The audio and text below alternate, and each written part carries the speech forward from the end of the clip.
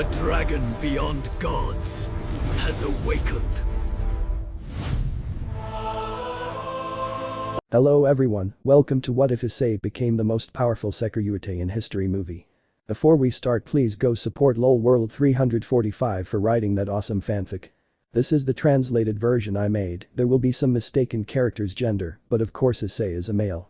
Knowing the demons and before I begin, I want to say that High School DxD and its characters do not belong to me.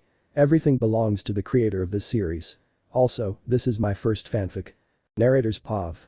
We see a small boy, about 8 years old, crying next to someone. Nobody's POV.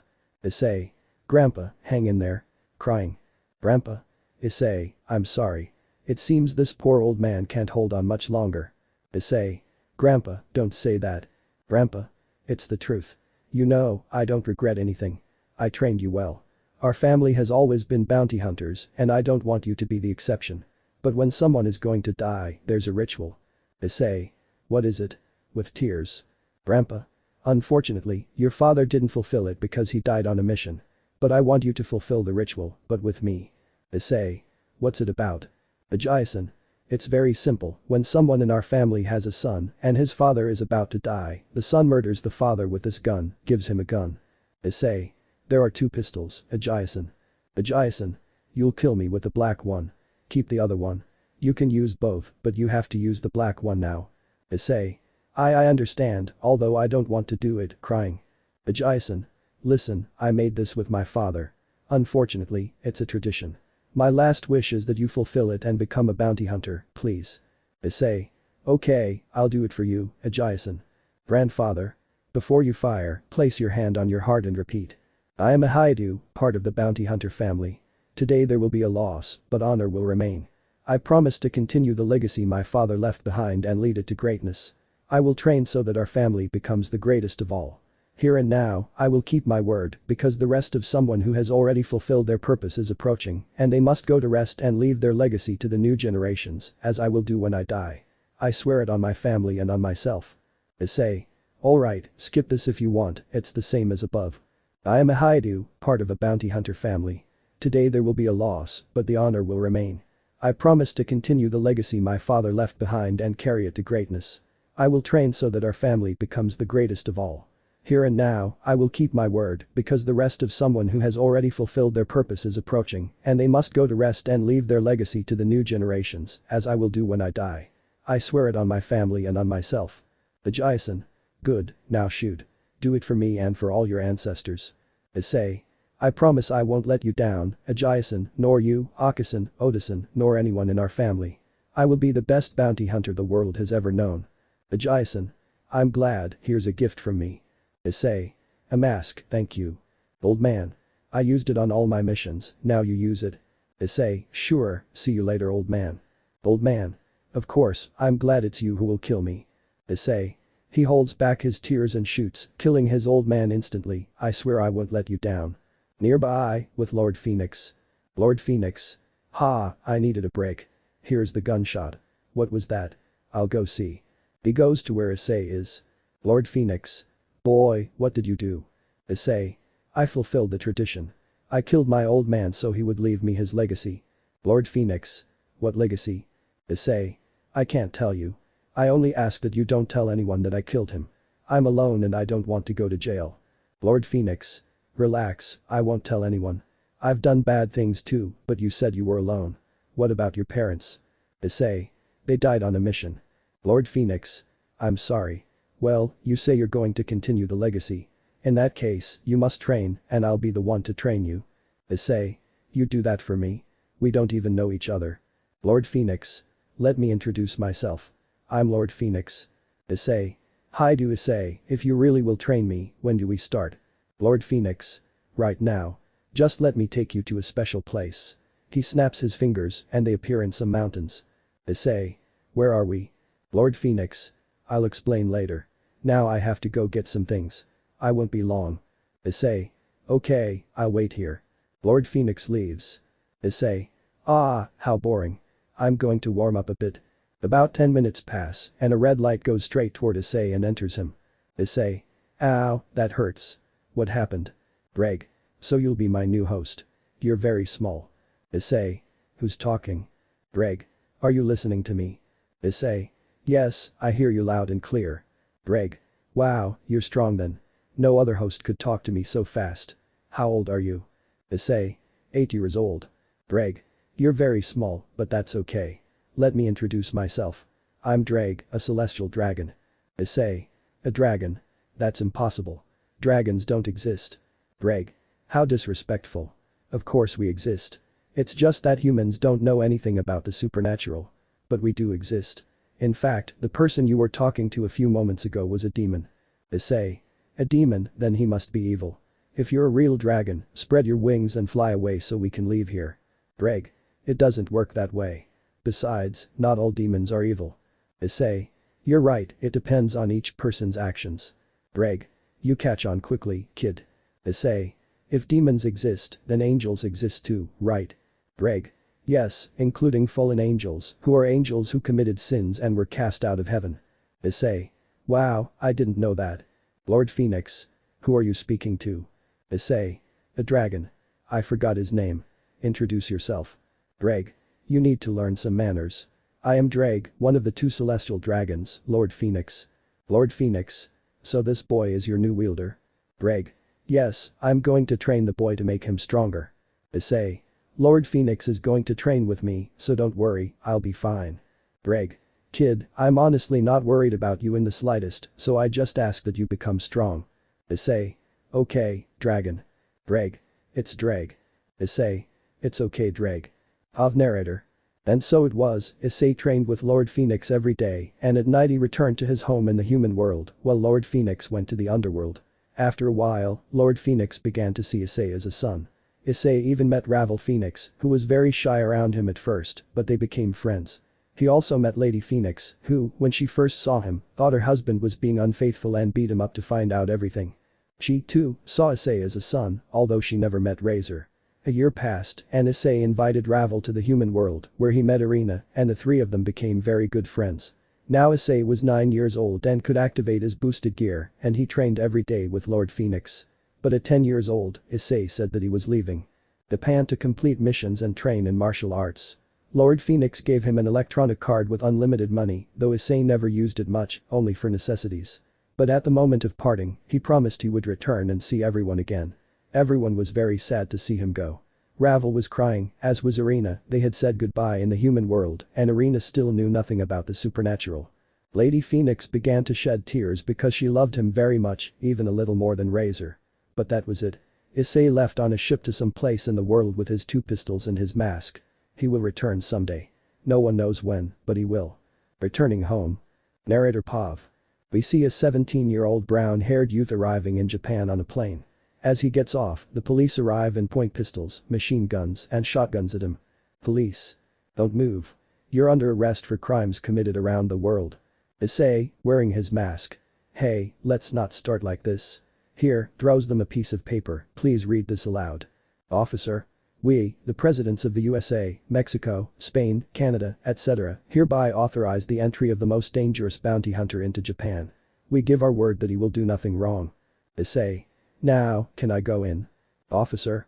Alright, put your weapons down. But listen, if you do any bounty hunting missions, you'll go to jail. Issei.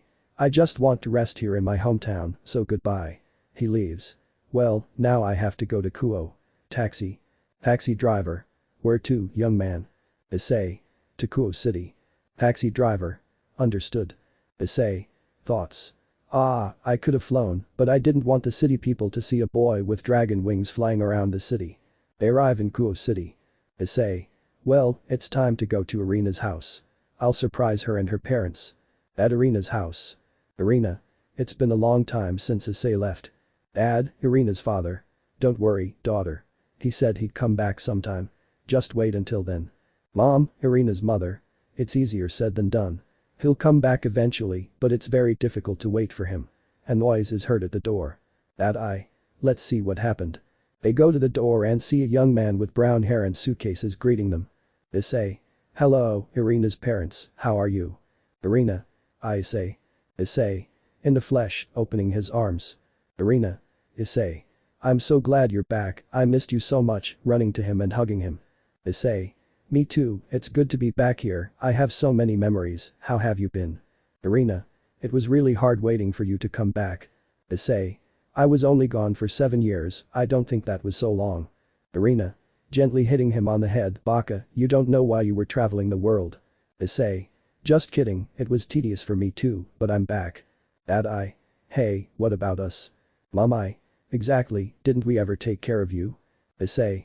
Sorry, I just wanted to talk to my childhood friend, but how have you all been? Mom. Good, it was a long wait for us too. Dad. Yeah, I didn't want to be the only man in the house. Issei. Ah, you're always like this, but I brought a few souvenirs, taking some travel tickets out of one of his suitcases. I know you take good care of Irina, and you took good care of me too, so that's why I brought you these tickets. With them, you can travel to every corner of the world for at least 2 months, so here you go. Mom. Dad. Issei. Thank you. They take the tickets, pack their suitcases at lightning speed, and leave. Irina. Wow, it seems you really need that vacation. Issei. I brought this for you, a necklace with her name and a photo that also said. From Hyoudou Issei with love. It might not be much, but oh well. Irina. Oh, thank you so much, gives him a hug, it's been so long since I've felt this warmth and these heartbeats. I had doubts, but not anymore. Without a doubt, I'm in love with Issei. Issei. Drake, please control my instincts with a few shocks. Drake. No thanks, I want to see what happens. Issei. Drake, please control my instincts with a few shocks, I beg you. Drake. Ah, fine, but you owe me one. Issei. Alright, just do it. Irina. Issei, are you alright? Issei. Of course, I just got back. Why wouldn't I be alright? Irina. No, it's just that you looked a little strange. Hey Issei. Issei. What's up? Irina. You've been studying the whole time you were gone, right? Issei. Yes, but I have to transfer to Kuo Academy. T7, you're enrolled there, aren't you? Irina. Yes. Issei. Could you help me enroll? Irina. Sure, first I have to call the principal and tell him, so I'll be back in a moment. Issei. Okay. Irina leaves. Issei. Ah, it feels good to be back and have some peace and quiet. Greg. I'm eager to find the target and fight him to see who's stronger. Issei. You mean the wielder, since you can't leave the boosted gear. Greg. You know what I mean, but anyway, changing the subject, how do you think the phoenixes are? Issei. Well, maybe they're fine, but I'll go visit them sometime. I'm a little tired now, I'm going to sleep. Greg. Me too, bye. They both go to sleep. Time skip to the morning. Irina. Issei. Issei. I don't want to get up. Irina. I've already arranged everything, you start going to school today. Issei. What time do we start? Irina. At 7 a.m. Issei. What time is it? Irina. It's 6 a.m. Issei. Okay, I'm going to take a shower, I'll be out in a moment. After the shower and getting ready for school. Issei, let's go Irina. Irina. I'm coming, wait for me. Issei. I'll see you at the academy. Irina. I'm not W. Issei. Closes the door. Irina. Ah, Issei, always so impatient. At the academy, in the classroom where Irina is. Sensei. Listen up, we have a new student joining us today. Boys. I hope she's a pretty girl. Girls. She said student. Sensei. Silence, please come in and introduce yourself. Issei. Enters the classroom, hello, my name is Hyoudou Issei, and I'll be your classmate from now on. I hope we get along well. The girls, upon seeing him, said he was quite handsome, since most of the boys were just perverts, but he had charm. Sensei. Any questions? Student. Hey, do you have a girlfriend? Issei. No, I'm single. Student. Have you always lived here? I don't recognize you. Issei. No, I did live here for a while, but I moved abroad. Student. What's it like being so ugly? Issei. I don't know, ask your father. Student. What did you say? Issei. What you heard. Don't tell me that besides being an idiot and ugly, you're also deaf. Student. You're a. Sensei. Enough. Hyoudou, please take a seat and try not to cause so much trouble. Issei. Sorry, sits next to Irina, hi. Irina. Wow, you arrived and you're already causing trouble. Issei. I didn't mean to. After class. Issei. Ah, let's go home Irina. Irina. Yes. Student. Wait, Hyoudou. Issei. What do you want? Student. Outside, right now, a fight, you and me, nobody can interfere. Issei. And what do I get out of breaking your face? Student. If I win, you're out. Issei. Fine, but if I win, you're out of this school forever too. Student. Deal. They shake hands. In the courtyard. Student. I'm sorry you have to find another academy so quickly. Issei. And I'm sorry for sending you to the hospital. Narrator's POV. A student runs towards Issei to hit him, but when he gets there, Issei just moves and puts his foot out to trip him. The furious student gets up and tries to punch him in the face, but Issei dodges and elbows him in the face, then throws him down to stomp on his face and bends down with his fist to punch him in the neck, knocking him unconscious. Nobody's POV. Issei, let's go arena. I hope I don't see him tomorrow. Greg. You feel that, don't you? Issei. Right, I think it's coming from that building. He turns to look at the building and sees a Redeed watching him from a window. They exchange glances, but then the Redeed leaves. Issei. Ah, I wanted to rest, but I'm running into more problems. Argument with the Phoenix. Narrator POV. We see a Redeed sitting in an armchair, staring into space until. Nobody's POV. Akeno. Rias, what are you thinking about? Rias. Nothing. Akeno. I know you, Rias. Don't tell me you're thinking about the boy you saw. Rias. Maybe. Akeno. Ara, who would have thought a boy caught the president's attention? Rias. I feel he could be of great help, Kiba. Kiba, female. Yes, but you, what's up? Rias. I need you to find the new transfer student. Kiba. Hyoudou Issei, the butchu. Rias. Yes, please bring him here. Tell him I want to talk to him. Kiba. Okay, butchu.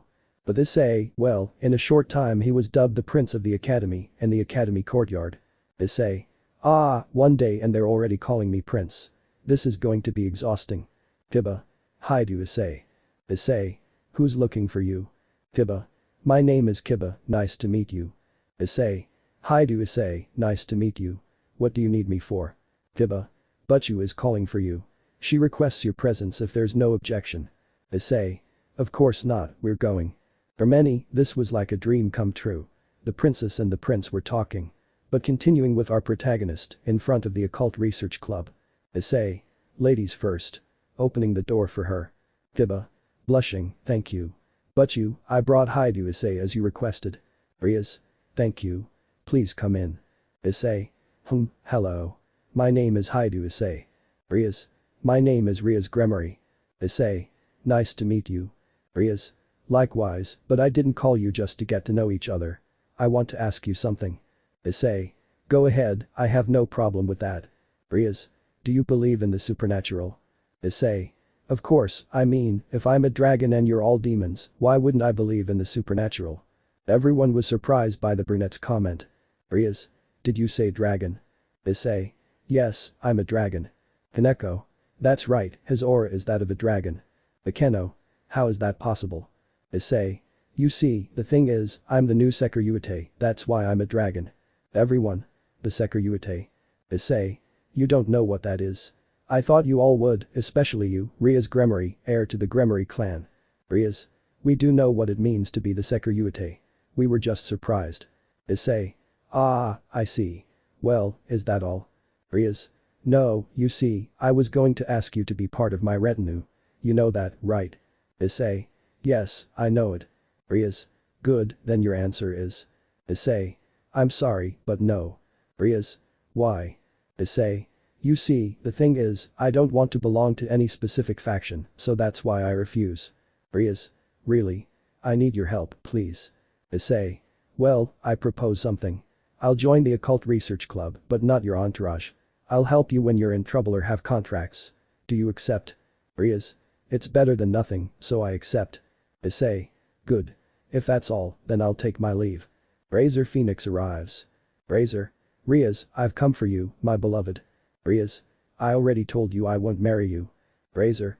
Oh, come on, don't make this more complicated. The underworld needs more demons, and we'll give them to them. He tries to take her by force. Everyone is on guard. Issei. Squeezing her hand, I ask you to stay away from the president. Razor. And who are you, you low-class devil? Issei. Excuse me, but I'm not a devil, but I'm helping the president. Rafia. She came with Razor. Rias, you have to keep your word. Rias. I refuse. We'll have a rating game to decide if I'll marry him. Razor. Deal. If I win, you marry me, but if a miracle happens and you win, you won't marry me. Rias. I accept. Razor. Good. Train your pieces, Rias. All your pieces are weak and inept, aid. Issei. Punches him in the face. Didn't they teach you to respect women? Razor. You human in.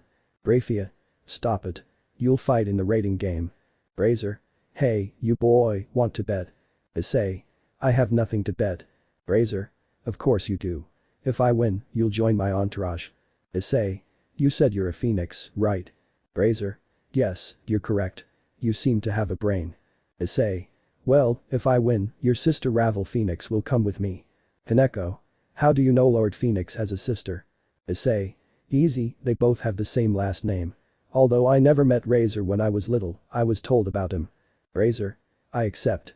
And start packing your bags, kid. You'll have a great honor soon. Issei. Of course. Now we need to talk about when the game will be. Raphia. It will be in 4 days. Issei. 4 days. Fine, that's enough time to train. Raphia. Now we'll take our leave. Razor and Graphia leave. Bekeno. How will we defeat Razor Phoenix? Issei. Leave it to me, Dreg. Dreg. What is it? Issei. Could you take us to the dragon's nest? Dreg.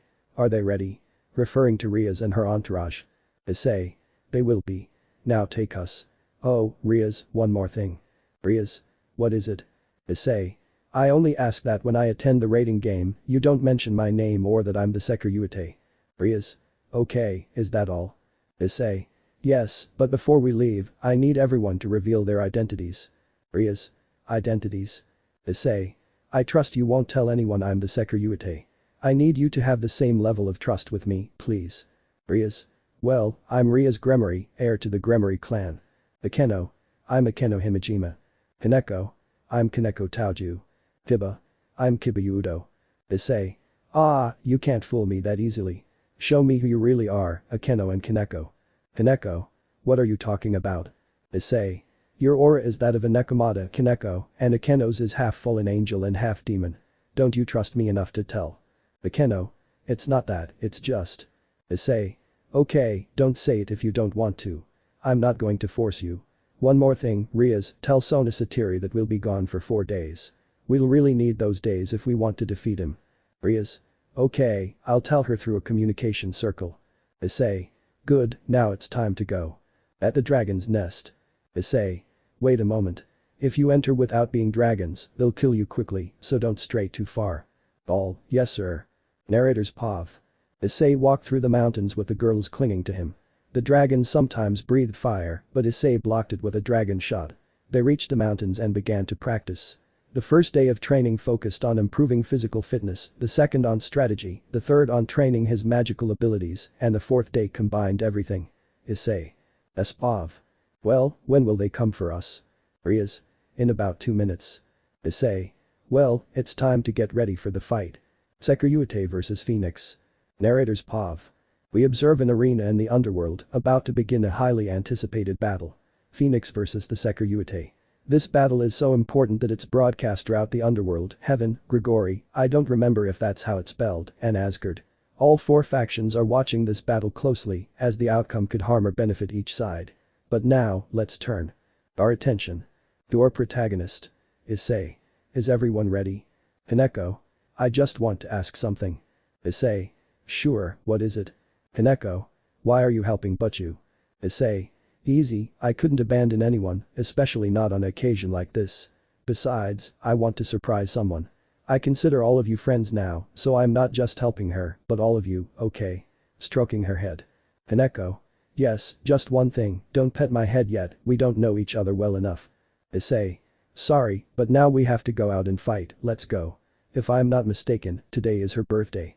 Yes, I think today is June 3rd. Well, I'll be her present. In the arena. Narrator. People have come to watch the fight between Rias Gremory's entourage and Razor Phoenix's entourage. This fight is being broadcast throughout the underworld, heaven, Gregory, and Asgard. We also have Lady and Lord Phoenix, the Mauserzich's Lucifer, Lady and Lord Gremory, the Mauser Awful, Ajuka, among others, as guests of honor.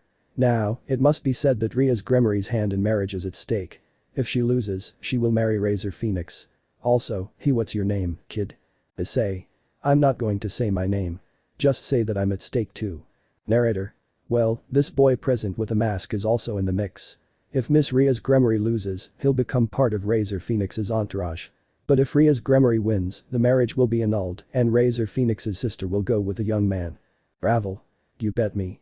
Razor. Don't worry, I'm going to win. Issei. Ah, you're an idiot. Wait, Ravel, I know neither you nor your parents recognize me because of the mask, since I never showed it to you, but I told you I'd come back. Lord Phoenix. I'm disappointed, son. Betting your sister. Razor. I don't care what you say. I'll win and nothing will happen. Issei. Shall we begin? Razor. Yes. Narrator. Let the fight begin. Narrator's POV. The battle began. Issei and the others were grouped together, waiting for Razor's pieces to arrive so they could attack. Issei and Kiba were in the gym, Akeno was with Kaneko, and Rias was watching from afar, deciding what to do next. Issei's POV. Ready? Kiba and I are in position. Akeno. Kaneko and I too. Rias. Alright, let's start the operation like we practiced. Issei. Just one thing, leave the fried chicken to me. Rias. He's very powerful. Issei. I'm more powerful. Greg. Kid, remember, no matter what happens, don't use the boosted gear. Issei. Relax, Drake, I'll only use it if necessary. Drake. You're still not recovered, try not to get overconfident. Issei. I know, now I have to go. Rias. We have to attack, now. Narrator's POV. The first to clash were Razor Phoenix's pawns against Issei and Kiba. Needless to say, it was a humiliating defeat for Razor's pawns. Next came Queen vs Queen. The fight was fierce, with incredibly powerful spells. For a moment, Akeno was poised to win with a lightning spell, but Razor's knight caught her off guard and the queen seized the opportunity, eliminating her from the raiding game with a spell. Kaneko, in response, ferociously attacked the knight and an oncoming rook. Kaneko won, but was severely wounded. Issei tried to help her, but the queen destroyed her with a spell as well. Only Rias, Issei, and Kiba remained. Kiba and Issei fought against the rest of Razor's entourage. Only the queen remained, but Kiba had also been eliminated. Only Issei was left. Nobody's POV. Rias. Issei, what do we do? Issei. Leave it to me, and sorry. He appears behind her and knocks her out with a single blow. Narrator. What? A betrayal for Pa. Issei. Shut up. I intend to finish this alone. I didn't betray you. It's for your own good. Razor. You lost, kid. You put up a fight, though. Join my entourage now, and you can have anything you want. Issei. You know what? I'm going to even things out. He appears in front of Razor's queen, strikes her on the head, and then lands face first on her, slamming her into the ground and eliminating her. How about a one-on-one? Razor. Fine. I almost never do this, but okay. Narrator's POV. Razor lunges at Issei, who waits. When Razor arrives, Issei ducks and delivers a punch to Razor's stomach, followed by a knee to the head. He attempts a dragon shot, but Razor unleashes a burst of flames that sends Issei flying into a building. Razor catches him by the neck, creates a massive fireball in his hand, and unleashes it, engulfing Issei in flames. Everyone thinks it's over, but Issei, his body ablaze, rises and summons his boosted gear, which is hidden by the fire. He begins pummeling Razor, finishing him off with a dragon shot, leaving him badly injured and unconscious. Issei wins the match. Nobody's POV. Issei. I won. The fire disappears. I think I've endured worse. Well, time to claim the reward. But the Phoenix. Ravel. I don't want to go with him. I only have one person in mind. He said he'd come back when we were kids and I'm not going anywhere. Lady Phoenix. We don't either. We'll see what we can give him in return. We won't cancel that marriage proposal. Issei. Marriage. Well, congratulations. May I ask who the lucky man is? Lord Phoenix. Kid, we'll give you anything, but don't take our daughter. She only has one boy in mind, please. Issei. Fine, I just want one thing. Lord Phoenix. Go ahead and say it. Issei. I want you to watch. He takes off his mask and summons the boosted gear. Hello. Ravel. Issei. Issei. Yes, in the flesh. Happy birthday, Ravel. He puts a bow in his hair. This is your present. He points to himself. Ravel. Issei, I missed you so much. She runs to hug him. Issei. Me too, I wanted my return to be a surprise. Lord P. S. Son, why did you ask Ravel out? Issei. Simple, I wanted to spend more time with my friend. Besides, when I saw your son's attitude, well. Lady P. We know, and I hope you'll forgive us for that. We were much stricter with you than with him. Issei. Don't worry, but anyway, now, who's the only boy you're thinking about? Ravel.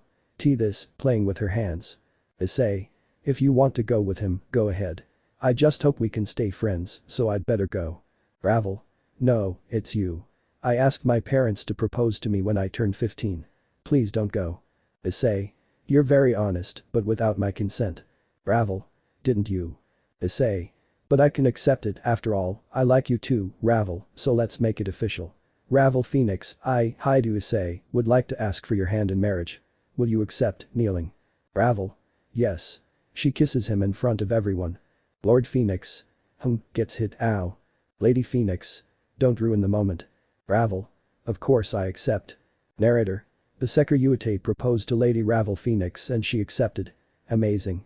Surziches. I don't mean to interrupt this beautiful moment, but I just wanted to say congratulations on winning and on the marriage. Issei. Thank you, although I don't plan on getting married yet. It will be in the future, but I will. For now, I want to enjoy this time. Surziches. Maybe someday you'll take my sister's hand. Issei. I've been thinking about it. Ravel. What? Issei. What did I say, think? I meant to say. Ravel. I thought I'd be the only one. Greg. Don't be surprised, child. It's very common for my wielders to have several or many partners, but that doesn't mean they love one less than another, so don't worry, I won't trade you for anyone. Ravel. Although I would have liked to be the only one. Issei. I'm sorry I can't keep that promise, but I promise you that if I ever have more partners, no matter how many, there will always be a place for you in my heart. Ravel. How sweet, thank you. She hugs him. Greg. But it also happened that when Issei arrived with his other low. Issei. Shut up, Dreg. Ravel. Is something wrong? Issei. No, nothing. I think this dragon is being delusional. Ravel. Well, then I'll live with you from today on. Issei. Okay, but I don't want to leave yet. It's your birthday. We have to celebrate. Ravel. Yes, the person I love most in this world is back and I don't plan on letting him go again. After the party. Narrator Pav. We see a brunette and a blonde arriving at the house where the brunette and Irina live. They enter and see Irina sitting watching TV. Issei's Pav. Issei. We're here. Irina. I'm coming, wait, are we here? Issei. Look who just moved in. Ravel. Hi Irina. Irina. Oh, Ravel, hi, how are you? Ravel. I'm fine, thanks, and you? Issei. I'm going to make dinner, I'll be back in a moment. Make yourself at home, well, from now on it's your house. Issei leaves. Ravel. What's an angel doing here? Irina. What's a demon doing here? Ravel. Sorry, but I don't think I'll get along with you. Irina. Likewise, I can't stand the presence of a demon nearby. Ravel. Well, since neither of us is going to be able to stand each other, one of us will have to leave. Irina. This is my house, so you're leaving. Ravel. I'll live wherever Issei lives. Irina. May I ask why? Ravel. Of course, I'm his fiancé and I have to live with him. Irina. A fiancé? That can't be. Ravel. If I leave, he'll come with me too. Irina. I don't want that, it's cheating. Issei. If you're fighting because Ravel is a demon and Irina is an angel, that's fine, you can get along. You were friends before, why not overcome that stupid barrier and go back to the old days? Irina. How do you know I'm an angel? Issei. Easy, your aura gives it away. I, for example, am a dragon, and it's not like dragons get along very well with the factions, but even so, I'm here without needing to kill them, so if I can handle it, why can't you? Irina. First of all, a dragon. When were you planning on telling me? Issei. The day you told me you were an angel. Irina. Well, you're right. Second, when were you planning on telling me you're engaged? Issei. It happened yesterday, so today I guess. Irina. Okay, I think I can handle it now, but today's Saturday and there's no school. What are you guys going to do? Issei. Well, I have to go to the underworld with Surziches. He asked me to help him with something. I only came to drop Ravel off. Ravel. Well, I hadn't planned anything. Issei.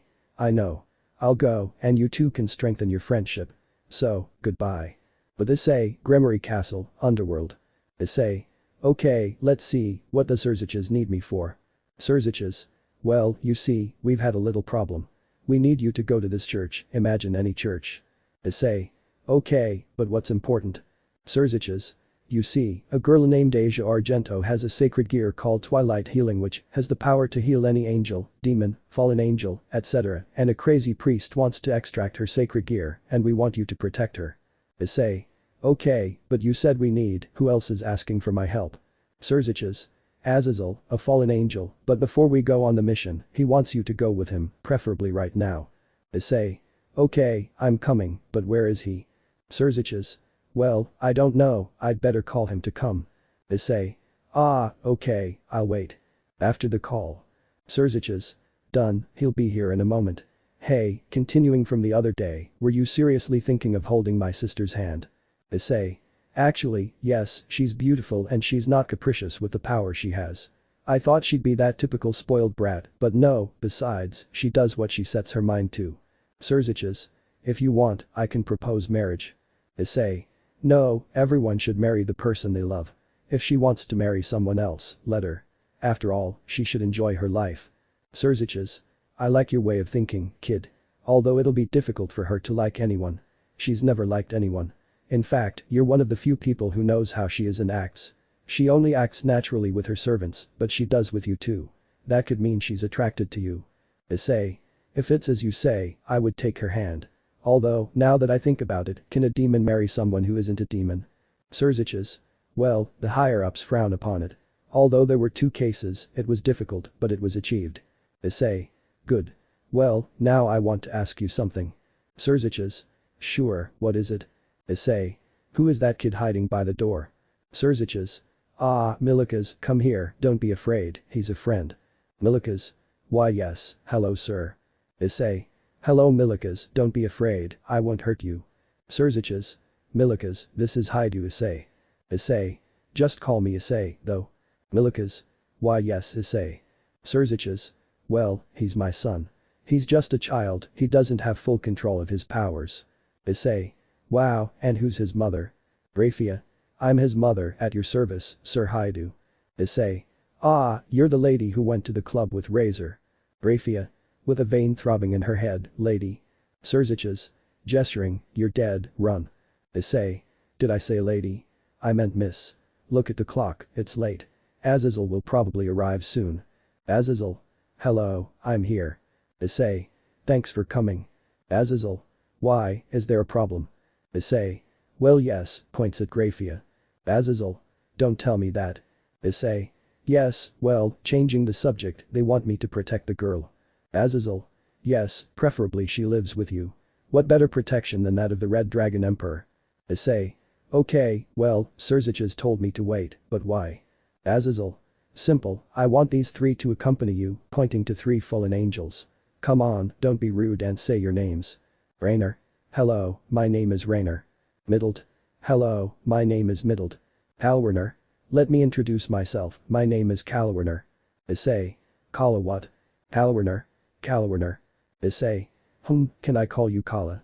Your name is very strange. Rainer. I told you your name was strange. Calwerner. Yes, as if it's very common for someone to be named Rainer. Azazel. Let's put that aside, Issei. They'll accompany you on your mission. They'll help you defeat anyone who tries to hurt the girl. You can go now. Issei. Okay, let's go. See you later. Issei and the Detenshi leave. Milikas. Mom, if Issei called you ma'am, can I too? Azazel. That kid is so brave. How dare he say that to his mother? Surziches. I think someone's going to be grounded for a long time. Raphia. Excuse me, can you repeat what you said? Milikas. Can I call you ma'am? You look a little old. Azazel. Surziches. Ah, run, kid. You won't get out of here alive. Raphia. A little old, huh? Clenching her fists, a vein throbbing in her head, a demonic smile on her face. Milikas. Yes, you look tired, and your skin. Raphia. Skin what? Milikas. Let's just say you don't look as young as you used to. Now you look like a stressed out housewife who only knows how to nag. Surziches. Where should I put his grave, in the square, in the castle, in a cemetery? Azazel. This child's tombstone should read. To the bravest child that ever lived. Raphia. Come, Milikas, I want to explain to you privately why I don't look as young as I used to. Surziches. Milikas isn't going. Raphia, do you want to come too, Surziches? Surziches. I'm sorry, son, you're alone. Milikas. Well, I want to know why my grandmother Venelana looks so old. The glass shatters in the castle, and Venelana comes running in. Venelana. Milikas, who told you that? Milikas. Dad said you looked like an old lady. Venelana. So, you, Dad. Surziches, where are you? Azazel. I'm leaving. Surziches. I'm going to see how Issei is doing on his mission. Surziches leaves with Issei, in a human park. Surziches. Issei. Issei. What's wrong? Surziches. Well, my son told my mother that I had told him he looked kind of big. Issei. Oh no, then you. Surziches. Can I live with you for a while? Please, I'll make the house bigger, but let me live with you for a bit. Issei. Okay, go to the house, here's the address. I'll see you tonight. Surziches. Thanks, really. Issei. Hey, men don't betray each other, we support each other in everything, so don't worry. Surziches. I owe you one, Hyoudou. See you, but before I go to your house, I'll visit some places in the human world. Call me when you get home so we can go. Issei. Okay, see you. Surziches goes for a walk somewhere. Issei. Well, let's continue with the mission. Atentious, yes sir. Meeting a nun. Narrator Pav. After the incident at Gremory Castle, Issei and the three Detenshi are searching for the young Asia Argento until Issei finds her. Asia. Help, I can't stand up, anyone. Like in the anime where her underwear is visible. Issei. That's a very promising position, whispering, no, Drake, control my instincts. Drake. I don't want to, I'm interested in seeing what happens. Issei. Drake, I'm getting closer and my instincts won't let me stop. Drake. Is it just instincts? Issei. Well, I wanted a little too, are you happy now? Drake. No, you'll have to convince me. Issei. Please Drake, I don't want to hurt her. Drake. Your hand is very close to her rear end. Issei. Don't make me call Tiamat. Drake. You wouldn't dare, it would affect you too. Issei. You're challenging me. I can harm myself to drag you down to the same abyss. Drake. You win, but when the time comes, I want my fight. Issei. You've been telling me this since I was 12 and it still hasn't happened. When the time is right, it will come, we'll fight and that's it. But now, help me. Drake. I'm coming. Help the girl. Issei. Thanks. Hey, come here, I'll help you up. He helps her. Asia, thank you sir. Issei. Sir. So that's what women feel. I'm your age or maybe not. How old are you? Asia. I'm 16. Issei. I'm 17. Well, my name is Hyoudou Issei. Nice to meet you. Asia. Hi, my name is Asia Argento, it's a pleasure likewise. Issei.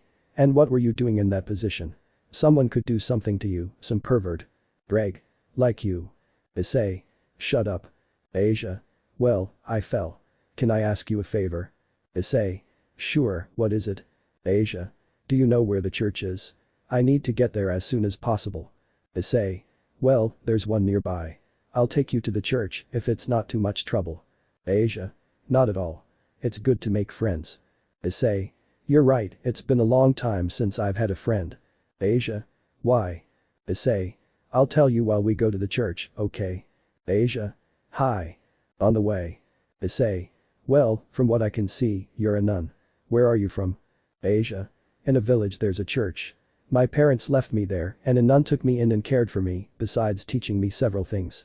Then I saw someone injured and helped them and since then I've started healing people and now I'm here.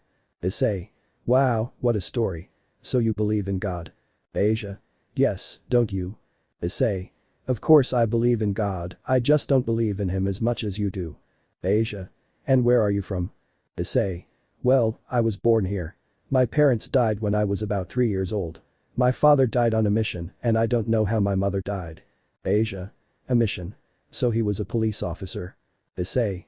No, and here's where you might not see me the same way. My family has always been bounty hunters. My father died and my grandfather trained me. When I was about 8, he died too. Then someone took me in and raised me. When I was 10, I left Kuo to do some missions. I came back a few days ago. I understand if you see me in a bad light. After all, it's always been said that bounty hunters are people who don't deserve to live and have no feelings. A tear falls. Asia. Issei, I won't see you that way. You did what your grandfather wanted. You've suffered a lot. Of course you deserve to live. You can't judge someone without knowing them. Smiling at him. Issei. Asia, thank you. Asia. You're welcome, gives him a quick kiss. Issei's pav. She kissed me, it felt so good. Whenever I'm near Ravel, Irina, Rias, Akeno, Kaneko, Kiba and Asia, I feel good, like my life has meaning again. I need to feel like this again. I feel like I'm truly alive. I want and need to feel it again. Without thinking, I grabbed Asia by the waist, pulled her close, and kissed her. I felt so good, I felt alive. I don't want to stop. I know I'm only thinking about myself, but I don't see her complaining, and I hope she doesn't feel bad. Asia's pav. Issei kissed me. It seems like he liked being kissed. I feel good. It seemed like he was truly alive. I know it seems fast, but I think I like it, although I don't know what to do. Will he think it's fast? Nobody's pav. Issei. Asia, you're very pretty, and I'm sorry about that, I don't know what came over me. Asia. It's okay, don't worry, let's go inside. They go inside and see a priest. Priest. Asia, I told you not to come with anyone. Asia. I'm sorry, but he helped me find the church. Priest.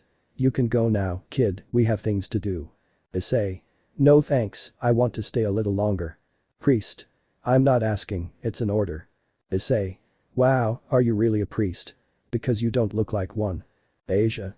Let's not cause any more trouble, please. Issei-san, we can meet later at the park, but I don't want to cause you any more problems. Issei. Asia, I'll be honest and brief, he wants to take your boosted gear to use it for his own benefit and I was tasked with protecting you. He puts her behind him. Priest. Ah, you always ruin my plans. Pulls out a gun. Issei. That kind of gun I've seen it before, but where? Flashback. France, Hyoudou Issei at 14 years old, in a building, in the early morning. Issei. Well, Drake, who's the next target? Drake.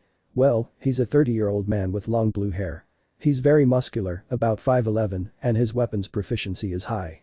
But there's something else, I don't know what, but I'm sure there's something. Be careful. Issei. Yes, I'm not going to let them kill me. Where is he? Drake. Let me find the location, it's up above. Issei. Up, a guy falls on top of him, what? He sees him and he has wings, a fallen angel. Fallen angel. You, kid, you've killed many fallen angels and I'll make you pay for your crimes. Issei. Ah, that physique isn't something to joke about. Fallen angel. Stop with the jokes.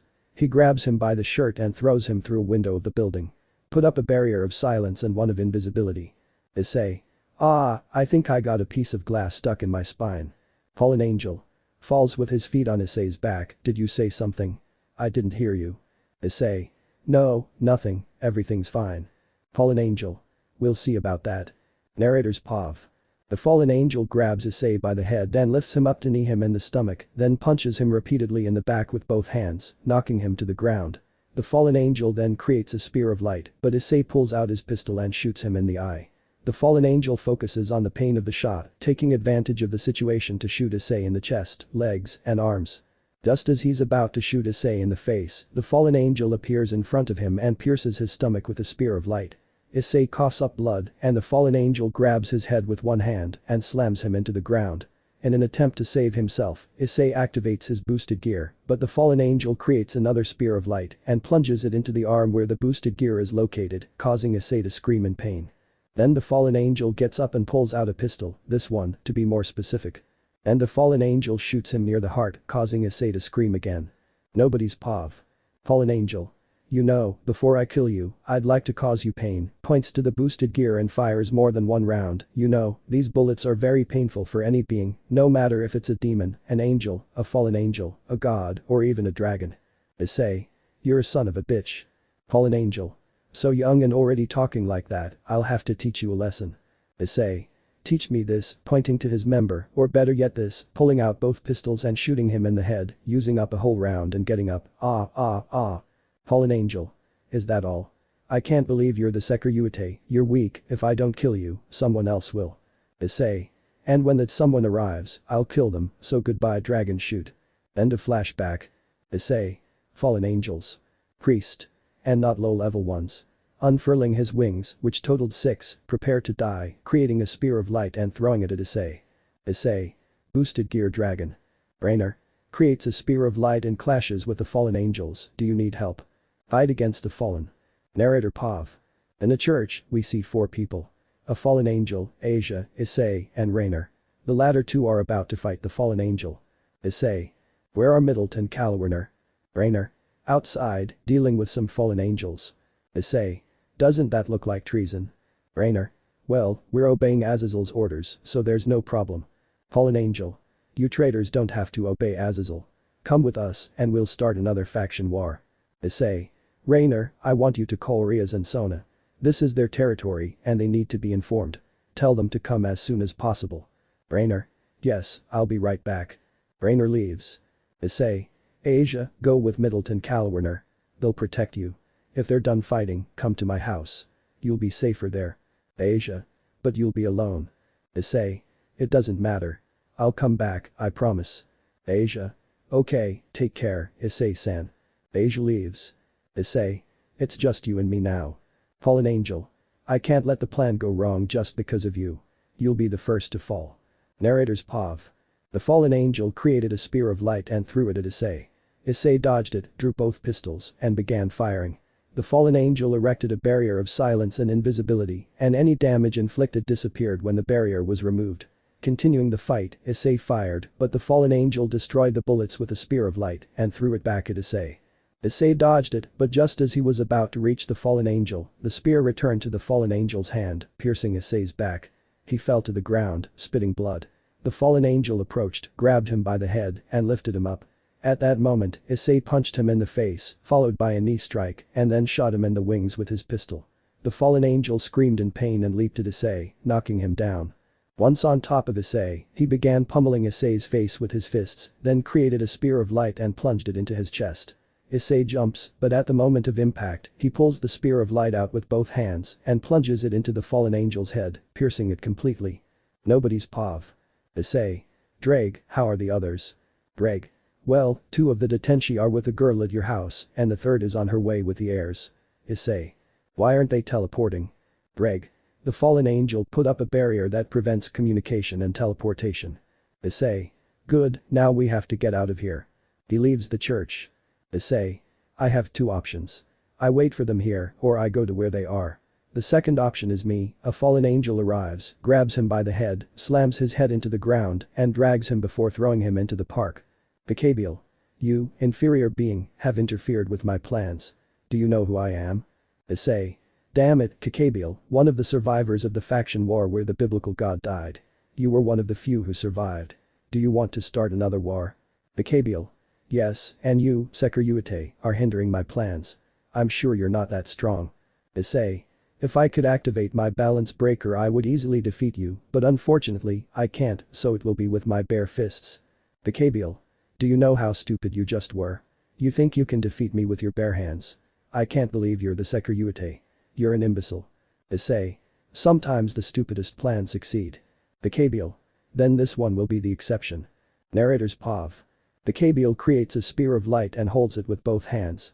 Issei reloads his pistols, but just as he aims at Picabile, the latter appears in front of him and plunges the spear of light into his stomach. With his other hand, he delivers a blow that sends Issei hurtling toward the barrier. Upon impact, the barrier cracks. Before Issei can fall, Picabile flies in and rams him back into the barrier with his shoulder, causing it to crack even more. He then begins to pummel Issei's body, further cracking it until it shatters, causing Issei to fall with 4 broken ribs. Nobody's POV. Issei. You're an idiot. You've even let the mask come here. Picabile. That's the plan. You'll just be the bait. Issei. I'm not much for that boosted gear. Picabile. Why did you put a spell on him? Issei. What are you talking about? Picabile. You're not good at lying. Remove the spell, or I'll remove it by force. Issei. Well, whatever. I was going to do it anyway. He removes the spell, revealing the boosted gear completely destroyed. The green sphere is cracked, the claws are broken, and parts of the arm are missing or cracked. Picabile. Wow, it must be difficult to activate, let alone use. Issei. That's why I hardly ever use it. It's too painful. I only use it on special occasions. Picabile. Well, you'll have to use it now, or you'll die. Narrator's POV. Picabile lunges at Issei and punches him in the face. He then creates a spear of light and tries to stab Issei in the stomach, but Issei uses his boosted gear blocking the blow, then striking Picabile with the same hand and kneeing him, he draws his pistols and starts firing, but they have no effect. Picabile flies through the air and begins to gather immense power. Narrator POV. Picabile. Let's finish this once and for all, one hit. Issei. Alright, go ahead boost. Boost, boost, boost, boost, boost, boost, boost, boost, boost, boost transfer dragon shoot Picabile. Die. He sends a powerful spear of light towards Issei, and Issei fires a dragon shot. Both attacks collide, and the dragon shot is victorious, striking Picabile and piercing his chest. Issei. Looks like I won. Picabile. You Sekiryuutei, you can't beat me. I survived the first faction war. He is shot in the head. Issei. You're an idiot. A normal shot wouldn't kill you, but since I transferred 5 boost then you can die. Rias. Where are the angels? Picabile Kaneko. Is he dead? Issei. Yes, I think they took a while to get here. I've done the job, although my body hurts quite a bit. Akeno. How did you defeat him alone? Kiba. He survived the faction war where the biblical god died. Issei. Well, I think he got a little too confident. You can't be overconfident when fighting a heavenly dragon. Volley. You're right, Sekiryuutei. Issei. Ah, couldn't you have arrived at a different time, White? I'm really tired now. Volley. I only came to help you with Kakabiel, but I see you defeated him, Sekiryuutei. Issei. Call me Issei, Volley Lucifer. Volley. Wow, you know me well, Issei. Issei. Yes, you know something. Take off your armor. It's no surprise that you're a woman. Volley, female. What? How do you know? There are only 2 people who know that. Issei. Hey, I was a bounty hunter.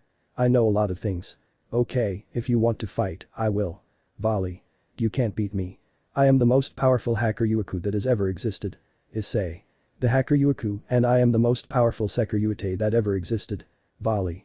We'll see. Get ready. Issei, fighting position. Issei. I tell you the same. Volley, fighting position. Sekiryuutei vs Hacker-Yuuku, Lemon. Narrator Pav. We observe the 2 celestial dragons, the Sekiryuutei and the Hacker-Yuuku, about to fight while Rias Gremory's entourage, 3 to Tenshi, Irina, and Ravel watch. Nobody's Pav. Ravel. Stop this. Albion. Is that girl giving me orders? Greg. How dare you? You know that if we wanted to, we would have already. Issei, Tiamat. Greg, Albion. Ha ha ha ha, Drake, you beat me. Volley. But. Albion. I won't say anything more. Issei. What did he do? Volley. Well, what didn't he do? Albion. We made a deal, you won't say anything about it. Volley. Yes, well Issei, let's begin. Narrator Pav. Volley, with his Blance Breaker, heads straight for Issei. Issei flies, and Volley follows. In the air, Issei, with his boosted gear, stops flying and, as he's falling, delivers a direct punch to Volley's face. At the same time, he grabs Volley's face, slamming it into the ground as they both hit the ground.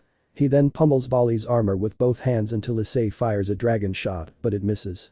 Volley gets up and delivers a knee strike to Volley's jaw, followed by a right-handed punch to the stomach. He then uses Divide to absorb some of Issei's power and continues to pummel him with both hands. At one point, Issei buries his fist in Volley's stomach and his hand begins to glow, signifying that he's using his boost ability to have Volley absorb it. However, Volley's armor begins to overload and it delivers a direct punch to Issei's face. But Issei grabs one of Volley's wings and, with several shots, immobilize her so he can go after the other wing. Volley, seeing this, spins around, then stops and strikes Issei in the back of the neck with both hands, slamming him to the ground. Volley stomps on his head, but Issei uses another boost, causing the power overload to make Volley's armor explode, knocking her unconscious. Nobody's Pav. Issei. You got too cocky, Volley Lucifer. Greg. Do you know what you just did, kid? Issei. No, wait, does she count as a dragon too? Greg. What do you think, genius? She has Albion inside her, and he's a dragon. Issei.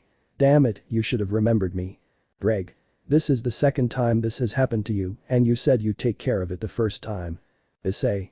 Ah, well, I'll see how I manage. 3 hours later. Volley. Where am I? Lying in a bed. Issei. At my house. Volley. You won. I got too cocky, but it won't be the same next time. Issei. Whatever. Changing the subject, do you know what just happened? Volley. Well, you beat me. Wait, don't tell me you're talking about. Albion. Yes, if a male dragon fights a female dragon and the male wins, she automatically becomes his mate. Volley. So now we're a couple. Who the heck made up that rule? Issei. I thought the same thing, but oh well, I'm not going to force you into anything. Volley. I won't be your mate. If I lost, I have to accept it. Now, changing the subject, could you stop raising your aura? Issei. I'm not doing it, you are. Volley. No, neither am I, but stop it, approaching. Issei. You started this.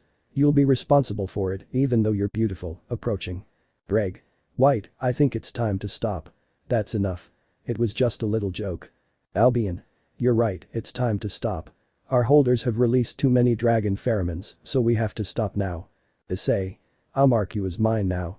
He kisses her, and she kisses him back. Greg. Hey, stop this. Albion. Seriously, stop this. I don't want this to happen once in history where our holders have hex. Volley. Who said I'd give you permission to mark me as yours? Excited. Issei. I don't see you refusing, and you can't ask me to stop now. massaging her butt. Bali. You continue. Albion Drag. Stop. Narrator's POV. Issei carries Vali to his room, lays her on the bed, takes off his clothes, and takes off Vali's clothes too, and starts kissing her. Nobody's POV. Issei. I want to play with these. He takes one breast and licks it. Vali. Kaya. Issei. I want to hear that again, grabs a breast and starts sucking it. Vali. Why you're so rough. Issei. Never mind, I think it's time for the main event, brings his member to Vali's entrance. Vali. Wait, how's something this big going to fit? Issei. Just relax, I'll be as gentle as possible, starts to insert his member, it's so tight. Vali. It hurts. Issei. Wait, it's almost all the way in, inserts it completely, there. Vali. It hurts a lot. Issei. Don't worry, I won't move. I didn't think the first time would be so painful, although it felt good when the hymen broke. Vali. Why you can start moving now. Issei. Are you sure? I don't want to hurt you. Vali. Okay, it doesn't hurt anymore. Issei. As you wish, starts to move, it's very tight. Vali. Why you can move faster. Issei. Those words are music to my ears, if you say that, I won't be responsible if it hurts you, starts to move much faster. Vali. More. Issei. You seem like a pervert, start sucking on one breast while thrusting harder, do you like it? Vali. Why yes, more, even harder. Issei. Then, turns her onto her back and penetrates her very hard, I'll do it like an animal, moves closer and kisses her passionately. Vali. Yes, faster and harder. Issei. You really are a pervert, I'm going to come inside and see how it feels, slaps her ass, leaving her bottom red. Vali. Like that, harder. Issei. Who would have thought you were a masochist, but if that's what you want, slaps her ass while thrusting much harder, I'm going to come. Vali. Me too, do it inside. Issei. I think it's going to be very thick, take it all, penetrates her and comes inside. Vali. That felt incredible. Issei. This isn't over yet, he sits down and pulls her on top of him while thrusting into her, I want to do this for a long time, I want to mark you many times, you'll be only mine. Vali. I'm yours, I wouldn't do this with just anyone, I wouldn't show my body to just anyone, I'm only yours. Issei. Mine, only mine then if you're only mine, I won't let you rest, he thrusts into her much harder while kissing her passionately, I'm going to mark you, so that no one dares to hurt you, you'll be only mine, you belong to the Sekiryuutei. Vali. Yes, only you know and will know every part of my body. Issei. I'm going to come again, Vali, he kisses her and comes inside her. Vali. That was incredible, very tired. Issei. Do you want more? Vali. I wish I could, but I'm so tired. I want to stay like this. She hugs him and snuggles against his chest. Issei. I want to stay like this too. I love you. Vali. Me too, my little dragon. Issei. My little dragon. He covers himself and Vali with a blanket and falls asleep. One reward and then we're off to the vampires. Narrator's POV. We see a brunette and an albino lying in bed. The brunette wakes up and gets dressed. He also notices that the albino has a mark on her right breast. Then he wakes the albino and she does the same. Nobody's POV. Issei. Well, it's time to go, but before. Vali. Before what? Issei. I love you. He gives her a quick kiss. Vali. That's sweet. I love you too, but we have to go downstairs. In the living room. Ravel. Finally, you're out. How did it go, Issei? Issei. Ravel. How did it go, Issei? Issei. Fine, I guess. Ravel. How dare you answer like that? I'm your fiancé and you're sleeping with someone else. She hits him on the head. Vali. Dragons can have many partners. Issei. Yes, but that doesn't mean I don't love you. He gives her a quick kiss. Ravel. I'll just have to put up with it, but now a lot more people are living with us. Issei.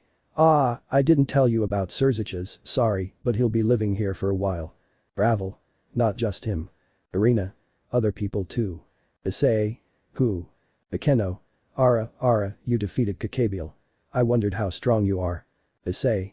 Akeno wait then. Rias. Yes, my brother, seeing that you defeated Kakabiel, said we should live with you. I hope we won't be a bother. Issei. Well, I saw that he made the house bigger, so it's no problem. Irina. Well, we'll have to give up rooms. Issei. By the way, where's Serzich's? Serzich's? I just arrived. Wow, Japanese culture is amazing. Issei, sorry for not telling you about my sister and her entourage. I hope it's not a bother. Issei. No problem, you remodeled the house, well, although now it looks like a mansion. Surziches. I brought you a gift. He approaches and gives him a bottle. I heard dragons love this. He whispers. Ollie. What is it? Surziches. How did you hear that? Ollie. Dragon senses. They're more developed. But continuing, what do dragons like? Issei. I don't know, let me read. Spiced wine for dragons. Warning. If you give this to a dragon, we are not responsible for what may happen, from drunkenness to sexual relations. P.S. It is the only wine capable of making a dragon drunk and no other species should consume it. Where the heck did you find this? Surziches. I don't remember. I just remember some guy giving it to me. Issei. Ah, I'll keep it as decoration. Ollie. I'd like to try it to see if what it says is true. Issei. Another time, but now, what day is it? Rias. Sunday. We'll go to school tomorrow. Surziches. Ah, Issei, Michael requests your presence in heaven. Issei. Okay, then I'll go now, I'll be back in a moment. He goes to heaven. Bard. Name. Issei. Hyoudou Issei. Bard. Michael is expecting you, please come in. Issei. Thank you. Gabriel. Hyoudou Issei, it's you, isn't it? The current Red Dragon Emperor. Issei. Yes, you must be Gabriel, the most beautiful seraph in heaven. Gabriel. Thank you for the compliment, my brother wants to see you in his office, I'll take you to him. Issei. Okay. They arrive with Michael. Gabriel. Here it is, well, I'll be going. Issei. Thank you, Gabriel, if you need anything, don't hesitate to call me. I'm not allied with any faction. Michael. Opens the door, none. Gabriel, could you be the Red Dragon Emperor's partner, so he'll join us? Gabriel. Ah, that's very sudden, I need to get to know him better. Issei, hey, calm down Michael. I'm going to help you. You don't have to offer me your sister. But changing the subject, why did you request my presence? Michael. Well, I don't have anything to ask of you. I want to give you something. Issei. I already told you that you don't have to give me your sister. Michael. It's not that, it's this, draws the sword Ascalon. I want to give it to you for defeating Kakabiel. Heaven is very grateful to you. Issei. Wow, Ascalon. I didn't know it was in heaven's hands. Michael. I want you to take it. It will be very useful to you. Issei. Okay, I'll take the sword. Michael. First of all, activate your boosted gear. Issei. Okay, boosted gear it hurts a little. Gabriel. What happened to you? You look bad. Issei. In short, a fallen angel almost killed me, and well, I had to defend myself, and this was the price. Gabriel. It looks really bad, takes his arm, you shouldn't have to go through this. Issei.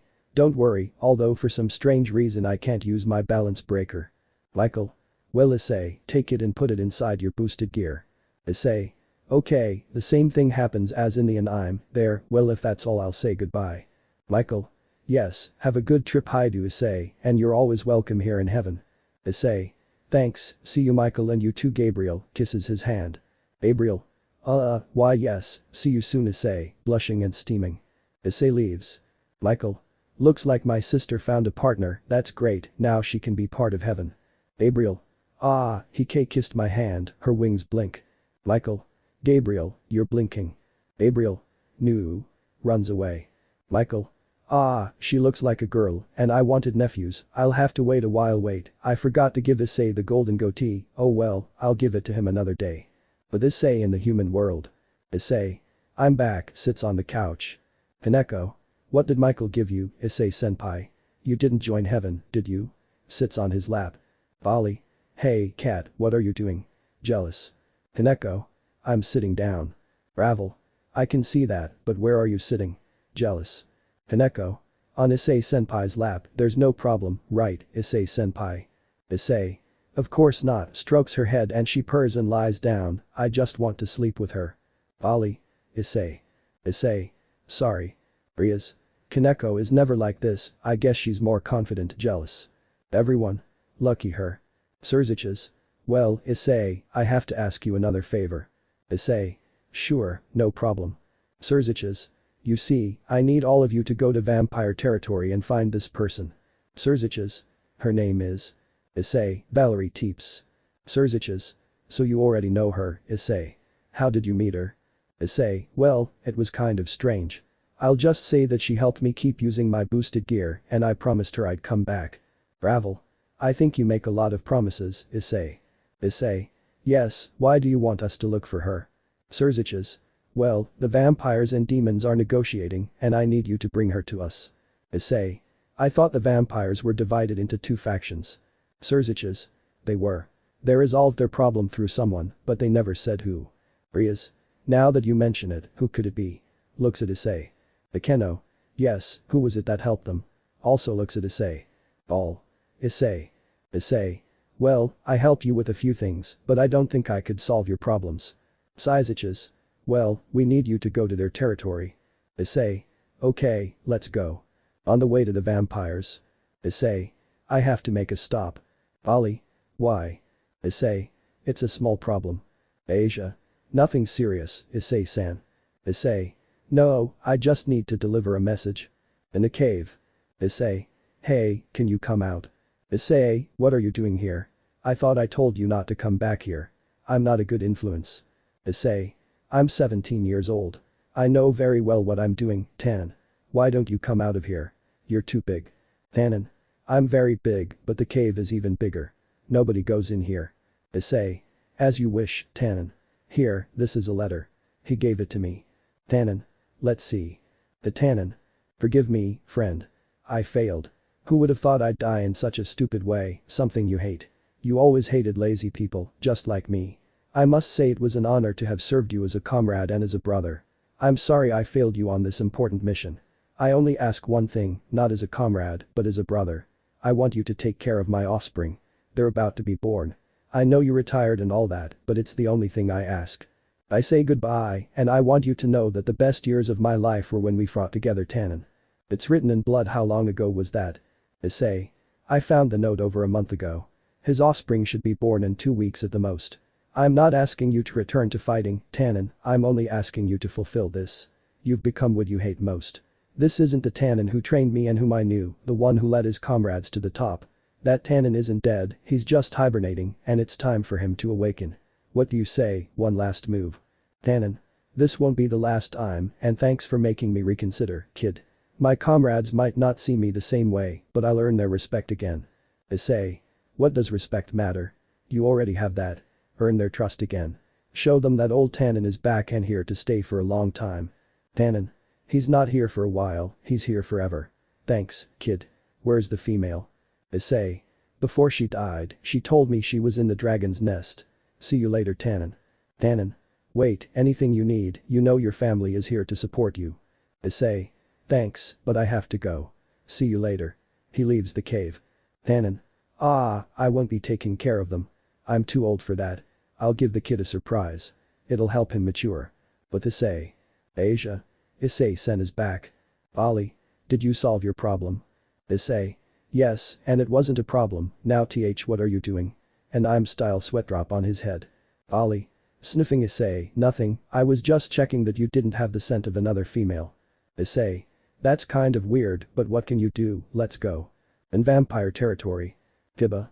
Hey Issei, it's best not to draw attention, we should try to be cautious so that. Bard. Who's talking? Issei. Seriously Kiba, couldn't you speak in a lower tone of voice? Whispering. Kiba. Sorry, whispering. Issei. Well, if I put on my mask he'll recognize me, puts on his mask. Bard. Come out now, my Hyoudou Issei just returned. Issei. Don't shout my name, punches him, I thought I told you only when we're inside the castle. Bard. Excuse me, I'll notify Miss Valerie as soon as possible. Issei. No, I want it to be a surprise. Bard. It's very likely she'll hit him, but it's his decision. Issei. Well, let's go, and Kiba. Kiba. Yes. Issei. Try to be quiet next time, okay? Smiles at her. Kiba. Why yes, Hyoudou Issei, blushing. Issei. I thought I told you to call me Issei, there's no need to be formal, we're friends. Kiba. I don't want to be your friend. Issei. Ah, well, but. Kiba. Gives her a quick short kiss, I won't accept being your friend, I want to be more than that. Issei. Ah, I guess that's fine, but let's leave it for another time, it's just that I feel a few murderous auras behind me. Kiba. Don't be jealous.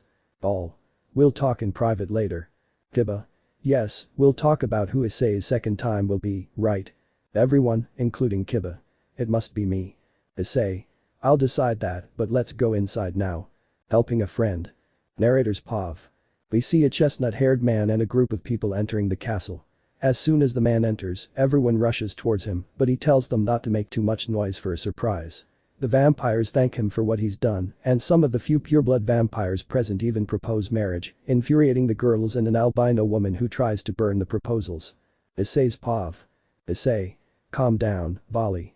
I'm not marrying anyone on this list. Vampire. But you haven't even seen the list. Issei. Sorry, but I don't intend to force anyone to marry me. Vampire. But the ladies on the list volunteered. Issei. Hey, you're getting me into trouble. Whispering. Volley. So, they volunteered. Asia. Wow, Issei-sen must be quite popular here. Hineko. Who would have thought Issei-senpai is so popular with the women here? Issei. It's time to go. Come on, we have to go see Valerie. Lord Teeps. And will you keep the promise you made? Issei. She's doing this on purpose, isn't she? Rias. What promise, Issei? Issei. Well. Lord Teeps. She promised to marry my daughter. It was 2 years ago.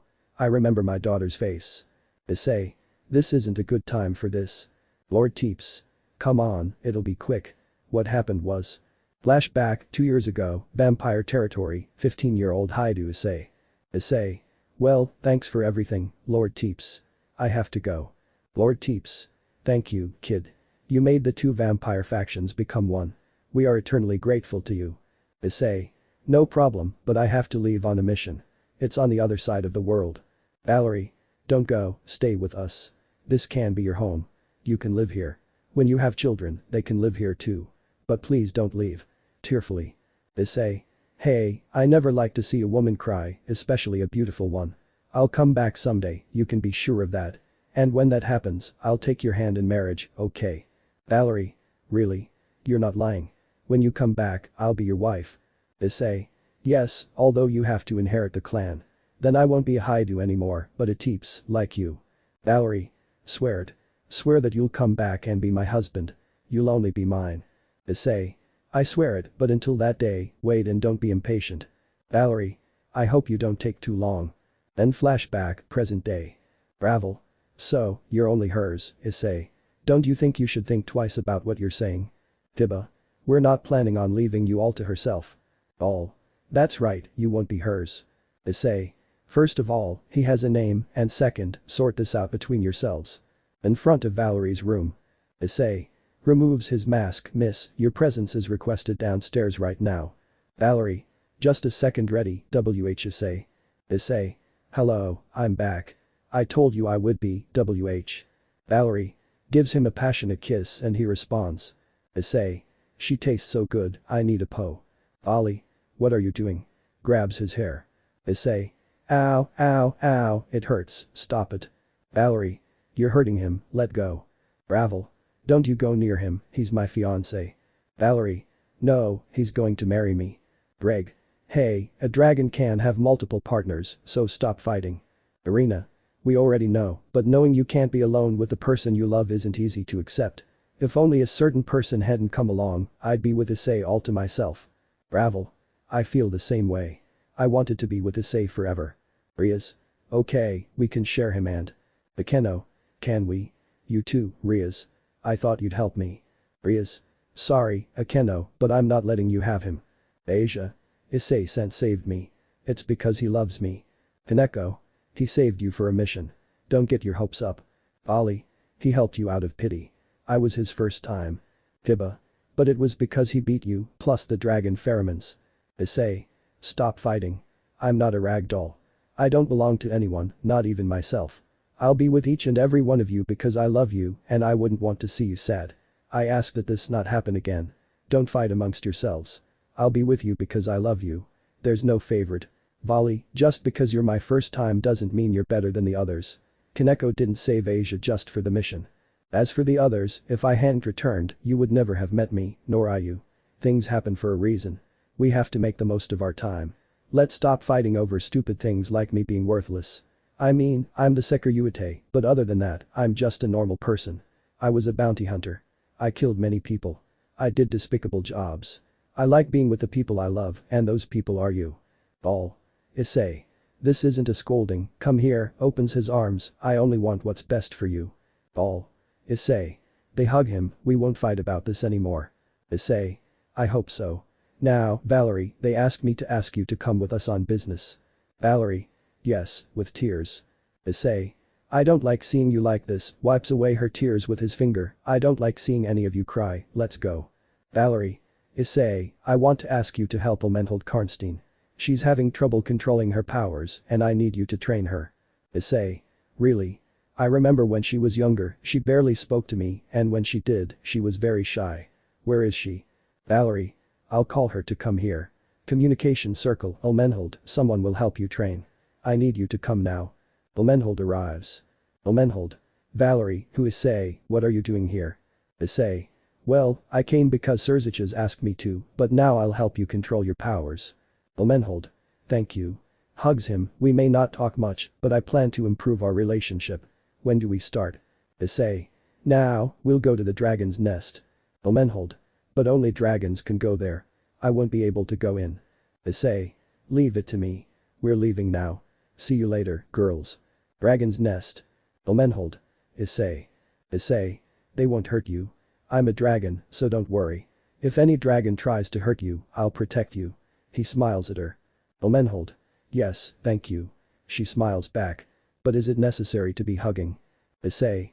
Well, male dragons don't get along very well, and if we're with a female, they usually try to attack the male or the female, or mark the female. Elmenhold. But dragons mark someone when they have. Issei. Yes, when they have hex. That's why it's necessary to go like this. I'm not going to let them hurt you. Elmenhold. Thank you. It's clear you care about others. Issei. It's natural. I think I inherited it from my grandfather. Elmenhold. You never talk about your family, why now? Issei. I only talk about my family with people who are important to me. Elmenhold. Blushing, I understand, Ahokaya. Issei. What? I was just distracted for a second, kicks the dragon with his foot, get out of here if you don't want to die. Elmenhold. Is it going to be much longer? Issei. Unfortunately, yes. I have an idea, he puts her in front of him, hugs her, and picks her up, tie your feet to my waist, like a knot. Elmenhold. Blushing, like this. Wraps her legs around Issei's waist, it looks like we're. Issei. Sorry, but it's the only way I could think of to keep them from hurting you. Elmenhold. It's okay, blushing, it looks like we're doing it, I can feel his member against my crotch. Issei. I'll fly to get there faster, but I might not keep up with 1 or 2 dragons, so hold on tight. They fly, reaching a mountain. Issei. Okay, we're here, you can let go now. Elmenhold. Yes, thank you Issei. Issei. Actually, I should apologize for that. Elmenhold. No problem, let's train. Issei. Yes, first we'll train physically, then the powers, so let's start with 200 squats, something easy. Elmenhold. Easy, of course, since we all have the same stamina as you, some of us focus more on long-distance training. Issei. Sorry, it'll be 50 squats, and then we'll move on to magic. After the 50 squats. Issei. Okay, let's focus on controlling your powers, first of all, cuts himself with a small crystal, drink my blood, I want to see how much it benefits you. Elmenhold. Yes, drinks the blood, wow, I feel stronger, like my powers are increasing. Issei. Don't lose control. Okay, first I want you to launch your best attacks into the sky, then you launch them at me, and I'll dodge them. You have to practice the precision of your attacks. At the end, we'll see the damage. Let's begin. And so they continued all day. Issei. Well, we'll continue tomorrow. I have to go. Elmenhold. I'll go with you. If I want to train, I don't need to waste time, so I'll live with you. Issei. Okay, let's go to our circa. Tannen. Kid, you should have let me know you were coming. I need to tell you something. Issei. Sure, Tannen, what is it? Tannen. Well. Getting to know my offspring. Narrator Pav. We see a chestnut-haired man, a vampire, and a 20-meter-tall purple dragon conversing. Nobody's Pav. Tannen. Well, the babies have been born. Issei. What? I thought it would take longer. Elmenhold. Whose babies are they? Tannen. Baby. Elmenhold. It's the same thing. Tannen. Baby, since they're the offspring of a dragon, they're called baby, and they belong to a comrade who died in battle. Elmenhold. And why do you have to tell Issei the news? Issei. Well, the 3 of us were close friends, but anyway, Tannen, how's the female? Elmenhold. The female. Issei. She's called a female because she's an animal, even though it sounds bad. Tannen. You see, the babies were born earlier than expected. I arrived and she was already giving birth, but for some strange reason, the female died in childbirth. Issei. Well, at least they'll be together, but where are the babies? Tannen. They're on my head, let me get them down. He bends down and the babies fall off his head. Elmenhold Issei. Oh, they're so cute. Babies. Crying, I'm going to change the appearance. Issei. That red one looks like Dreg. Is that what you look like when you were a baby, Dreg? Dreg. I don't know, I don't remember much. Babies. Issei. They stopped crying. Elmenhold. Why? Maybe they found something. Issei. I don't know, but anyway, I hope you take good care of them, Tannen. Tannen. That's why I brought them. I'm here to tell you that I won't be taking care of them, you will. I'm too old to take care of babies. Issei. What? Caro, WHM. Babies. GRR, curling at Issei's foot, why is this happening to me? Tannen. They've already chosen you. If you need advice, don't call me. See you later. Tannen leaves. Issei. Well, they're asleep now. I'll fly them over. He picks up the 4 babies in his arms. Let's go, Elmenhold. Elmenhold. Yes, don't you want me to help you? Issei. I'm not feeling well. Human world, in front of Hyoudou Issei's house. Issei. Opens the door, we're here, and I brought some guests. Valerie. Guests. Elmenhold, it's good to see you. Will I train you well? Elmenhold. Yes, but we'll keep training. Issei. Well, say hello to the newest members of the family. He shows the babies. Everyone, except Elmenhold. How cute. Wait, you had babies with someone else. Babies. Crying. Issei. Calm down, calm down. Babies. GRR, they go back to sleep. Issei. I didn't have children with another woman. They're the offspring of a friend who passed away. The mother died too, and Tannen was supposed to take care of them, but he gave them to me. All. Forgive us. Issei. Okay, now we have to figure out what to feed them. Albi and Dreg. Leave it to us. Ollie. After all, they might turn out to be useful for something. Albi and Dreg. See you later, goodbye. Issei. Wait, I was just kidding. What does a baby dragon eat? Dreg. Baby dragons aren't like human babies. They don't need their mother's milk. They'll eat anything. But if we're talking about favorite foods, I think snake organs would be the best. Ollie. Snake organs. What a strange favorite food. Albion. What did you expect? We're dragons, the purest and most powerful beings in existence. Issei. Good point. Now, let's see. Whatever. Then we'll give them ramen. Dreg. Not the kind that comes in packets. Issei. We'll make it here. Everyone. Shall we? Issei. Yes, you'll help me. I don't know how much a baby dragon eats. Dreg. You'd better watch them. You cook it and I'll tell you if you have any ingredients to make it taste better. Issei. Okay, watch them for a moment. Issei goes to the kitchen. Hineko. Well, how do you take care of a baby? Rias. I know, Onisama. Can you come here? Surziches. No, I already took care of Milikas and I had more than enough. I don't even want to imagine what a baby dragon is capable of. Asia. How hard can it be? Ollie. Say that when I eat your finger. Akeno. Enough with the jokes. Let's see, their Awaken seem to be looking for something. What do we do? Ollie. I know. We'll sit in a circle around the 4 of them. The babies will walk over to several of us and they'll watch them for 5 minutes. Then we'll do it again, but without the ones who were watching them before. We'll keep doing this until Issei comes with the food. Tiba. Sounds fair. Let's do it. Albion. My wielder doesn't think. They're dragon hatchlings, obviously they'll go with a female of the same species. And I know you're not hearing this, Bali, but I want to see how you take care of them, to see if you have a mother complex. Bali. We're all ready. Let the babies go with whomever they want. Hatchlings. Sniff and walk towards Vali. Vali. Me. But there are 4 of them, that's a lot. Elmenhold. Let me help you, picks one up, but it starts to cry. Okay, calm down, go with Vali, puts it on Vali's lap and stops crying. Albion. This is more than obvious. Since Vali is a female of the same species, they'll only go with her. Dragons only seek out others of their own kind, and since the male isn't here, they go with a female for protection or simply to sleep. Vali. I see. They look so cute asleep. Albion. Although I'm sure you'd like them to have your blood and the chestnut-haired ones. Vali. Of course I would, but we're very young, we'll have to wait. Albion. Well, let this serve as a lesson for you to take good care of your offspring someday, even though this is the first time this has happened. Hineko. What? Albion. That the two celestial dragons form a family and that they mate. Ollie. Don't say it like that, blushing. Albion. What? You really did look like animals, you did it in the pee. Ollie. Enough. Let's not talk about that anymore. Well, let's see, they're asleep, we just have to wait for Issei. But Issei. Issei. Well, let's see something a dragon likes. Breg. Hey, put some fruit in it.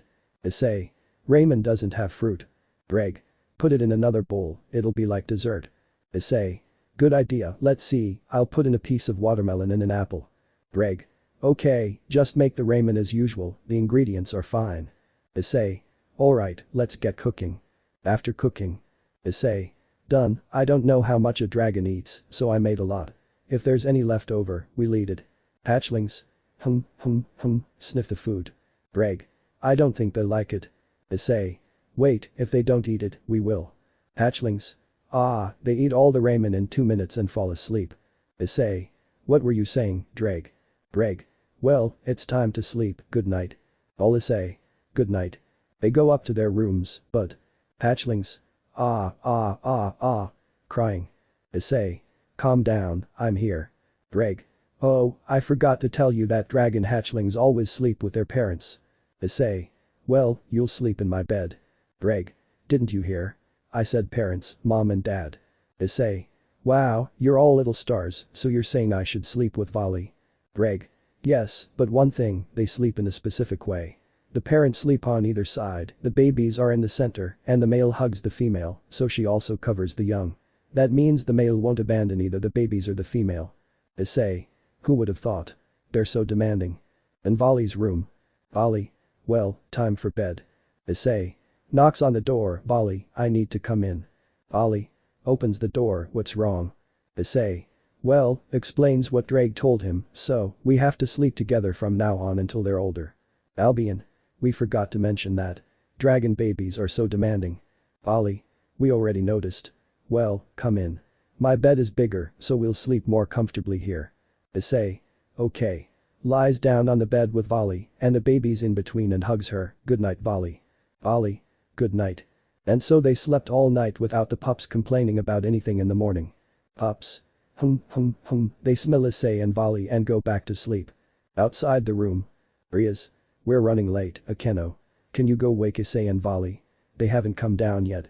Akeno. Yes, I'll tell them to hurry or they'll be late. She. Goes upstairs and enters Issei's room. But no one is there. Akeno. Oh, Issei's not here. Well, I'll go to Volley's room. She goes to Volley's room. Akeno. Volley, wake up Ara, who would have thought? Volley and Issei are sleeping in each other's arms. I'm going to take a picture of them although I wish I were Volley right now, takes a picture. Hey, wake up already. Issei. It's already daytime, Volley. We have to get up. Remember, we have to go to school. Volley. Okay, I'll take a shower first. Issei. Alright, but try not to take too long. They get ready and go downstairs. Issei. We're ready. It's time to go. Kids. Crying. Volley. I'll go. I think we'll take them to school. Issei. Well, I'll put them in my backpack. There's no other way to hide them. Akeno. What about a barrier? Albion. It might affect their growth, so no. Issei. Okay, come here. He picks them up and puts them in his backpack. Please don't make too much noise. At school, Issei's classroom. Kids. Issei. Relax, I'm here. Nothing's going to happen. Microphone. Hyoudou Issei is requested in the principal's office. Bring all your belongings. Issei. How strange. Well, let's go. In the principal's office. Issei. Who's looking for me? Oh, it's you. Hello. An encounter with Citri and the golden knob, Lemon. Narrator Pav. We see the brunette with someone in the academy's administration office, about to start a conversation. Nobody's Pav. Sona. Hello Hyoudou Issei, my name is. Issei. Sona Citri, heir to the Citri clan. It's no surprise. Let's drop the formalities. Just call me Issei, please. It's a pleasure to meet you in person. Sona. Likewise. Well, Issei, I need you to come with me and take the dragon babies you have. Issei. It's not good to talk about this in public. Sona. Don't worry, there's no one here. Come with me. In the student council room. Issei. Well, if you'll excuse me, Sona, I need to do something. Sona. Oh, sure, but let's go in. She opens the door and they enter. Issei. Okay, come out, little ones. He takes the babies out of his backpack and they go with him. Sona. Well, Issei, first of all, let me introduce you to some of my retinue. First, my queen, her name is Tsubaki, and my pawn, his name is Saji. Issei. Nice. To meet you, my no Saji. We just heard you, you idiot. Sona. Saji, behave yourself. Sorry Issei. Issei. No problem, Sona, boo. Saji. What did you call her? Issei. By her name, Sona. Is there a problem? Saji. Show some respect. She's a high-class demon. Issei. Do you want me to wash her feet or something? I'm not worshipping any god. She and I are practically equals. Saji. Of course not. She's the heir to the Citri clan. Sona. Please, Saji, behave yourselves. Sorry Issei. Saji. No, he needs to show more respect. Didn't they teach you manners at home? Issei. I never had a home. Saji. I see, your parents abandoned you. Like father, like son. They were probably drug addicts or something. Sona. Saji, behave yourself. Issei. I'll pretend I didn't hear anything you just said. If you'll excuse me, Sona, I'll be going. Sona. It's not. Saji. Go away like the coward you are. You're nobody. Issei. You have Vritra, I have Drag. There's no difference between them. Both are dragons whose souls were sealed. But there's a big difference between you and me. I make that dragon proud to have me as his host. If you don't believe me, let him tell you himself. Speak, Vritra. Everyone will hear you, even if they don't have the power to do so. Vritra. Thank you, kid. Now, my Saji wielder, you're truly an embarrassment to me, a spoiled brat who can't do anything.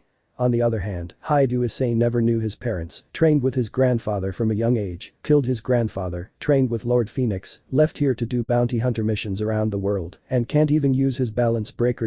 For some strange reason, he can't use his full power and defeated Kakabiel, a survivor of the first faction war where. Issei. Skip that part, not many know it and aren't prepared. Vritra. Well, but even so, he's not selfish, he always thinks of others, and you, a spoiled brat who thought he was all that when he found out he had a dragon inside him, can't even unleash 10% of the power I'm capable of. Issei, I'm sure you're at 70 or 75% right now. Saji. But he's been with Drake longer. Vritra. The first day Drake arrived, they were able to talk, which means that back then, when he was a child, he only had 15% of his power. I would have liked that boy to be my host. Saji. If you want him so badly, go with him. Issei. That's the point, make him proud of you. Saji. You don't know what it feels like to be called spoiled and stuff like that. Issei. And you don't know what it's like to put effort into something, that's why you're acting like this, and sorry about this, Sona. Sona. No, it's okay, you opened his eyes, I hope he reflects. Tsubaki. I didn't know how powerful Issei could be. Saji. Sigh, Issei punches him. Issei. I had to do it, I really wanted to punch him, but continuing, what do you need, Sona? Sona. I need you to accompany us as representatives of Hell at a faction meeting that will be held soon. Issei. I'll see what I can do, well, I'll be going. After class. Issei. Finally, it's good that the kids didn't cry. Rias. Issei, I have to ask you to come with us as representatives of Hell at a faction meeting. Issei. But Sona asked me first, but if I go with both of them, there's no problem, right? Rias. I don't think so, but changing the subject, how are the babies? Issei. They're fine, they didn't cry or ask for food all day, I guess just smelling me nearby is enough for them. Irina. Issei, can I talk to you for a moment? Issei. Sure. Irina. First, let's go to heaven, and I want to introduce you to a friend, she's Zenobia. Zenobia. Nice to meet you, my name is Zenobia Quarta. Issei. Likewise, my name is Hyoudou Issei, and well, from what I can see, you're also a reincarnated angel. Zenobia. Yes, although I can't quite identify your aura. Issei. Ah, well, I'm a dragon, Drag is inside me. Zenobia. Then you're the current Sekiryuutei. Issei. Yes. Zenobia. Well decided, you will be the father of my children. Irina Issei. What? Irina. Zenobia, an angel isn't supposed to have H. Zenobia. I know, but I'll find a way. Until then, I hope you keep your word. Issei, I guess that's fine, but come on, what are you going to ask me, Irina? Irina. Oh, I need you to come with us as our representative at the faction meeting, and Michael also wants you to come with us. Issei. Oh, okay, let's go. In heaven. Michael. You've arrived, that's great, come in. Issei, what do you need, Michael? Michael. Besides what Irina and Zenobia told you, I need to give you something I forgot to give you. Here, it's a gift from heaven. Issei. A golden knob, what's it for? Michael. So that an angel can have children without falling. I originally made it because Irina told me. Irina. Don't say anything, please. Michael. There's nothing wrong with her knowing, that way you can have children. The thing is, Irina asked me if there was a way to have children without her falling for it, and I said yes. Out of pure curiosity, I asked with whom, and she said you. And this also means you're thinking of joining us. Issei. Irina I don't know what to say. Irina. It's okay, Issei. You have volley and ravel, don't pray, with tears. Issei. Hugs her, hey, I don't like seeing a woman cry, especially a beautiful one. I love them all equally, okay? I'm planning to start a family, and I promise you'll be the first to have my child, our child. Irina. Really? You promise? Issei. Of course. I've already fulfilled one promise, so it's time to start another. Irina. Issei kisses him and he returns the kiss. Michael. That's great, besides having more angels, we'll have the Sekiryuutei on our side. Well, Issei, if you want, try it. I have to go. Issei. You know, I want to try that knob right now. Irina. Issei. But today I'm. Issei. What's wrong? Irina. I'm ovulating, completely red and with her head down. Issei. Really? Well, I'm. Irina. But I want to too. Zenobia. Well then, I'd better go. I know where Irina lives, so I'll go to her house. Zenobia leaves. Issei. Well, I love you very much, Irina. I wouldn't trade you for anything or anyone, kisses her. Irina. Issei, thank you for being this way. Issei. Although now that I think about it, why did he give it to me? They're not using it to make me an angel, are they? Irina. I don't really know Michael's intentions, but we have to go back. In the human world, in a park. Irina. Well, Issei, I'm going home. See you later. I wish I'd used the goatee, though. Irina leaves. Issei. Well, I'll take a walk. I want to rest a bit. Rainer, hey Issei. Issei. Rainer, hi. What's up? Rainer. Well, Azazel asked me to tell you if you'd like to come with us to represent the fallen angels at the faction meeting. Issei. I'll think about it, but since you're here, do you want to go for a walk? Rainer. Just you and me? Issei. Yes, but feel free to invite someone else if you want. Rainer. No, I'm fine. This is like a date. Great, I'll finally have my chance with him. Okay, let's go. Dressed in casual clothes. They go to a shopping mall. Rainer. Hey, can we go in? Pointing to a clothing store. Issei. Sure, I have enough money if I'm not mistaken. Rainer. Hey, I hope you don't mind asking, but how much did you charge for a mission? Issei. Well, it depends. If it was bribing someone, I only charged about $20 AN. I'll use dollars since the missions weren't in Japan. That was the cheapest. If it was gathering information, it depended on the kind of information. For example, if it was classified military information, I charged between $3,000 and $4,000 since they always asked for codes or things like that. If it was killing someone, it also depended. If it was just an ordinary person, I charged $50, but if it was, for example, a president, I charged $1,000. Those were the most requested jobs. But I didn't do all the killing jobs. If they asked me to kill someone who wasn't bad, I wouldn't do it. On the other hand, if many people were being hurt, I would find the buyers and kill them. I didn't do the job just for the money. Rainer. I see. So you have a lot of money. Issei. I don't like to say that, honestly. I prefer to remain a normal person. Rainer. Well, I understand. After looking at the clothes, they go to the underwear section. Rainer. I have an idea, Issei, help me choose my underwear.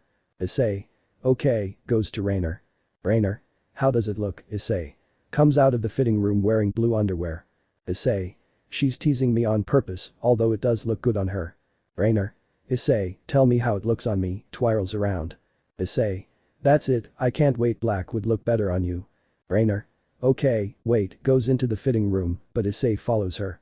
Lemon skipped. Issei. I want you to live with me, Rainer. Rainer. Okay, but I live with Middleton Calwerner, so they'll come too. Issei. No problem, I don't plan on separating you from them. There's a knock at the door. Manager, excuse me, but I have to ask you to leave, miss. They've already said you've been in the fitting room for more than 40 minutes. I don't want to come back and find you still there. Rainer. Okay, I'll be out in a moment. The manager leaves. Rainer. Do you think they have a security camera? Issei. Look what I have in my hand, shows the camera, I destroyed it before we started. Rainer. That's good, I'll go out first and wait for you outside. Issei. I'll teleport, I'll see you outside. They get dressed and go out. Issei. Well, let's go home, hugs her. Rainer. Yes, but first we have to warn Middleton. Calwerner feels a slight burning sensation in her left leg. What's this? NA. I forgot to add the dragon mark, but here it is. Sorry for the delay. Issei. Ah, you see, when a male dragon mates with a female, he marks her as his own. No one can approach her. She belongs only to him. Rainer. This means I belong to you. That's great. Someday I want to marry you and have several children with you. I know, I want 3. Issei. I like the idea too, but everything in its own time. First, I want to enjoy my time with all of you. Rainer. I know a dragon can have several partners, but please don't forget me. She rests her head on Issei's shoulder. Issei. If that ever happens, I want you to hit me as hard as you can, since I don't even deserve to have you, much less forget you, although I don't think that will happen, because I love you. He gives her a quick kiss. Rainer. I'm happy I chose a good man, and my parents will like him even more.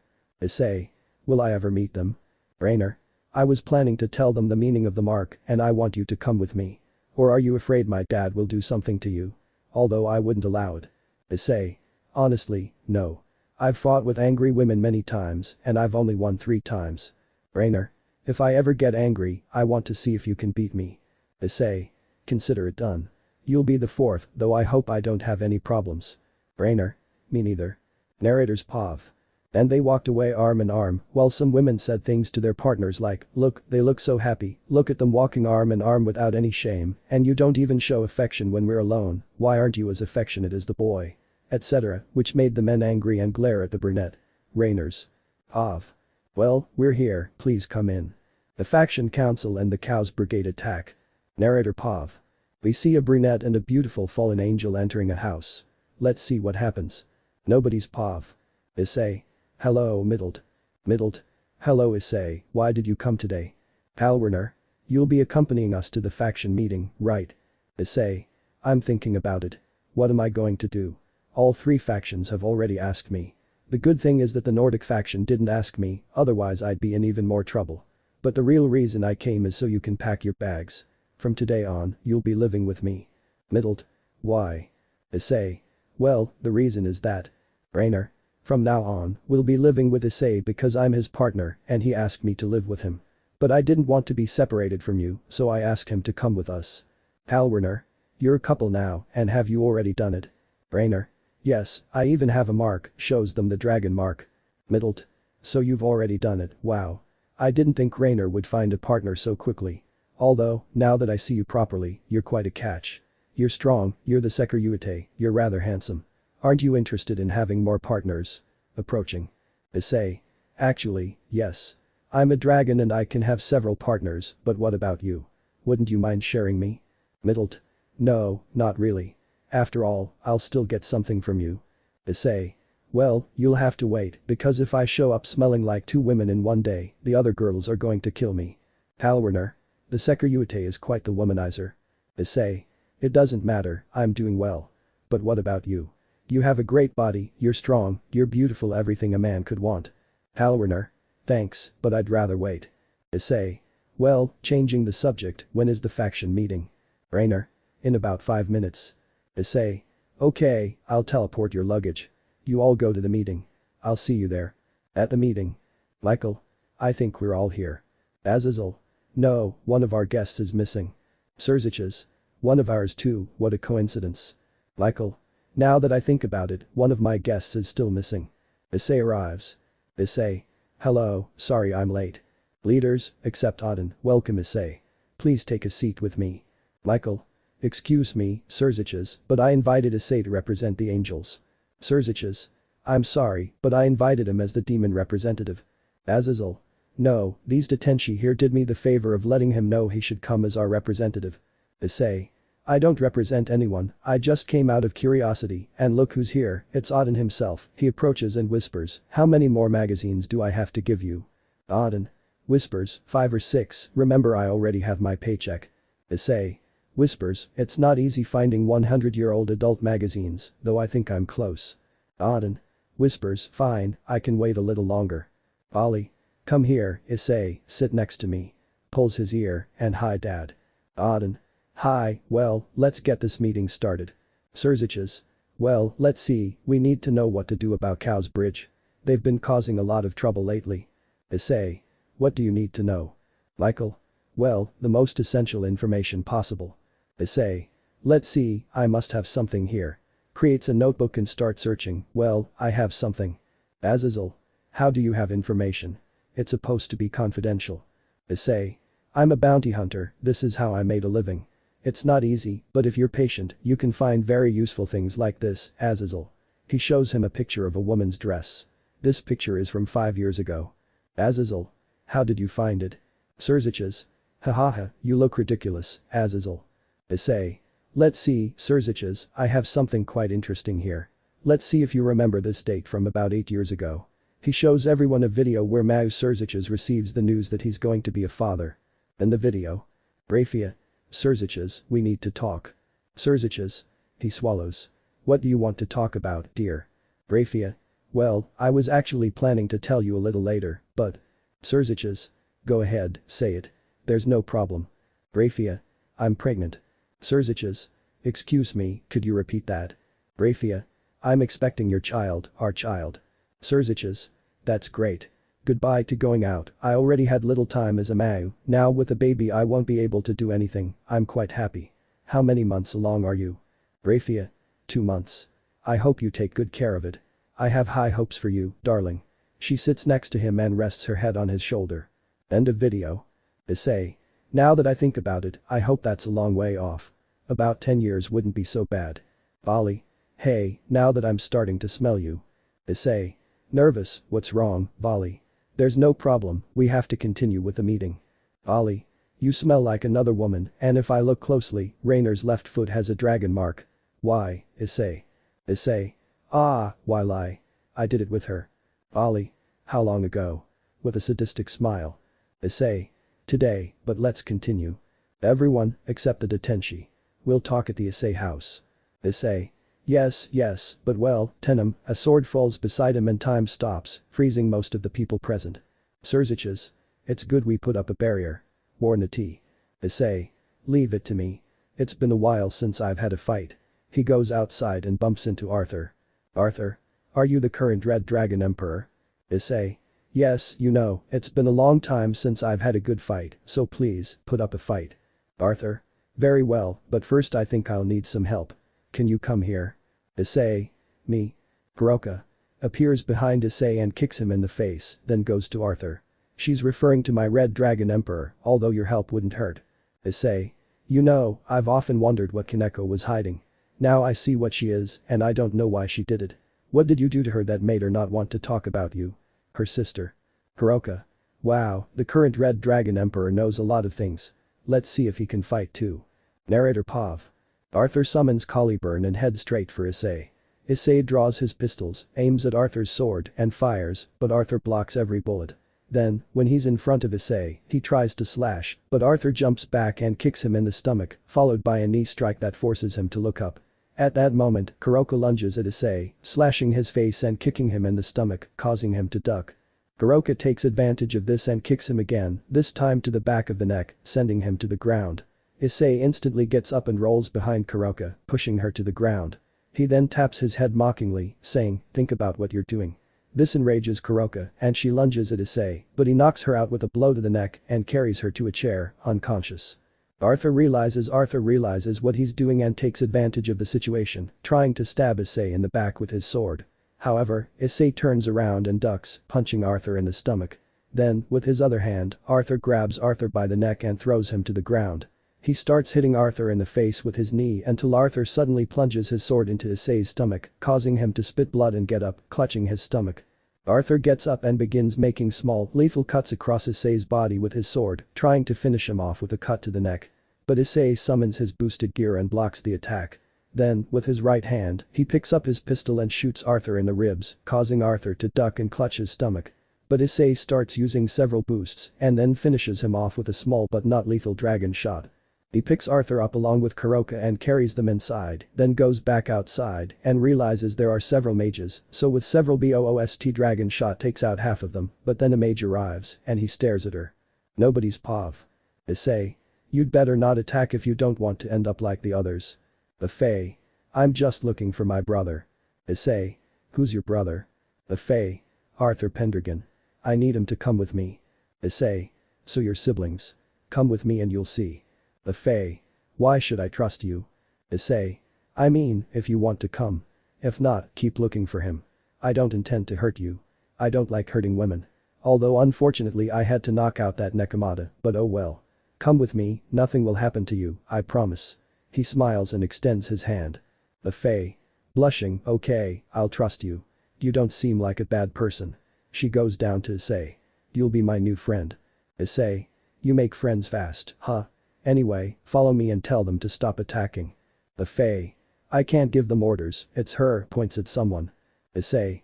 Turns around and bumps into Office, oh crap, go into that place and you'll see your brother. I just fought him and I'm sorry for hurting him, but get out of here quickly. The Fae. Is he badly hurt? Issei. Find a girl named Asia and tell her to heal him for me. Now please leave. The Fae leaves. The Office. So you're the current Sekiryuutei, huh? Have we met before? Issei. Unfortunately not, but I know you're very strong. Why are you doing this? The Office. I just want to go back home. Issei. Just tell Great Red to let you in, that's all. You don't have to do this. The Office. Where's the hacker Yuku? Issei. Volley isn't here. He's dealing with several mages along with the others. This will be between you and me. The Office. You can't defeat me even in your strongest form, Sekiryuutei, and some contacts told me you can't activate your balance breaker, which is a disadvantage. Issei. No problem, I just need to buy some time. About 10 minutes is enough. The Office. It doesn't matter who you call. I'll defeat them to get what I want. Issei. Actually, I only want to buy some time to surpass myself and I don't think we'll call anyone. But fine, prepare yourself, Dragon Goddess of Infinity. The Office. Prepare yourself, current Sekiryuutei, and you, Dreg, go find a new wielder. Dreg. This kid is special. He's undoubtedly the strongest wielder I've ever had. The Office. Well, come here, kid. Show me what you're capable of. Issei. It looks like a fight to the death, Dreg, I need you to do a lot of boosts preferably around 200 or 300 to try something. Dreg. Alright kid, but keep in mind that your body might not be able to handle it and for the boosted gear is an exaggeration. Issei. I'll worry about it, you just do it. The Office. Well, let's begin. Dragon Goddess of Infinity vs Sekiryuutei. Narrator POV. We see a brown-haired boy in a fighting stance with his boosted gear active, using many boosts, about to fight a gothic loli who is floating. Nobody's POV. The Office. I'm just warning you, Sekiryuutei, don't expect mercy from me. Issei. Honestly, I don't like hitting women, but I guess I'll have to make an exception. Narrator POV. The brunette goes straight for Office and tries to punch her, but she dodges and grabs his arm with one hand, throwing him to the ground. Then, with a burst of her power, she hurls him at Issei, who tries to dodge but fails, and the blast hits his leg. Office then appears floating in front of him, grabs his head, and buries it in the ground. She uses her power again, this time unleashing bursts that the brunette can't avoid, since his head is buried in the earth. Office then floats down and lands directly on Issei's stomach, walking across it and stomping on it. She floats up again, but uses her infinity power to throw him to the side, unearthing his head. The brunette gets up desperately, but Office catches up and kicks him in the back with both feet. The brunette gets back to his feet, but Office unleashes more bursts of power that he can't avoid until one of them causes him to break through the wall where everyone is and they find him in a deplorable state and bleeding. Nobody's POV. Issei. You have to get out of here, now. Everyone, except Kuroka, who is unconscious. Who did this to you? Issei. That doesn't matter, everyone get out, even the mass. Sona. We'll stay and help. Who did this to you? Issei. Do as I say and leave, now. That's all I ask. Everyone, except those from the Cow's Bridge, who are still unconscious. We'll stay, Issei. We'll help you. Surziches. We've finished off the mages. Whoever did this, get ready. Office. You better get ready, Surziches. None of you can defeat me. Issei. We'll see about that. Surziches, get everyone out of here. No one should stay. Office. I'm getting bored, Sekiryuutei. Issei. In a few moments, I'll give you all the fun you want, smiling. Surziches. Issei, you can't just th. Issei. Just go, that's all I ask. Surziches. We're not going. Rias. What are you saying, Oni-sama? Ali. I'm not leaving. Auden. That's an order, we're not asking. Everyone leaves, including the members of the Cow's Bridge. Issei. Well, where were we? Narrator's POV. Issei charges straight at Office, but all she does is unleash blasts of power. Issei dodges them, but suddenly Office appears behind him without him noticing and delivers a powerful blow to his back, charged with the power of infinity. The blast sends Issei flying like a bullet, destroying another part of the building. He lands outside, trying to get back up, but Office catches him and shoves his head into the ground again with both feet. This time, instead of blasting him with power, she begins to pummel him until his flesh starts to split open, revealing his bones. She feels strange, as she's never felt anything like this before. She feels a pang of pity for the boy, but she continues. For a moment, she thinks she's killed him since he's not moving, but when he pulls his head out of the ground, he punches her in the face, followed by a knee to the stomach. He unleashes a flurry of blows with his hands and legs until Office manages to grab one of his legs. But Issei pulls out his pistol and he shoots at her hand, but she pulls it away in time and punches him straight into a huge rock. Office flies to hit him, but Issei dodges and Office crashes through the rock. When she realizes this, Issei punches her in the face again, then grabs one of her hands and throws it into the air. He fires his gun several times at her and waits for her to fall. While still in the air, she unleashes a blast of her power, but it misses Issei and he falls to the ground. Issei seizes the opportunity, approaching her and striking her repeatedly in the face and ribs.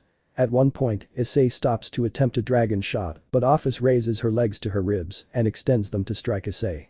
With an immense blast of power, she fires it, hitting him and creating a large cloud of smoke. When the smoke clears, a brown-haired man lies on the ground with numerous injuries. Office gets up and walks over to him. Nobody's POV. Office. You put up a fight. Only 2 people have managed to make me use 70% of my power. You should be proud. Issei. Office. I don't think you're dead. She touches him but notices his body temperature is starting to drop. You should have dodged that attack. Issei. Office. Well, the mages will collect your body. It starts to rain. Look, it even seems like your funeral. Several mages arrive to try and grab Issei's body, but they are set on fire. Tannen. Office, you may be a dragon, but we won't allow you to do this. Office. You'll stop me. The boy was stronger than you, and he couldn't do it. Tannen. We'll take care of the mages, but don't say was, because I see him standing still. Office. What? Turns around and sees the brunette standing there, so you want to continue, very well. Why do I feel bad after hitting him? In fact, why do I feel anything for him? I never felt anything before and then he comes along and makes me feel something. I don't know what it is, but I have to finish what I started. Greg. I told you he's special, but kid, your body can't take it anymore. That's 1000 boosts, you told me as many as you could do, and I'm surprised it's so many, but 1 more and you're dead. Issei. It doesn't matter, it's more than enough. Drake, get ready because today we're going to use the balance breaker again. A crimson red flash appears, and when it fades, the chestnut-haired figure in the form of a dragon is revealed. Office, prepare yourself, because today you will not see the wielder of the Welsh dragon, but the Welsh dragon itself, the one who made the original mass kneel before him, the one who wields destruction. Today you will face that dragon. I don't care if you are a goddess, or if the mass kneel before you, because let me tell you something. You are not the strongest. If Great Red defeated you, then there is hope of defeating you. And if Great Red was defeated by Trihexa, then there is hope of defeating him. And if no one has defeated Trihexa, then I will be the first. Office. That's not the balance breaker. An. All of this is being broadcast throughout the underworld, heaven, Gregory Asgard, etc., except Earth. Dreg. Kid, calm down. Issei. Dreg, we will revive the biblical god and kill him again and again until we tire of it. No one will ever say that dragons are weak again. They will see what we dragons are capable of. Office, let me tell you something. Let's end this peacefully. Let's stop fighting. You can go back home without causing this disaster. Office. Why should I? Issei. Because you're hurting a lot of people. Office. So? Issei. Those people are alive. Office. So? Issei. So that you can stay alive. Office.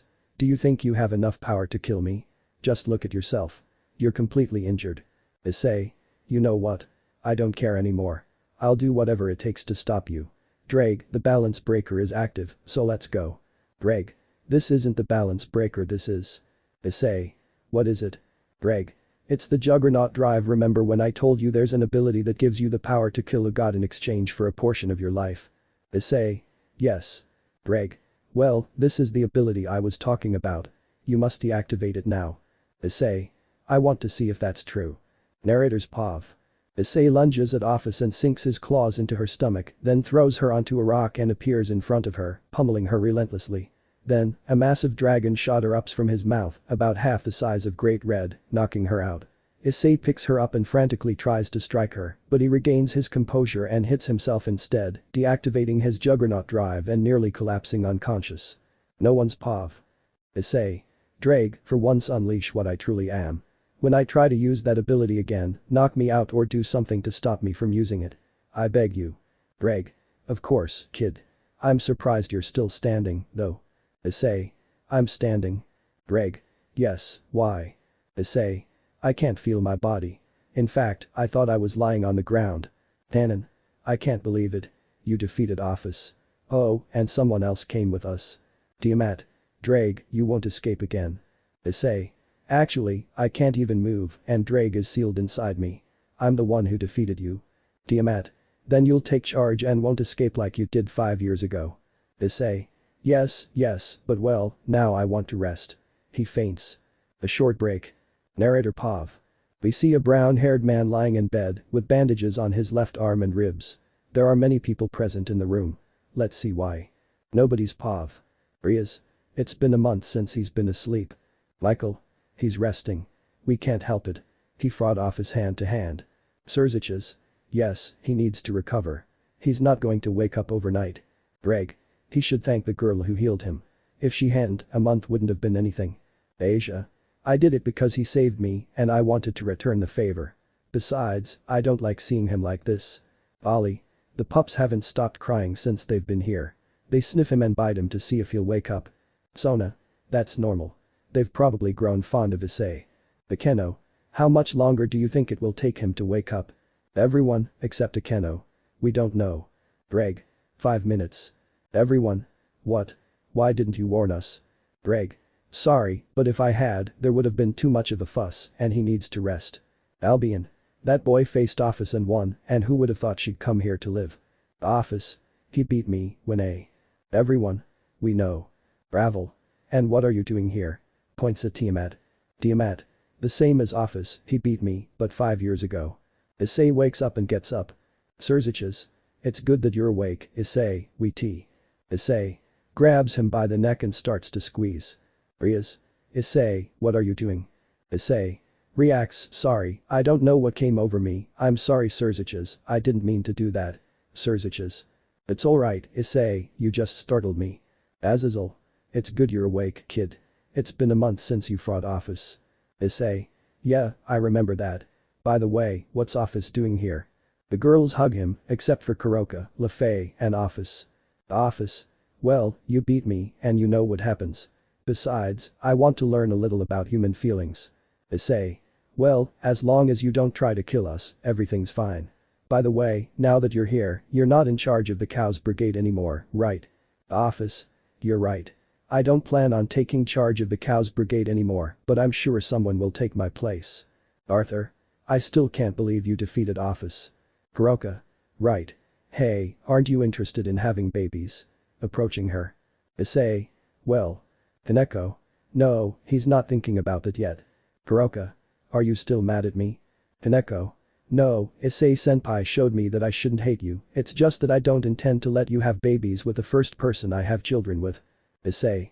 This is kind of awkward, plus I already promised Irina she'd be the first to have my child. Everyone, except Irina. What, Issei? Issei. You heard me. Anyway, changing the subject, sorry for hitting you, Office. Office. It's okay, I started it. But anyway, I'm going to sleep. Asia. Issei-san, we have to go to the academy. Issei. Well, I hope they didn't count my absences. Sona. Don't worry about it, Issei-kun. We made some changes so you wouldn't have any problems. Issei. Thanks, but anyway, what time is it? Kiba. It's 6:30 a.m. There's still time for you to get ready. Issei. You all came to see me early, but oh well, I'll see you downstairs. He showers and gets dressed. Issei. Okay, let's go. Arthur. Wait, Hyoudou Issei, I need to ask you a favor. Issei. Sure, no problem, but let's drop the formalities. Arthur. Okay, Issei, but it's just us. Everyone's going to the academy. Arthur. You see, we're going to be in Japan for a while. Issei. Okay. Arthur. And I don't want my sister to fall behind in her studies, so I'm asking you to enroll her in the academy. Issei. No problem, though I don't understand why you wanted it to be private. Arthur. You see, she was really worried when you didn't wake up and she was a little angry with me for attacking you, but I've left the Cows Brigade. If you can, please give her this from me, a necklace. It belonged to our grandmother, but I don't have anything else to ask of you, Hyoudou Issei. You should give it to her. I'm sure she'll love it and don't worry, she was just anxious. She doesn't hate you. Arthur. Well, and thanks for the advice. Issei. I didn't give you any advice. Now I'm going to find your sister so she can come to school. Arthur. Okay, see you later Issei. Issei. Well, let's go find LaFay. He searches all the rooms until he finds her. Issei. Knocks on the door. LaFay, I need you to come out. LaFay. Okay, give me a minute. Comes out of the room. What's wrong, Issei? Issei. Well, your brother asked me to enroll you in school, so I need you to come with me. LaFay. Okay, just give me a moment. Issei. I'll wait for you downstairs. LaFay comes downstairs. LaFay. Now let's go. At the academy. Issei. Okay, let's go to the office to enroll you.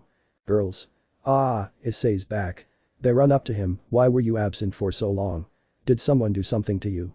Issei. Well, I need someone to help me. LaFay. Let's go, Issei, we have to go so you can enroll me in the academy. She drags him. Issei. Whispering, thanks, LaFay, I owe you one. LaFay. Okay, no problem, but let's go. To the office. Issei. Good morning, I'm here to register this young lady, points to LaFay. Secretary. Good morning, you're Hyoudou Issei, right? Issei. Yes, that's correct. Secretary. Well, let's see, please tell me your full name. LaFay. Of course, my name is LaFay Pendergan. After registration. Secretary. Very well, now we'll give you a uniform, so we'll take your measurements. Issei. Well, I'll wait outside. Issei leaves. Issei.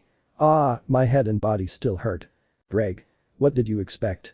You forced yourself to activate the Juggernaut drive and fought off his hand to hand. Issei. Yeah, I know, but well, at least I survived. Is there any way to recover my lost vitality? Greg. Well, I'm not sure, but I once heard from an old wielder that there was a way, it was something like Senjutsu or something like that. Issei. I'll ask Kaneko and Kuroka after class, how many years of my life did I lose? Greg. 50 years, you should be grateful, it kills some wielders instantly. Issei. I won't do it again. Greg. If you'll excuse me, I'm going to sleep. Issei. Okay, see you later. LaFay leaves. LaFay. Okay, I've got my uniform, now I have to go to my classroom. Issei. Okay, I'll walk you, since you're new. LaFay. Okay, let's go, Issei-sama. Issei. Let's skip the formalities, which classroom are you in? LaFay.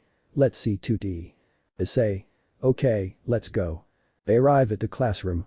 Issei. Well, we're here LaFay. LaFay. By the way, Issei-sama, which classroom are you in? Issei. The same one as Rias, Akeno, and Arena. You're a year younger than me, right? LaFay. Yes, but anyway, which classroom is it? Issei. 3C. Well, knock on the door and come in. I'll wait until you're inside and then I'll leave. Knocks on the door and enters. Sensei. Okay, quiet down. We have a new classmate. Please introduce yourself. LaFay. Hello, my name is LaFay. It's a pleasure to meet you all, and I hope we get along well. Boys. Wow, a pretty girl. LaFay. Sensei. Does anyone have any questions? Boys. Do you have a boyfriend? LaFay. I looks at Issei outside the classroom, about to leave. Yes, it's Issei. Issei. What? Boys. You lucky bastard. Issei. Shut up, I'm going to my classroom. Sensei. Well then, the young lady has someone to show her around the school. Boys. That's not true, you're not dating, prove it. Sensei. Shut up already. Boys. No, if they kiss, she'll report us all. LaFay. Can you come here, Issei? Issei. Approaches and whispers, don't pressure yourself, LaFay, don't. LaFay. Gives him a 15-second kiss, see you, darling. Boys. No. Sensei. Fine, I'll report you like you said. Issei goes to his classroom. Issei. Well, this is going to be kind of boring. School day with parents, the party and yakai. Narrator Pav. The week has passed since LaFay enrolled in the academy and today the parents are coming to see what their children are doing at school, so the parents of our protagonists are present. Nobody's Pav. LaFay. Ah, it wasn't necessary for you to come, Oka-san, Otu-san. Lord Pendragon. How could I miss this day? They let us go with our little one to school. I want to see how smart you are. Lady Pendragon. Don't complain, daughter. We'll just see what you do in your classes. LaFay. Ah, why did Onisama tell you? But Vali. Vali. Dad, you didn't have to come. Auden. Of course I have to come. Just look at all these young ladies so developed, he gets hit. Vali. That's why you didn't bring mom. I don't want you starting with your nonsense. With Ravel. Ravel. Hello, mom, dad, and big brother. Lord Phoenix. Hello, daughter. It's good that you let us know about this activity. Where's Issei? Ravel. In his classroom. Classes are about to start. Razor. He's here too. Lady Phoenix. Calm down. He won't attack you. I just wanted to show you that you don't always win. Razor. I don't want to find him. Why did you make me come? Issei. I asked you to. Hello Razor. Razor. Why yes, Hyoudou Issei. How are you? Issei. Fine, thanks. Why are you stuttering so much? I'm not going to eat you. Razor. I and no, the bell rings. Issei. Well, I have to get back to my classroom. See you, Lord and Lady Phoenix. Lord and Lady Phoenix. See you. In Issei's classroom. Rias. Mom, Dad, welcome. Then Alana. Hello, daughter. We also brought Milikas. Your brother asked us to bring him so he could get to know the human world a little. Rias. And where is he? Lord G.A.N. I couldn't find or remember if they said his name. Here, points to his side, but there's no one there. Rias. I don't see anyone. Then Alana. You were supposed to be watching him. Irina. I didn't know Ria's parents were so careless. Lord G. I'm sorry, but it was both of our mistakes. Don't you remember when Serziches disappeared and we found him in a store? He'll be fine. Then Alana. Let's go. Issei. Hello, Lord and Lady Gremory. Look who I ran into walking around the school. Milikas. Hello Rias. Then Alana. Oh, I'm so glad you're alright. Hugs Milikas. Thank you Issei. Lord G. You saved me, thank you. Issei. No problem. After all, I also helped your son. Lord G. About that, he's already returned to the underworld. Issei. Oh, well then, he won't be living with us anymore. Didn't they beat him up for what I'm saying? Lord G. Hitting him was an understatement. I don't even want to remember the screams he let out. Nervous. Issei. I can imagine. Nervous. Barakiel. Hello Hyoudou Issei. Issei. Hello, good afternoon, do I know you? Barakiel. Let me introduce myself. My name is Barakiel. Issei. Ah, my name is Hyoudou Issei. I suppose you're Akeno's father because I sense the aura of a fallen angel. Barakiel. Correct. Well, let me introduce you to my wife, Shuri. An. Yes, she's alive here. I haven't seen her alive in any fanfic, so I wanted to do it. Shuri. Hello, nice to meet you. My name is Shuri Himejima. Issei. Nice to meet you. I'm Hyoudou Issei. She looks a lot like Akeno. Shuri. Thank you, Issei, although she's a little taller. Sensei. I ask everyone to take their seats. Parents, there are 2 seats next to your child, please use them. Everyone sits down. Sensei. Good, we're all here. Shuri. Excuse me, I don't mean to be rude, but there aren't any seats next to the young man, points to Issei. Sensei. Ah, well, I suppose this is the first time your daughter has been Hyoudu's classmate. You see, her parents passed away. Shuri. Oh, sorry, I didn't know. I'm sorry Issei. Issei. It's okay, it was a long time ago. Sensei. Well, continuing, today we'll do some activities with the parents. For example, I need 2 students to come forward, 1 boy and 1 girl. Issei, please come forward. Issei. Okay. Girls. I'll come forward. Sensei. I decide let's see I know, Akeno, please come forward.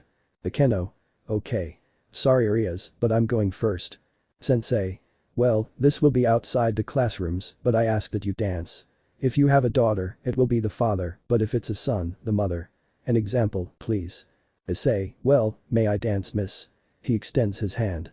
Akeno. Of course. They begin to dance. I don't know, so let's just say they both know how to dance well. Ah, it seems like a moment where the bride and groom dance. She imagines herself dressed in white and Issei in a tuxedo. Sensei. Wow, Hyoudou knows how to dance. Issei. What can I say? I think I'm good at it. Sensei. Well, this will be the first activity. You can go out now to do the first activity. The whole day passed like this, with the parents doing various activities with their children. Now, in the underworld. Lord G. Ah, I had fun. It's been so long since I've been to the human world. Lord Penthouse. Same here. In fact, it's been a while since I've done an activity with my little one. Arakiel. I don't think I ever taught Akeno to dance. Shuri. But I do, I've always loved to dance, she already knew about the supernatural world. Then Alana. Well, we don't have that many things to do today, which is strange, why don't we have a party? Lady PH. Of course, besides, it's the weekend, the kids won't be going to school. Issei. That's fine with me, but what day is it today? Arakiel. It's August 3rd, obviously, it's not the same date as ours. Issei. Well, I'll be back in a few moments, I have something to take care of. Giba. Can we join you? Issei. Sure, if you want, everyone can come.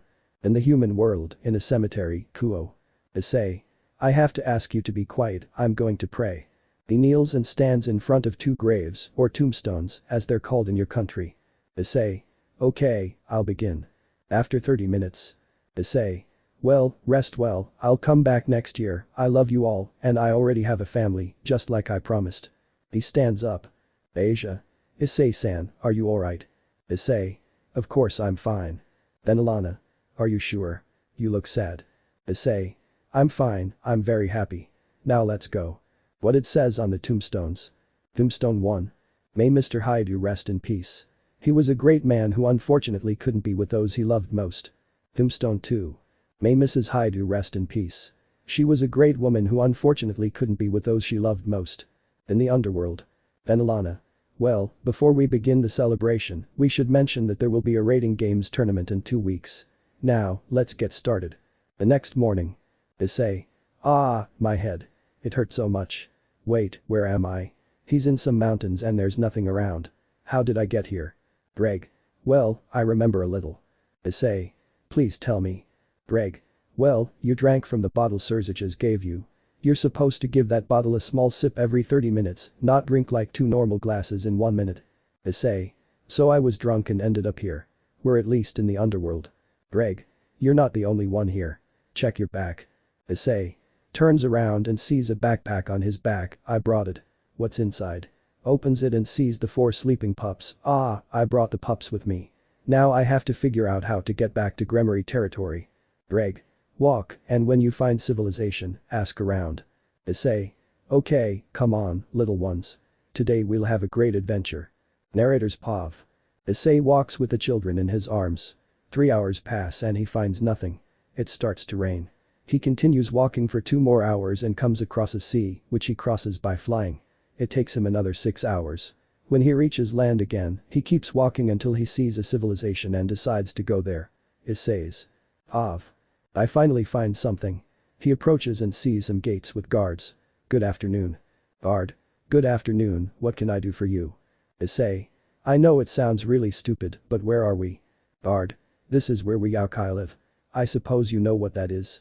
Issei. Yeah, it's like a place where various species live. Guard. Wow, you're the first one who hasn't called us monsters. Issei. I can't call someone a monster without even knowing them. Besides, I really think I am a monster, not physically, but psychologically. Anyway, if I want to go to the Gremories, it'll take me about 2 or 3 days. I'm so tired I don't even want to teleport. Guard. I like you. You can come in, but don't make too much damage. Issei. Thanks, really. Issei enters. Issei.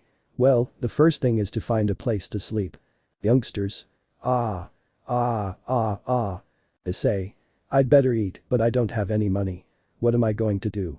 Who knew? Hello, you're new here, right? Issei. Yes, my name is Hyoudou Issei, but just call me Issei. Nice to meet you. Kunu. Mine is Kunu. Nice to meet you too, Issei. How old are you? Issei. 17 years old. And you? Kunu. 15 years old. I made her older here, I think you know why. Why are you hiding your true form? Issei. What are you talking about? Kunu. I mean, I don't see your ears or tail. Issei. That's easy. I'm not like you. I'm the Sekiryuutei. Who knew? Oh, and why did you come here? Issei. Well, yesterday I was in Gremory territory and we were having a little party. I think I got drunk and I ended up somewhere I don't know and I walked all the way here. Who knew? That's strange. Well, I guess you don't have any money. Kids. Crying. Who knew? You're a father so young. Issei. No, well, yes. You see, a friend of mine passed away and Tannen was supposed to take care of them, but that jerk gave them to me and I couldn't abandon them. Who knew? Oh, I see. And are they male or female? Issei. 3 females and 1 male. Well, I hope it's not too much trouble, but could you give them some food? Who knew? Come on, let's go to my house. They arrive at a temple. Who knew? I live here. Come in. There's no one here today. It's a day off. Issei. And your parents? Who knew? I only have my mom here. She went to buy some things. She'll be back soon. Issei. Oh, okay. Well, let's see what we can make them to eat. Who knew? I have some fruit. Issei. Well, that'll do. After feeding them. Issei said. Well, they fell asleep. Do you want to go for a walk? I'm bored. Who knew? Sure, I can show you around. They go outside and start walking. Issei. This place is really beautiful. It has so much nature. Who knew? I know, I like to sit and watch the scenery. Issei. Well, let's continue. Who knew? If you're the Sekiryuutei, that means you're strong. Issei. Well, I guess so. Who knew? Now I remember, you defeated Razor Phoenix. It was broadcast in many places. Issei. I didn't know that. I thought only those who attended in person saw it. Who knew? Hey, when I saw the fight, your boosted gear was destroyed. Can you show it to me, please? Issei. Okay, boosted gear Yokai X, anyone? Look, it's the Sekiryuutei.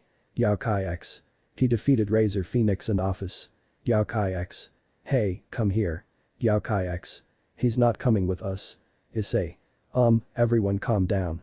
I don't plan on joining any faction. Yusaka. Relax, so you're the Sekiryuutei, right? Please come with me. Issei. Sure, no problem. Kunu. Mom was showing him around town. Yusaka. We'll continue in a few moments. I need you both to come with me. At the temple. Hatchlings. They can't smell Issei. Yusaka. Please sit down. Hatchlings. Issei. Just a moment. He picks up the hatchlings and sits next to Kunu. Kunu. Whispering, this is awkward. Issei. Whispering, I know. What's he thinking? Yusaka. I can't believe it. The Sekiryuutei has children. Wait, maybe he did it with my daughter. If so, he'll have to take responsibility. Whose babies are these? Issei. Well, what happened is that a friend of mine passed away and his partner was pregnant, so she couldn't take care of the children. When they were born, Tannen was supposed to take care of them, but she gave them to me. Yusaka. I thought you got my daughter pregnant. Kunu. Blushing, Mom, we barely know each other. Yusaka. I didn't know.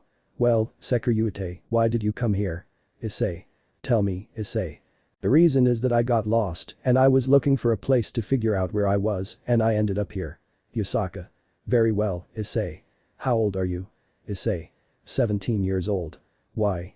Yusaka. Perfect. You can marry my daughter. Kunu. Completely red, Mom. You can't force someone to marry you. Yusaka. Oh, sorry, it was a joke. Well, Issei, you can stay as long as you like. Issei. Thanks. I honestly thought you treat me badly for not being one of your species. Yusaka. We're not like that. We're rather peaceful. But anyway, I feel like I've seen you before. Issei. Well, I didn't know, but Kunu told me they broadcast my fight with Razor and from what I heard outside, they also broadcast when I fought office. Yusaka. Are you sure you don't want to marry Kunu? Kunu. Same as before, Mom, calm down, please. Issei. Relax, I'm not going to accept. I don't intend to force anyone to be with me. I'm not that kind of person. Everyone should spend the rest of their life with the ones they love. Smiling. Kunu, blushing, why yes, thank you Issei. Yusaka.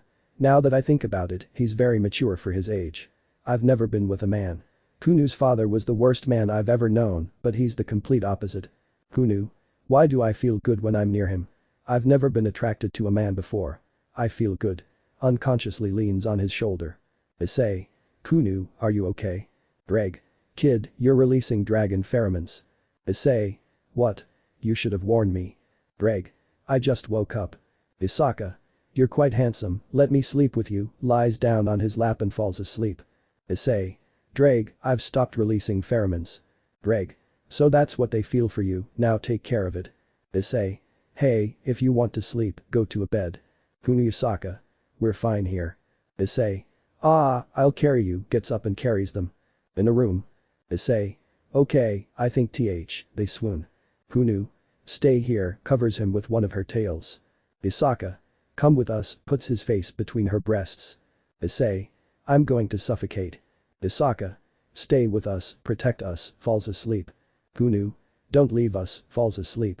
Issei. I'm pretty tired and what they're saying is what they feel, like I said, Drake. I'll stay. He settles down and uses one of Kunu's tails as a pillow and falls asleep. Returning to the Gremories and the dragon bet. Narrator's POV. We see a chestnut-haired man asleep next to two yokai. They are also asleep but clinging to the chestnut-haired man, who is hugging them. But the chestnut-haired man is about to wake up. Issei's POV. Issei. Ah, I slept so well. I felt like a baby. Now that I think about it, I fell asleep on one of Kunu's tails. It's better than a pillow, honestly. Drake, I need to talk to you. Greg. What's wrong, partner? Issei. Do you know why I feel so strange? Greg. It could be several things. First, you might have gotten sick from the rain. Second, you're simply stressed. Or third. Issei. And what's the third? Greg. That you're needy and you know what way. Issei. Please, Drake, I can control myself. Greg. That didn't happen with the wielder of the white one. Issei. It only happened once, Drake, and besides, it was because of the pheromones. Greg. And what about the fallen angel? Doing it in a shopping mall with people waiting to get into the dressing room, you really look desperate. Issei. Ah, well, you win, Drake, but honestly, I don't think that's it. Greg. Well, I'll just say this, partner, you'd better learn to control yourself. Issei. I was never interested in doing it, so why now? Greg. I don't know. Well, I'm sleepy, so see you later. Kunu. Ah, I slept so well. Good morning, mom. Isaka. 5 more minutes. Issei. Wake up already, I think I have to go back. Kunu. Stay, we can have a lot of fun. Issei. I'm sorry, but there are people I have to protect. Isaka. Then we're coming with you, with a smile. Issei. But you're the leader here, you can't leave. Isaka. I'll leave someone else in charge and come around from time to time, but we're going with you. Issei. Why? We only met yesterday. Kunu. I've never been happy around a man, and then you came along and I felt so good around you, hugs him, so we'll go with you. Issei. And what about your husband, Yusaka? Isaka. He abandoned us. When he found out I was pregnant, he left. Since then, I've never trusted a man, but seeing you, I know I can trust you. Issei. Well, alright, let's go. At the entrance. Isaka. We're going with the Sekiryuutei. I hope you continue doing your job well. Bard. Of course, see you later, and we hope for a visit soon. Kunu. Sure, let's go now, Issei. After several hours, Gremory Castle. Issei. Finally, I don't want to walk anymore. I'm going to rest, knocks on the door. Kaneko. Yes, WH. Issei. Hello, Kaneko, let us th, they hug him. Kaneko. Where have you been all this time, senpai? Kunu. Hey, get away. Hugs him from behind. Kaneko. Who are you? You'd better stay away from Issei senpai. Kunu. My name is Kunu, I'm a yokai. Isaka.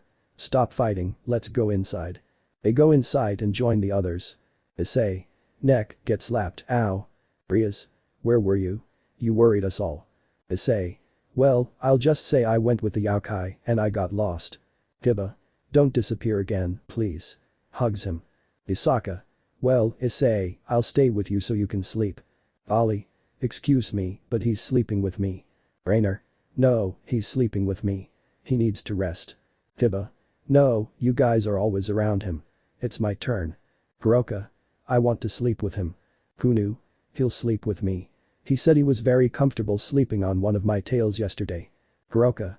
That's cheating, they're fluffy. Akeno. He can sleep on my lap after all, you guys have things to do. Asia. Let's stop fighting, let's talk. Halwerner. Let him decide who he'll sleep with. Issei. Is Asia the only one who doesn't think about fighting with the others and looks for other solutions? Rias. Issei decides who you'll sleep with. Greg. My partner is more asleep than awake, so he'll go with whoever he wants to sleep with and won't think. Issei. Fluffy starts massaging one of Kunu's tails. Kunu. Then he'll sleep with me, great, I won. Ollie. That's cheating. Kiba. Lucky girl. Rhiannon. If I didn't have that, I'd lose. Asia. Well, maybe next time, can you stop fighting? In the morning. Issei. Ah, I slept so well, Kunu's tails are quite fluffy. Kunu yawns, good morning Issei. Did you sleep well? Issei. Yes, thanks for letting me sleep on one of your tails. Kunu. No problem, you looked really tired. Issei. I know. Let's go join the others. They go. Down to the main room. Then Alana. Are you hot, Issei? Issei. No, why do you ask? Lord G. It's because you're not wearing a shirt. Issei. Huh. Notices, I'll be right back. I forgot to put it on. I'm used to sleeping shirtless because it was too hot for a while. The others come downstairs. Kiba. Good morning, blushes, Issei, you're not wearing a shirt. They have large abs. Kaneko. Why aren't you wearing a shirt? She looks like she works out a lot. Issei. I forgot to put on a shirt, but I'll be right back. Everyone, except Asia. Don't worry, you're fine like this. Ollie. Wiping a nosebleed, well, we'll wait for you. Kuroka. You can tell he works out a lot. I can't wait for the day I'm alone with him. Kaneko. 1E-sen is a pervert. Kuroka. And why did you blush, Shirin? Kaneko. First of all, call me Kaneko. Second, it's none of your business. Looking away. Issei. Okay, well, today's Sunday, we'll go to school tomorrow. What are we going to do today? Lord Phoenix. Well, we're going to talk about the rating games. You've already helped a lot, so you won't participate until the finals. Rias. But it's so boring. Lord Phoenix. We're sorry, but you need to rest. Besides, the Phoenix clan will also be participating. Razor. Really? When did I say that? Issei. I want to fight you again, Razor. I want to see how much you've improved. Razor. No thanks, I'd rather leave it for another time. Issei. I was just kidding. Will the Phoenix clan also be fighting until the finals? Lady Phoenix. No, they will have to fight. Issei. Wouldn't you like some help, Razor? Razor. You really want to help me? Issei. On one hand, yes, but I'll leave it for another time. I want to rest a bit. Then Alana. We were planning to start the rating games in 2 weeks, but we'll start them tomorrow instead, so the finals can be next week. Issei. I guess that's fine. What do you say? Akeno. I don't think there'll be any problem, really. Kiba. It'll give us some practice to win. Rias. Exactly. No one can take the victory but us. Sona. We'll see about that, Rias. I'm not going to let you win. Saji. Issei, how about we make a bet? Issei. What do you want to bet? Saji. If I beat you in a fight, you'll lose your boosted gear and I'll use it. Issei. Deal. But if I win, you'll lose all of Ritra's parts and I'll become its new wielder. Saji. What? Issei. I'm betting on Dreg. I'm going to ask for something similar. Dreg. Don't use me for your amusement. Issei. You always do. All your holders and those of Albion have fought each other for you. I think it's your turn to be used for the same. Dreg. I suppose you're right. Saji. Fine, I accept. Soon I will be the Sekiryuutei. Issei. You wish. See you later. I'm going to train and if you want a chance, you should do the same. Issei leaves. Saji. Ha, you idiot. He thinks he's going to beat me.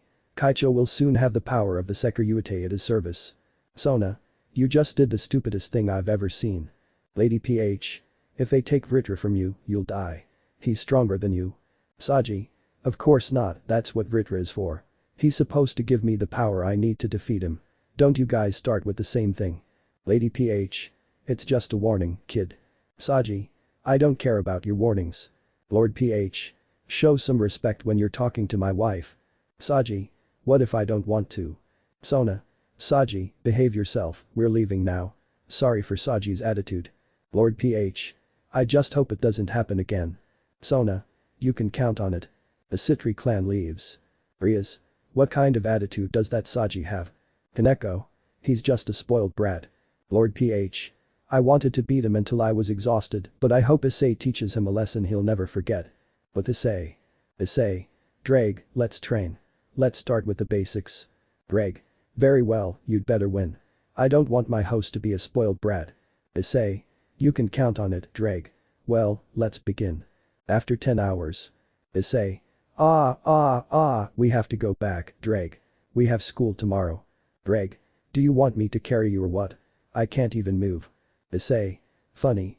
Well, let's go join the others. He goes to Gremory Castle. Issei. I'm here. Ollie. What time is this to be arriving? Do you even know what time it is? We have classes tomorrow. Issei. Calm down. She sounds like Lady Phoenix when she's late. We have to go now. Rias. Of course, we have classes tomorrow. Well, Mom, Dad, and Big Brother, see you later. In the human world. Issei. Hi, I'm going to sleep. Good night. Everyone. Good night. Office. I'm going to sleep with you. Issei. Okay, no problem, but the babies will sleep with us. Office. No problem, they're just baby dragons after all. Issei. Okay, let's go. In the room. Issei. Hi, I'm so sleepy. Good night everyone. Office. Good night. Issei hugs her. Rating game a half. Narrator Pav. A week has passed since the events of the previous chapter, and everyone is now present in a stadium where the rating games finals will take place. The finalists are Clan Gremory, Clan Citri, Clan Phoenix, and Clan Bale. Now the mass are about to make an announcement. Nobody's Pav. Surziches. Now we're going to use a new mechanic. This rating games final will be between 4 clans. The rules are simple. When the king of each retinue is knocked unconscious, if any pieces are still fighting, they will be removed from the arena along with the king, and you will watch the fight. The winner will be the last retinue standing. Also, this tournament was broadcast everywhere except the human world, and this match is no exception. Serafall. And this is a surprise, so listen carefully. The mass will help one retinue, and I will help my lovely sister. Sona. Please, One-sama, behave yourself. Embarrassed. Rias.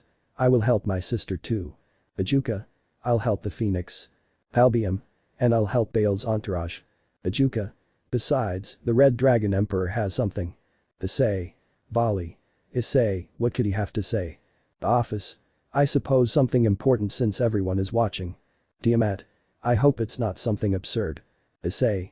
Folks, this is a surprise even for the mass, since I didn't ask for their permission for this, but I don't think they'll refuse.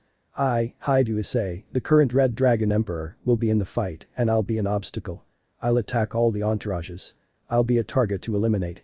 I'm doing this to make this final more fun, so good luck and may the best man win. Folks. We'll see a fight to remember. Surziches. You surprised me, Issei. I didn't think you'd do this. Issei. I was eager to fight, besides, from what I can see, Sekiryuutei is strong. Rias. He's my cousin. Issei. I know that. Rias. How so? Issei. Bounty hunter, remember I know a lot of things. Saji. Before we start, I want to win so we have a better chance of winning this final. Issei. I'd say later is better, but if I beat you, you'll be a hindrance to Sona. Saji. I don't plan on losing. Greg. Kid, that spoiled brat didn't even train. Issei. I know, it's very obvious, I'll defeat him in one hit. Greg. Don't get cocky. Issei. Seriously, I'm going to defeat him in one hit. Britra.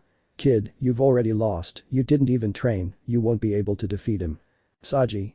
You'll make me win. Britra. Who do you think you are to give me orders? Issei. I want to start already, or are you scared? Saji. I'm ready. You'll lose, and I'll be Drake's host. He lunges at Issei, but Issei dodges and strikes him in the neck, knocking him out. Issei. What did I tell you, Drake? Didn't you trust me? Drake. I didn't think you'd actually defeat him in one blow. Britra. Fine, a bet's a bet. Now you'll be my host. Although I'm happy, I couldn't stand that kid anymore who wanted me to give him all my power. I had to train, but I never did. Issei. Well, Azazel, I need you to remove all of Britra's parts and implant them in me. Azazel. The good thing is that I discovered a way to keep them from dying, but there's a catch. He'll lose his memory of all of us and what happened when he was a demon. Sona. That's fine. Maybe he never deserved that power or to know this world. Azazel. Give me 5 minutes. I'll be right back. 5 minutes later. Azazel. Alright, now I'll implant them. It doesn't hurt and it'll be very quick. Issei. Then go ahead. The rating game is about to begin. He places each part of Vritra. Azazel. Done. Now you have all the parts of Vritra inside you and the boy will be taken to his world without memories. Issei. Well, it's about to start. See you Azazel. Azazel. You'll cause a lot of trouble, Issei. Issei. Of course. In the arena. Narrator. Attention. The final of the rating games tournament is about to begin. This arena now has a mechanism that will create a random field so that no one knows where they will fight. Let's see what will be created. Several things begin to disappear and are replaced by various walls until it looks like this. It's the only one I could think of. Issei. Well, Britra, let's see what you can do, although I would have liked to train first. Britra. My bonds can trap any being. Even for a god, it's difficult to escape. Issei. I think it's called Vritra's curse. Honestly, I don't remember if it was this or Vritra's flames, and if it's neither, then I'm really confused. Please tell me. Britra. Yes, well, I hope we train and become strong. Issei. You can count on it. Drake, do you want us to start with everything or take it easy? Drake. Take it easy. We shouldn't waste energy. Save it for the end. Issei. Very well. Do you agree, Vritra? Vritra. It's a good strategy. Let's go, Wielder. Issei. Tell me, Issei. Now this is about to begin. Narrator. Ladies and gentlemen, we begin in. People narrator. 3 2 1, now. Issei. This is very interesting, although for some reason I feel everyone's eyes on me. Surziches. Seraphol, I won't let them win, you can be sure of that. Seraphol. Me neither, Surziches, I don't want to see my little sister sad. Ajuka. This is serious, Seraphol. Halbium. She never takes anything seriously. Seraphol. Of course she does. Issei. Boosted gear dragon shoot, fires at the mass, here we don't talk, we fight. Goes directly towards the mass. Narrator's Pav. Issei approaches Surziches and tries to strike him, but Surziches erects a barrier and, with a burst of his destructive power, fires at him, sending him flying. Meanwhile, Seraphol begins attacking Ajuka with ice spears, and Ajuka creates a barrier that covers him. However, Falbium arrives from behind and strikes him with his right hand, then casts a small spell with his left that sends him flying into the sky. Seraphol takes advantage of the distraction and freezes Falbium and Ajuka, then goes to find Surziches. However, he realizes that Surziches is fighting hand-to-hand with Issei and is losing, taking numerous blows to the ribs. Meanwhile, Rias and Sona's retinues are engaged in battle. Kiba against Momo, Kaneko against Tsubasa, Akeno against Tsubaki, Raruko assisting Momo, and Rias and Sona also fighting. The latter two are using magic attacks, Kiba, Momi, and Raruko are using a combination attack, and Kaneko and Tsubasa are engaged in hand-to-hand combat. Meanwhile, with the Phoenix clan and Bale's pieces fought amongst themselves as in a pitched battle, and their leaders did too. Saraerg, being the strongest young demon, had a good chance of winning, but Razor wasn't going to lose again. So he launched an attack with a great flame in his hand, trying to burn Saraerg, but Saraerg simply moved and appeared in front of Razor, punching him in the stomach. Razor caught him and threw him straight to the ground, then launched another flame, this time hitting him. But Saraerg didn't have fire in his body. He only felt himself burning. Even so, he continued fighting hand-to-hand with Razor, who had a considerable advantage since he was very strong in this area. He began to land several blows with his hands to Saraerg's stomach, then finished him off with a closed fist to the jaw. But Razor responded with a powerful kick that sent Saraerg crashing into a wall, creating a crater. He took advantage of the opening and flew. They went all the way to the crater to see Saraerg and started beating him like an animal. Rias was launching powers of destruction, but Sona had a shield and countered with ice spells, but they didn't work either because Rias also had a shield. With Issei, it was a bit more complicated since the Mau Surziches and the Mau Seraphol had formed an alliance to defeat him and prevent him from causing problems for their respective sisters. So, they both launched an attack, but Issei only responded by drawing his pistols and starting to shoot at them. They only dodged the shots, but one hit Surziches in the arm and it started to burn. So he removed the bullet, but when he touched it, he felt a horrible burning sensation. It was at that moment that he saw that the bullets had a liquid in them and realized it was holy water. Seraphol approached, but Issei just dodged her and pushed her away, saying, "I don't like hitting women, especially not a beautiful one." Seraphol replied, "Don't worry, it's a rating game, I won't hold any grudges or anyone else's." Then she flew back to Issei, and he kneed her in the stomach. He felt bad for having hit a woman, but Seraphol struck him with her elbow and then froze his legs with several ice spells.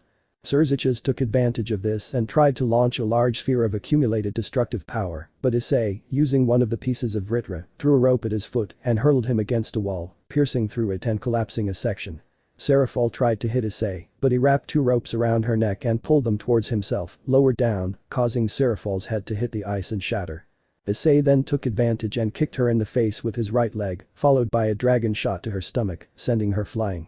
Meanwhile, Razor and Sekiryuutei continued fighting hand to hand until Razor gave him a Sekiryuutei kicked him in the stomach and responded with a direct blow to the jaw, then grabbed Razor's head with both hands and began to deliver several knee strikes, finishing with a direct blow to Razor's spine. But Razor did something strange.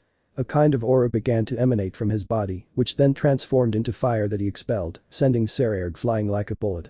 Razor then flew towards him and, with a great burst of flame, was about to defeat him, but Falbium arrived and struck him in the face with her right hand, then punched him in the stomach with her left. But that same hand, she gripped Razor's stomach tightly and began to try to tear off a piece of flesh, but Razor's queen arrived and fired a spell at Falbium that caught him off guard and sent him flying. She picked up Razor and carried him away. Nobody's pav. Narrator. What a fight we're having. For everyone watching this, wherever you are, this fight is definitely one of the best. Demon X. Look at the Sekiryuutei, fighting against the mass without even using his balance breaker. Demon X. I know, it's amazing. Although unfortunately, he's not a demon. People. Keep it up. This is amazing. We want to see more. Narrator. Let's see how this fight will continue. In the arena.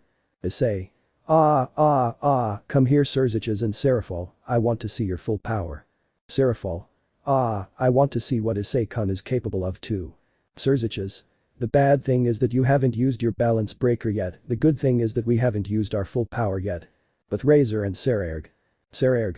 It seems you've finally gotten over your trauma. Razor. I only think about him when he's fighting me, not with you, and I hope that's not all you've got. With Rias and Sona. Rias. I'm not finished with you yet, Sona. Sona. Me neither, Rias. I hope you're not tired. Rias. Not at all, so let's continue. Aim rating 2 halves. Narrator's POV. We see many people in a combat arena with many parts destroyed, but we're going to focus on a brown-haired boy who is somewhat beaten, dirty, and has a little blood on him. Nobody's POV. Surziches. By the way, Issei, my parents have to give you something when this is over. Issei. What is it? Surziches. They asked me to just let you know. Now, let's continue with the fight. Narrator's POV. Surziches launches large spheres of destructive power, combined with Serafal's ice attacks. Issei dodges them, but only just, until one strikes him directly in the chest, freezing him. Then Serafal and Surziches rush towards Issei, and when they are close, Serafal delivers a direct blow to his jaw and Surziches to his stomach, breaking the ice and revealing Issei with a pained expression. But he recovers and, with 2 ropes, captures one arm of Surziches and one of Serafal. He then begins to spin around them, wrapping them up before throwing them against the wall and hitting them with a dragon shot, sending them flying to the other side of the arena. Issei was about to go after them when Ajuka arrives and, with a spell, sends him flying straight to where Akeno and Tsubaki are. He is hit by a lightning bolt from Akeno and a spell from Tsubaki. The 2 girls feel bad inside, but since it was a fight, they had to instead of pretending and continuing, Ajuka, with a spell, pulls him to his position and begins to speak strange words. Then, circles similar to communication circles begin to appear on Issei's body, only that as soon as he finishes speaking, painful metal spikes emerge, digging into his arms, legs, and chest. One even grazes Issei's privates, enough to cause a cut. The male spectators winced in pain, understanding that this was a pain no man should have to endure. This is unrelated, but anyway, Issei, feeling this, holds back a few tears and, with one hand, takes one of his pistols and shoots Ajuka in the shoulder. This causes a horrific burning sensation, as the bullets are infused with holy water. Issei then takes advantage of the situation and begins to pummel Ajuka until he finishes him off with a dragon shot. And he sent him far away. He was about to go fight Rias and Sona, but Falbium came from the sky and landed on top of Issei with his feet, causing Issei to drop both pistols. Issei tried to stand, but Falbium grabbed his head and began slamming it against the ground repeatedly. At one point, Issei put one of his hands on the ground and began to strain to get Falbium off him, until he succeeded. He threw him off and ran towards him to ram him and take him straight to a wall, crashing through it with his body. Meanwhile, Razor and Sekiryuutei were having a very close fight, but with Surzich's intervention, Sekiryuutei almost knocked Razor out, but Serafal froze Sekiryuutei. Then they both broke their truce and began to throw spells and all kinds of lethal attacks at each other. At one point, Razor was recovering, but a bullet hit him directly and the bullet hit him in the chest, causing it to burst into flames, as Falbium dodged a shot from Issei. Sekiryuutei then took advantage and used his balance breaker to knock out Razor and be the first member of the entourage eliminated. By the way, this is what Sekiryuutei's balance breaker looks like. But continuing, now only Rias, Sona, and Sekiryuutei's entourages remained. Sekiryuutei went with Rias and Sona to fight. Issei's. Fighting the 4 mass is exhausting. Albion. Never lose focus in a fight, he delivers a powerful blow that sends him flying towards the highest wall in the arena, where he crashes into it. Now I'll have to wait for him to fall. Surziches. I don't think so, he creates a massive sphere of destructive power and throws it at him, but Heir dodges it by a hair's breadth. It impacts the ground and explodes, causing a huge blast that hits everyone, including Issei, creating a cloud of smoke. After 5 minutes. Heir gets up from the rubble. Ouch, I think I broke a rib, but I'm the only one still standing. Issei also gets up, he needs to learn to control his power. Did he want to kill him? Narrator's POV. Heir seizes the moment and charges straight at Issei with his balance breaker, striking him in the face, followed by a barrage of blows to the stomach and ribs. Each strike would break one rib of an ordinary human, but Issei withstood the onslaught until he blocked one. With his other hand, he unleashed a dragon shot on Heir's stomach, causing him to spit blood and be sent flying. Nobody's POV. Surziches. I think I went too far. He stands up. Ajuka. You think so? She stands up. Serafol. My head hurt so much. You didn't have to put so much power into that sphere. Albion. Did you want to kill me? She stands up. Surziches. I went too far. Sorry, but we have to. He receives a blow that sends him flying. Albion. You'll pay for this. She goes to Surziches. Issei. Well, we have to, starts to feel dizzy. Dreg. What's wrong, partner? Issei. Answer me, Dreg, are you here? Dreg. I'm here, kid. What's wrong? People. What's going on? Issei. Starts to stagger. Dreg, I feel weird. I don't know what's wrong with me, answer me, Dreg. I'm here, partner. Stop alarming us. Britra. I think he's just getting over it. Hang in there, kid. Dreg. You think it's? Britra. Yes, he can probably use Balance Breaker now. For some strange reason, he lost it and is now getting it back. Ajuka. I'll need to investigate further. Gets hit. Serafol. Then you start with your nonsense. Can't you see what's wrong? I'm very worried about what might happen to him. I don't know what's going on with you, Issei, but hang on. She starts to approach along with the mass. Issei. I feel like something's wrong, Dreg. Hang on. Everyone gets up. Momo. We can still fight, let's continue. Sona. Wait, what's happening to Issei? Issei. Everyone looks at him. I feel like, starts vomiting blood. Everyone. Issei. They're onto him. Enelana. Stop this immediately. Narrator. Medics come quickly, it's urgent that you attend to the Sekiryuutei. Issei. Continues vomiting blood. Rias. Hang in there, Issei. Asia. I'm going to heal him. Brave Vritra. No. Don't do it. We don't know if you can harm him further. We believe he's about to be able to use Balance Breaker again, so stand back and let him breathe. Everyone. What are you saying? Dreg. We're not asking for opinions, it's an order. I am the Welsh dragon, trust me. Surziches. That's why we don't trust you. You've done a lot of stupid things. Dreg. I won't let him die. Just stand back. Bali, Tiamat, Office, Lady PH, Lord PH, Lefay, Kunu, Yasaka, Lady Pendragon, Lord Pendragon, Arthur, Kuroka, Raynor, Calwarner, and Middletenter. Office is holding the hatchlings. Bali. What do we do, Albion? Albion. Nothing. Trust the red one. Bali. What do you mean, nothing? I can't just stand by and do nothing. Dreg. Trust him. We need him to breathe, so stand back. Issei. Continues vomiting. Doctors. He's losing a lot of blood. Dreg. Trust him. Issei. Continues vomiting. Everyone. That's too much blood. Dreg. You'd better take him away. He's lost too much blood. Doctors. Look, I need you to transport him directly to the hospital's emergency room. Bali. We told you what to do. He lost too much blood, what if we lose him? Everyone. Right. Dreg. Do you think that just because he's in here I don't feel anything? If he dies, I'll lose him too. He's my host, the only one who hasn't boasted or gone crazy or who still thinks about those he loves. My power transforms people, but not him. He's still the same, he hasn't changed at all, he still thinks about those he loves most. Do you think that just because he's locked up I lose my feelings? And sorry for trying to do anything, but next time let's do what you ladies say, because if he dies you'll be the only ones who feel sad. Everyone. Doctors. We're ready, we're going to teleport him now. Dreg. I'm leaving, see you, angrily. Vritra. Likewise, dragons have emotions too, angrily. Bali. Albion. I'm leaving too, I'll wake up later, partner, angrily. At the hospital, in a room with only doctors, 10 minutes later. Doctor 1. We finally stopped the bleeding. Doctor 2.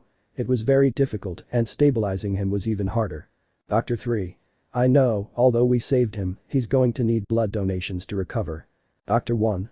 That's the least of it, at least he's alive. Who's going to break the news? Doctor 2. Not me, it's your turn. Doctor 3. Right, I broke the news about the patient who died here, it's your turn. Doctor 1. Okay, but go now, a lot of people are coming in, so we need some space. Doctors 2 and 3 leave, while Doctor 1 goes to join the Mass and the girls. Doctor. Mass, patriarchs, and Issei's companions, I need you to come with me. Everyone stands up. Doctor 1. Follow me, we're going to see the Sekiryuutei. They enter the room where Issei is. Lady PH. How is he? The office. Is he alright? Isaka. Did something serious happen to him? Hiroka. Will he recover? Doctor. Let me speak. We have two pieces of news, good and very bad. I'll tell you the good news first.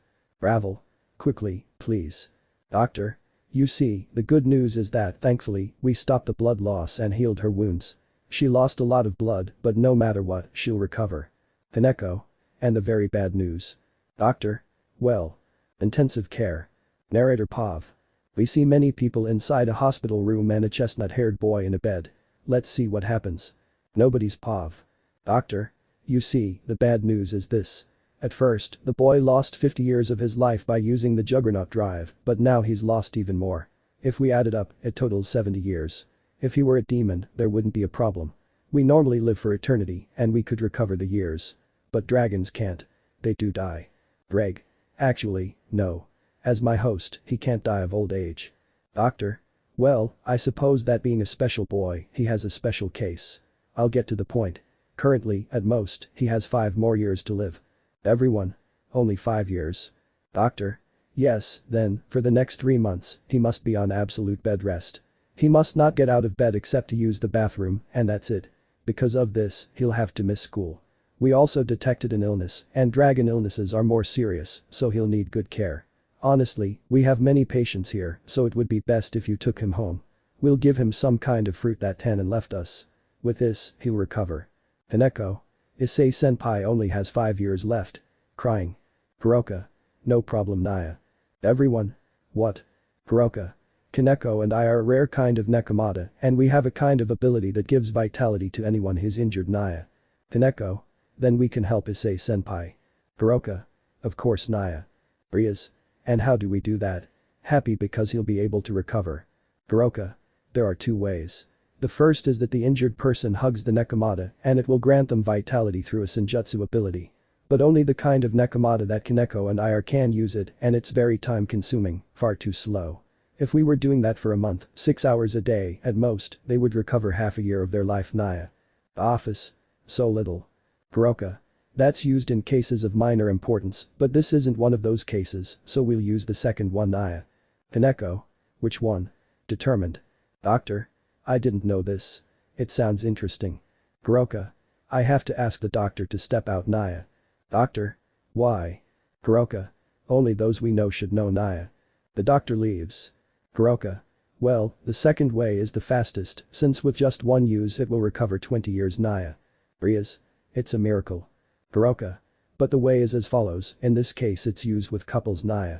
Surziches. Why? Hiroka. Wait, let me speak. The method is that the user must transmit the spiritual energy directly to the injured person and they must leave their essence inside. Everyone. What? Hiroka. In short, Issei must have hex with either me or Kaneko and deposit his semen inside. Everyone, except Kaneko and Hiroka. Who invented that method? Hiroka. That's the only option left. Rias. Although I'm not very happy about the method, it's the only thing we have left to save Issei. Ali. I agree. Kaneko. I have to do it with S-senpai, completely red. Hiroka. Don't pressure yourself, I can do it. Kaneko. No, I want to save Issei senpai. Hiroka. Okay. I'll do it with him anyway. Issei wakes up. Issei. Where am I? Tries to stand up. Tsubaki. Don't stand up. Issei. Why? They explain what the doctor told him. Issei. So I'm screwed, huh? Well, I don't plan on spending my last 5 years in bed. Hiroka. Wait, explains about vitality recovery. Issei. Who the hell created that form? Whoever did it was crazy. Baroka. But well, now we'll have to take care of you until you recover enough to do it, Naya. Doctor? You're awake, that's good. Well, we need you to be taken to the castle. You'll be better off there. See you. At the castle. Issei. Really, I'm fine. I can walk. Then Alana. The doctor said absolute rest. Issei. Ah, what am I going to do for these 3 months? All? Rest. Issei. I need to do something. I can't just stay here doing nothing. All. Well, even if you don't want to, you'll rest. That's an order. Issei. I'll escape while they're sleeping. Lady PH. Well, we have to go. See you later, and Ravel, take good care of him. Ravel. Of course, Oka-san. Lord P. We're leaving too. Get well soon, Hyoudou Issei, and give us grandchildren. The Fae. Ah, what are you saying, Otu-san? Blushing. Lord P. What? It's no surprise you want to say. What better proof than a child? The Fae. But everything in its own time. Blushing. Issei. Is it normal to feel nauseous? Rias. No, let's see, we'll give you the fruit the doctor gave us. All the adults leave. Sona. We'll stay too. Tsubaki. We're sure he'll try to escape. Momo. We have to go back. Sona's entourage leaves, except for her and Tsubaki. Issei. Can someone give me a bucket? Kaneko. Here you go. She places a bucket on the bed. Issei. He starts vomiting. Hiba. Well, at least it's not blood. Office. I'll go get the food. She goes to get the fruit. Issei. Ah, I feel better. Thanks for the bucket, Kaneko. Kaneko. No problem, senpai. Ali. We need to take turns looking after him. Office. I'm here. Here's the fruit. She gives him a kind of pear with blue spikes. Eat it. Issei. I'm not hungry. Office. I'm not asking. Eat it. She puts the fruit in his mouth, but he closes it. Issei. I don't Office puts the fruit in Issei's mouth. Office. Chew. She takes Issei's jaw and starts moving it up and down. Now swallow it. Issei. He eats it. There, happy now? Office. Yes. Well, let's see what's next. Issei. I'm going to the bathroom. He tries to get up, but they stop him. Don't tell me you're not going to let me go to the bathroom. Rias. Someone will accompany you. Rainer. Me. Issei. No, you're all very perverted. The only one who isn't like that is Asia, so it's best if she comes with me. Asia. Me. Okay, Issei-san. She. Accompanies him. Issei. Well, I'm going to take a bath. Wait for me out here, please. Asia. Yes. The others are hiding behind a door. Ali. Let's see if they don't do anything perverted. Rias. I don't think so. Asia isn't that kind of person. Akeno. I would have liked to be the one to accompany him and wash his body, especially a part that tea. Kaneko. What are you thinking, Akeno? Akeno. I was just thinking about what to do if Issei tried to do something perverted to Asia. All. Yeah, right, Akeno, we're not that naive. Issei. Asia. Asia. What's wrong? Issei. Where's the soap and sponge? Asia. It's in a basket. Issei. There's no basket here. Asia. What? But I left it in the bathroom. I'm going in. Issei. Okay. They approach the bathroom but stay outside. Asia. Here it is. I found it. Someone must have put it up here. Issei. Do you need help? Asia. No, I can do it. Besides, I have to watch over you. She can't reach it. Issei. Come on, I'll carry you. He picks her up. Can you reach it now? Asia.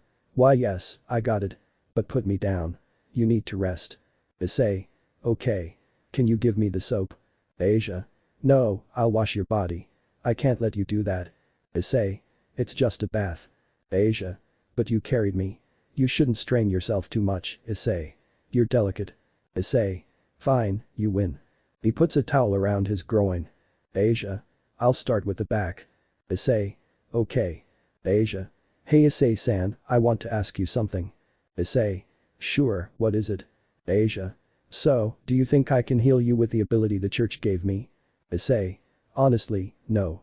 I tried for a long time to heal my arm and I just couldn't. Even Michael tried, but he couldn't either. Now, if you're asking about how much time I have left, no, because your ability heals but doesn't age you. But thank you for your concern. He smiles at her but notices she's crying. Why are you crying? Asia. I wanted to help Issei-san like he helped me. Crying. Issei. It's okay now. He hugs her. You don't have to help me. It's not your obligation. I helped you without expecting anything in return, but I'm happy to do it. And please, stop crying. There's a solution. You don't have to be sad. Asia. Oh, Issei-san, you always know how to cheer someone up. She stops crying and wipes her tears. I still want to help you, even if I don't get anything in return. Issei. Of course, but now I'm going to take a bath. Asia. I'll help you with your back. After you shower. Issei. I'm going to ask you all to leave. I'm going to get dressed. Everyone. Okay. They leave and go downstairs. Office. Wait, I forgot to bring the babies. Everyone. Okay. Office goes upstairs. Babies. Crying. Ollie. Wait a minute, the sound is coming from the kitchen. Rias. So Office tricked us. Akeno. Ara, Office is a liar. They all go upstairs and enter to find Issei kissing Office. Issei. I can explain. Faye. Really? How? Issei. Office started it. Hiroka. But you got carried away. Issei. Maybe. Office. Don't complain, your turn will come too, but sooner for others. Issei. These months are going to be long. Recovering my balance breaker. And a month with the Citri. Narrator Pav. One of the 3 months Issei needs to rest and recover has passed. He's now at the Citri clan's house, if you can even call it that, since it looks more like a mansion, but let's see what happens. Nobody's Pav. Giba. We're leaving him in your care. Unfortunately, we're very busy. Sona. That's alright, we'll take care of him, don't worry. Ravel. We went to the doctor and he said he's doing well, that he can already walk, but only a little. He shouldn't train or fight. We also left the medicine here. Asia. One more thing, the doctor said he might recover better if he eats this recipe. Please take care of him. Tsubaki. We already said yes, don't worry, just complete your missions. All. Of course, we'll come back for you in 1 month, Issei. The girls leave, except for Sona's entourage. Sona. Well, Issei, this will be your home for 1 month. Issei. Thanks, Sona, although I can already walk well, even. Tsubaki. Issei, we know you don't like to do nothing, but it's for your health. Sona. Come with me, we're about to eat. Issei. Okay. In the dining room. Issei. Good morning, Lord and Lady Citri. Lord Citri. You're the Sekiryuutei, are you recovered yet? Issei. Why? Sona. No, Dad, he says he is, but it's a lie. He wants to train, but he can't because he's quite ill. She sits down. Issei. Well, thanks for answering. I can talk, though. A maid gestures to the chair and he sits down. Serafal. Are you feeling better, Issei? We were very worried when you started vomiting blood. Issei. A little better, although they won't let me do anything since they say I'm seriously ill. It's a good thing the doctor didn't tell them I shouldn't walk. Serafal. Well, they're right. You're in delicate condition, Issei-kun. It's not normal to vomit blood. Tsubaki. But he's still determined to train. Issei. If I don't train, I won't be able to get stronger. Serafal. What matters is your recovery. Lord S. You're like my wife. When Serafal was born, she wanted to be everywhere doing all sorts of things within a month. Issei. Well, then you know how I feel right now. Lady S. Yes, but anyway, let's eat. Everyone. Thank you for the food. After eating. Issei. That food was delicious. Sona. Let's see, I was told to give you this, so here, it's a fruit. Issei. I know which one it is. Well, it's good as medicine. He eats it. Tsubaki. Now that I think about it, being cooped up for a month will be really boring. Serafal. Let's go to the mall. Sona. You have to work. Serafal. Don't worry, I told Surziches I'd help take care of Issei-kun. Sona. Don't use Issei as an excuse to skip work. Serafal. It's not an excuse, but the doctor said he can walk, so let's go to a mall. Issei. I hope they don't make me carry things. Sona. But who's going to carry the bags? Issei can't. Serafal. Every time we buy something, we'll teleport it here and that's it. At the mall, in the underworld. Issei. I didn't know they had malls here. Tsubaki. Well, the underworld has been doing some of the things humans do, that's why there are malls, restaurants, clothing stores, etc. Issei. So, what do you want to buy? My treat. Serafal. Really? We can buy things with our own money. Issei. It's the least I can do since you're going to take care of me for a month. Tsubaki. You don't have to pay us, you're our friend. Issei. Let me pay for what you buy, think of it as a favor. After shopping at the Citry house. Ajuka. Ah, you're here, Hyoudou Issei. Issei. Hello, Ajuka, what can I do for you? Ajuka. I'd like to run some tests to find out why you can't activate your balance breaker. Issei. Okay. In the laboratory. Ajuka. Let's see, please put your arm in this machine. Issei. Sure. He puts his arm in. Ajuka. Now activate your boosted gear. Issei. Done. Ajuka. Very well, let's see if there's anything affecting your power. After 1 hour. Ajuka. Well, Issei, after examining your boosted gear for an hour, I haven't found anything affecting your power. Issei. Then I won't be able to use my balance breaker. Greg. Perhaps we'll have to wait, kid. Vritra. Don't give up, I'm sure you'll be able to use it again eventually. Ajuka. Well, Issei, I have work to do. See you later. At the Citry house. Issei. Well, I guess I'll have to train to get my balance breaker back. Sona. So you didn't find anything, Ajuka. Seraphil. Why did you lose your balance breaker? Issei. In short, I was attacked by a fallen angel and I haven't been able to use it since. Seraphil. That's strange, but I'm sure you'll get it back eventually. Smiling. Issei. Yes, but until that day comes, I don't plan to stop training and protecting those I love. Seraphil. And are we on that list, Issei? Issei. Of course we are. They're my friends, and of course I'll protect them if anyone tries to hurt them. Seraphil. Hey, don't you think we could be more than friends, Issei? Playing with her fingers and blushing. Issei. Receives a kiss. Seraphil. I hope this makes us more than friends. If you didn't understand, it means I want to be your wife someday. Issei. Ah, I don't know what to say. Married to a Mayu. Wait, it doesn't matter if you're a Mayu, you're still an ordinary woman, so sure, if your parents agree, of course. Seraphil. Thank you, Issei, for accepting me. Hugs him. Don't you think it's time you said yourselves too, little sister? Sona. Huh. I don't have anything to say to Issei. Blushing. Tsubaki. Me neither, Seraphil Sama. Blushing. Issei. You guys can't lie, I'd gladly do it, though I didn't expect this from any of you. You surprised me, and it's better this way. He hugs them. Seraphil. What about me? Issei. Come on, it's a family hug. He hugs Seraphil too. I hope you'll accept me for being a little perverted, and even if I have other partners, I'll never stop loving you. Tsubaki. Thank you, Issei. Even though you have many people who love you and would die to be your partner, you're still a noble person. Issei.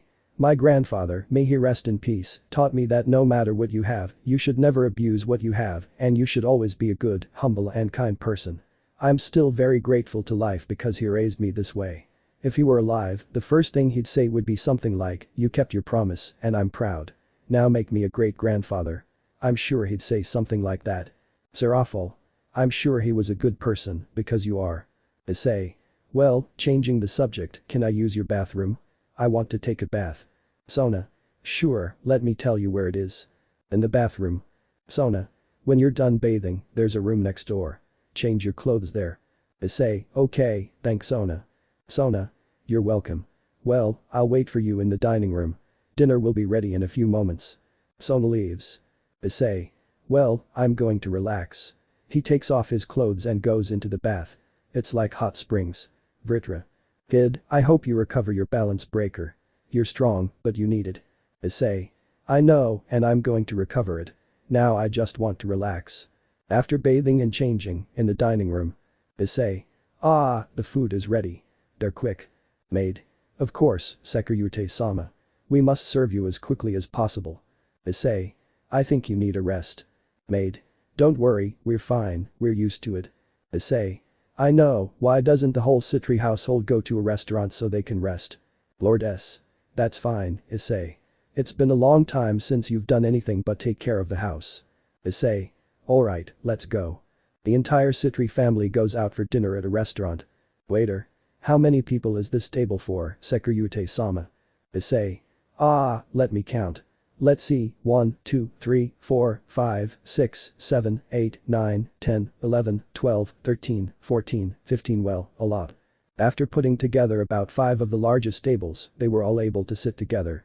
Issei. Ah, the bill is going to be a bit expensive, but it doesn't matter. Maid. Thank you for looking after us. Issei. You're welcome. You need to unwind once in a while. After dinner, back at the Citry house. Maid. I'll show you the room where Sekiryuutei-sama will be sleeping. Issei. Okay, but you can call me Issei. Maid. Very well, Issei-sama, please come with me. In the room. Maid. Here it is. If you need anything, just call us and we'll come right away. I'll be going now. Issei. Well, time for bed. Today was a rather long day and I hope I recover soon. 1 month with the Angels and the Cows Brigade returns. Narrator Pav. Another month has passed since the last chapter. Now we're in the sky, watching a brown-haired boy with some people who are talking. Nobody's Pav. Rias. I'm really sorry for causing all this trouble, but we have some missions to do with my brother and we're going to be very busy. Gabriel. No problem, don't worry, we'll keep an eye on him. Issei. It's a good thing this is the last month. I really need to train. Irina. Don't be impatient. Well, I'll take care of Issei. You can all go now. The girls leave, except for Irina and Gabriel. Gabriel. Well, Issei, let's go see my brother. They go to Michael. Michael. Hello, Issei-kun. It's good to see you here. You worried a lot of people when I started spitting blood. Issei. I know. I was told that demons sometimes came to check on me and they also said that angels and fallen angels came too. Michael. Well, Issei, we'll take care of you this last month, so come with me. I'll show you some parts of the sky. Issei. Okay. Irina. I'm coming too. I have to keep an eye on Issei. They leave Michael's office and go to a kind of city. Issei. It looks a bit like the human world. The only difference is that the floor is transparent and the clouds are golden. Michael. We know. Well, Issei-kun, let's see some things around here. They start walking around until they stop. Issei, I think it's best if we head back. Michael. Michael. You're right, Issei. We'll go back now. How Cow appears. How Cow, hello Sekiryuutei. Issei. What do you want? You'd better go back. How Cow. No, I'm fine here. Michael should go and take care of his troops. Michael. What? How Cow. Did you think I'd come alone? You're quite inept, Michael. Well, I'll stay here and talk with the Sekiryuutei and you go fight. Michael. Gabriel and Irina, stay with Issei-kun. We can't let him fight. How Cow. I don't want to fight the leftovers. I want the main course, so please do me the favor of leaving. Irina. I'm sorry, but it's not going to happen. How Cow. I wanted to be chivalrous, but unfortunately, it's not possible. He snaps his fingers and many fallen angels appear and begin fighting Irina and Gabriel until they have to leave. Let's continue now while we can, Sekiryuutei. Issei. You'd better not hurt them, because if it happens, you'll be the first to fall. How Cow. I'm not promising anything, Sekiryuutei, but I'll be direct. I need you to die, Sekiryuutei. You're a great danger to my plans. Issei. Well, I'm honored. May I know what those plans are? How Cow. Of course, Sekiryuutei, what else do you need to know about the number of troops we have? Issei. Please. How Cow. Well, I enjoyed talking with you, but I want to leave now. Narrator Pav. How Cow charges straight at Issei with his spear, attempting to stab him in the stomach. Issei dodges, activates his boosted gear, and delivers a direct blow to Cow Cow's face. Cow Cow follows up with a knee strike to Issei's stomach, then spins his spear, striking Issei with the back of it and lifting his head. He then delivers an elbow strike to Issei's throat, followed by a kick to his right ribs. Jumping off his left leg, he strikes Issei in the face. While Cow Cow is airborne, Issei grabs the foot he used to strike him and throws him to the ground. He then leaps and lands on top of Cow Cow, unleashing a barrage of punches to Issei's face with both hands. Finally, Cow Cow's spear pierces Issei's stomach and he begins to rise. Issei summons his boosted gear, but Cow Cow plunges his spear into the ground with him and continues to strike Issei repeatedly in the face until Irina arrives. And with Excalibur Mimic he tries to strike him, but he dodges the attack and kicks him in the stomach, then cuts him in the stomach with the spear. Irina's. Pav. I won't let you kill Issei. How Cow. I don't care what you try, stupid girl. You're not on my level. No matter how much you train, little angel, you'll never reach me. What's more, I have an idea. I'll make you fall. You'll be the hex slave of the troops. Just let me knock you unconscious. He approaches Irina, but a destroyed dragon armor appears in front of him. Issei. What did you just say? How Cow. You damned Sekiryuutei, get out of my way. He tries to bury the spear in him. Issei. He stops it with his hand. You'll be food for many dragons. Narrator's Pav. Issei shoots him in the stomach with a dragon shot, sending him flying. He then heads straight for Cow Cow, finding him weak and trying to get up. Issei crushes his head with his foot and plunges the sword Ascalon into his back. He then pulls his foot out and sees Cao Cao's face, which is bleeding almost everywhere. Issei places his hands on the sides of Cao Cao's head and tries to split it in two. Cao Cao screams in pain, but Issei stops because he feels dizzy again and lets go. He then leaves with the rest of the troops. Nobody's pav. Issei. It hurts. Drag, I need a few shocks. Drag. I'm doing it, kid. Issei. I feel better. Arena. Issei, calm down, we're going to heal your wounds. Issei. Are you alright? Arena. Of course, but I don't matter right now, why, receives a kiss. Issei. Don't say that, you always matter, I'm already better. Arena. Let's heal your wounds. In Michael's office. Michael. Well, let's see, they're somewhat deep wounds, nothing to worry about, I'll heal you right away. A kind of white light comes out of his hands and heals him. Issei. Wow, I feel much better, thanks Michael. Michael. You're welcome Issei, but you did notice, right? Issei. Yes, I recovered my balance breaker for a few moments, I'll need to train more. Gabriel. Although the armor was completely destroyed. Issei. Yeah, well, I don't know why it's destroyed. Arena. Thank you Issei for saving me, hugs him. Issei. I couldn't let them hurt you, I told you I would always protect you. Arena. Sometimes I think you spoil us too much. Issei. And you all take such good care of me. Gabriel. Well, Issei, thank you for helping us hold off the Chaos Brigade's attack. Issei. You're welcome. I'm sure they'll return, but we'll be ready. Michael. Yes, I'll inform the heavenly troops. Well, now we need to repair some things and heal some angels. See you, Issei and Arena. Gabriel. I'll catch up with you in a moment. I have something to tell Issei. Michael. Okay. Michael leaves. Issei, what do you need to tell me Gabriel? Gabriel. Blushing. You see, I love you. She lunges forward and kisses him. Issei. Wow, I'm surprised. What did you see in me? Gabriel. You're brave, strong, you protect your loved ones, kind, caring, handsome. I could go on. Issei. That's enough. Gabriel. That's why I want to be one of your future wives. Issei. I accept, but if Michael doesn't want to, I don't know what we'll do. Gabriel. I'm sure he won't refuse. See you Issei. He gives him another kiss. Arena. I also want to be one of your future wives. Issei. I spoil you too much. You'll be the first to have my child and you want to get married too. I have no problem with that. He kisses her. Arena. I'm glad you're like this. I'm happy to have met you, Issei. Issei. Me too, all of you. The kids are leaving, new teacher and regaining my vitality, Lemon. Narrator Pav. 3 months of Issei's recovery have passed. He's now at home eating with everyone and some of the parents are also present. Nobody's Pav. Surziches. Thank you for inviting us to eat here. Let's hope something like that doesn't happen again, Issei. Issei. I know. I don't want to be idle again. Lord P. We'd like to speak with you in a moment. Issei. Sure, but Drake has been rather insistent lately. Let me see what he wants. Drake. Drake.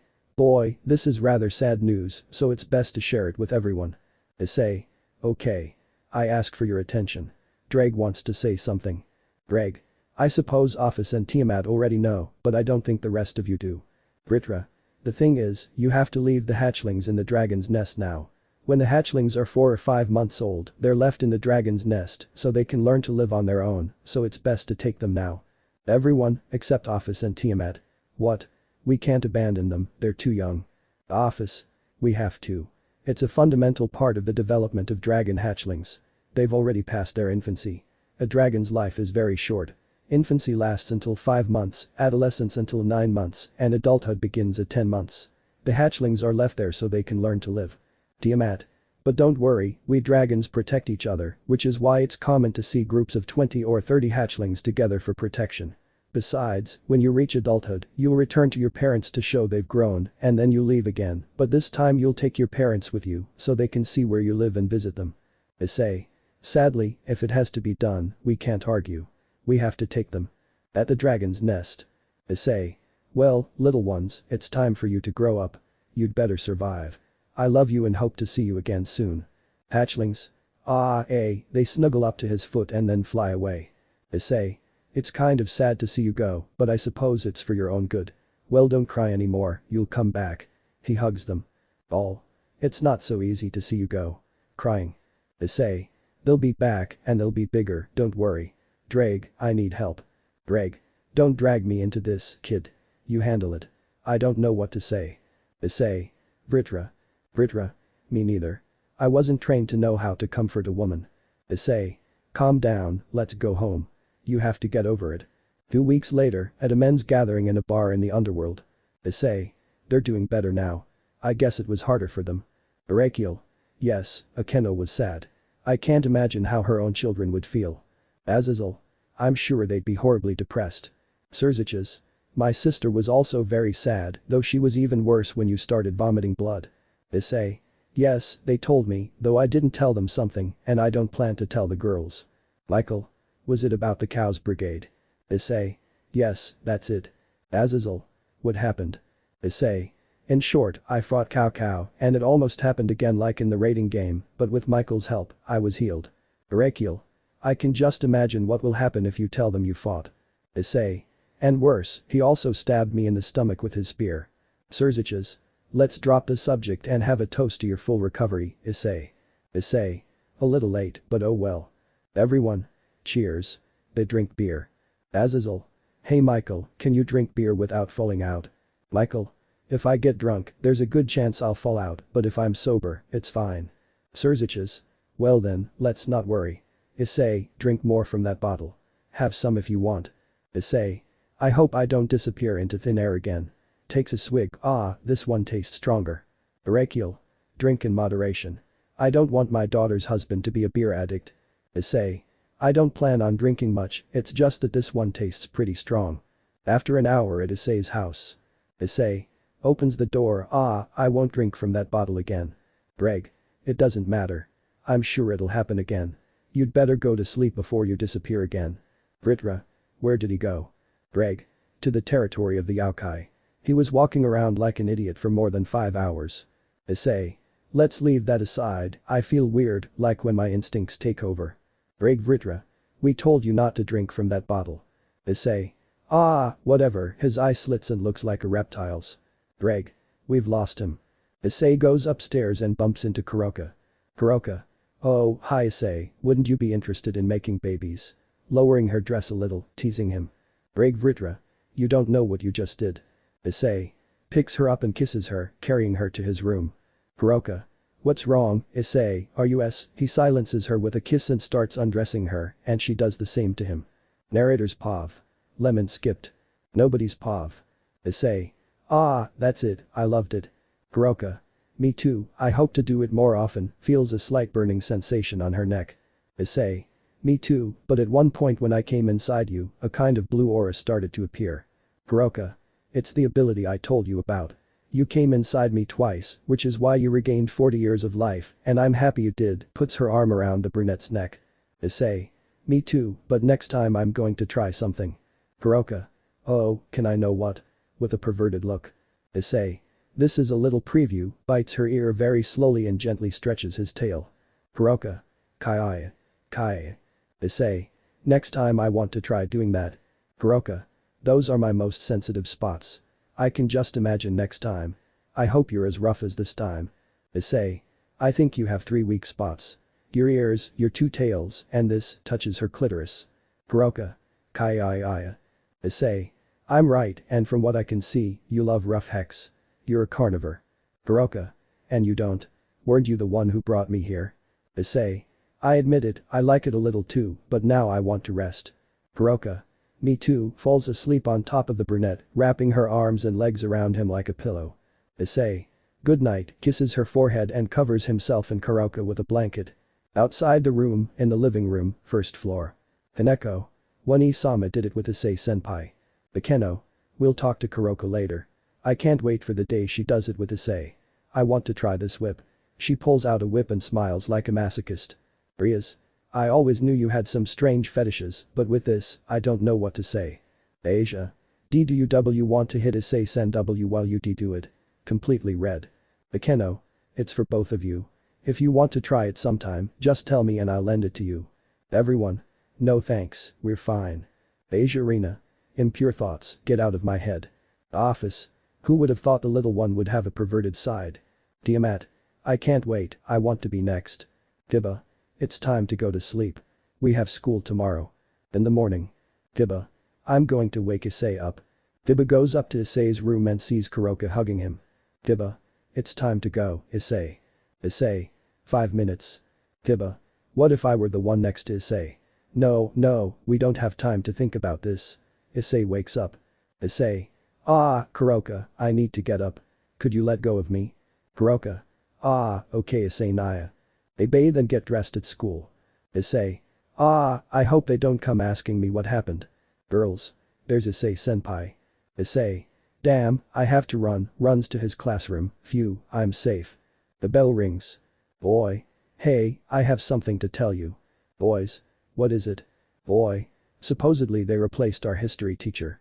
Issei. I hope they don't put in a lazy one. Good morning, students. The Valkyrie and Ragnarok. Narrator Pav. We're in a classroom, specifically the classroom where Akeno, Irina, Issei, and Rias study. A new teacher enters and introduces herself. Nobody's Pav. Rossweisse. My name is Rossweisse and I'll be your new history teacher. Student. She's so beautiful. Rossweisse. Hits him with a ruler, you're here to learn, not to look at women. Female students, except our protagonists. Teach us how to do that. Rossweisse. Hits one of them, you're not here to hit men. Issei. Drake, I guess you feel it too. Drake. Of course, kid, her aura isn't that of a human. Britra. She seems more like a Valkyrie. Issei. I thought they never left Asgard. Britra. There are exceptions. I guess she's here for information. Rossweisse. Well, I'll ask you to introduce yourselves. Let's start with you. What's your name, young man? Pointing at Issei. Issei. Coincidence? I think not. My name is Hyoudou Issei, teacher. Rossweisse. Some things you like to do. Issei. Well, honestly, I like training and fighting too, but I try not to cause too much trouble. Rossweisse. Very well. I hope I won't have any complaints about you or anyone else in this room, since from today I'll be your new tutor. She writes in a notebook without most of the others noticing what Issei is doing, but he does see it. You can sit down. Issei. Thank you. He sits down. I think it's more than obvious they're here for me. Britra. Maybe it's Auden. Although, if I'm writing down what you do, it's so you can join them. Greg.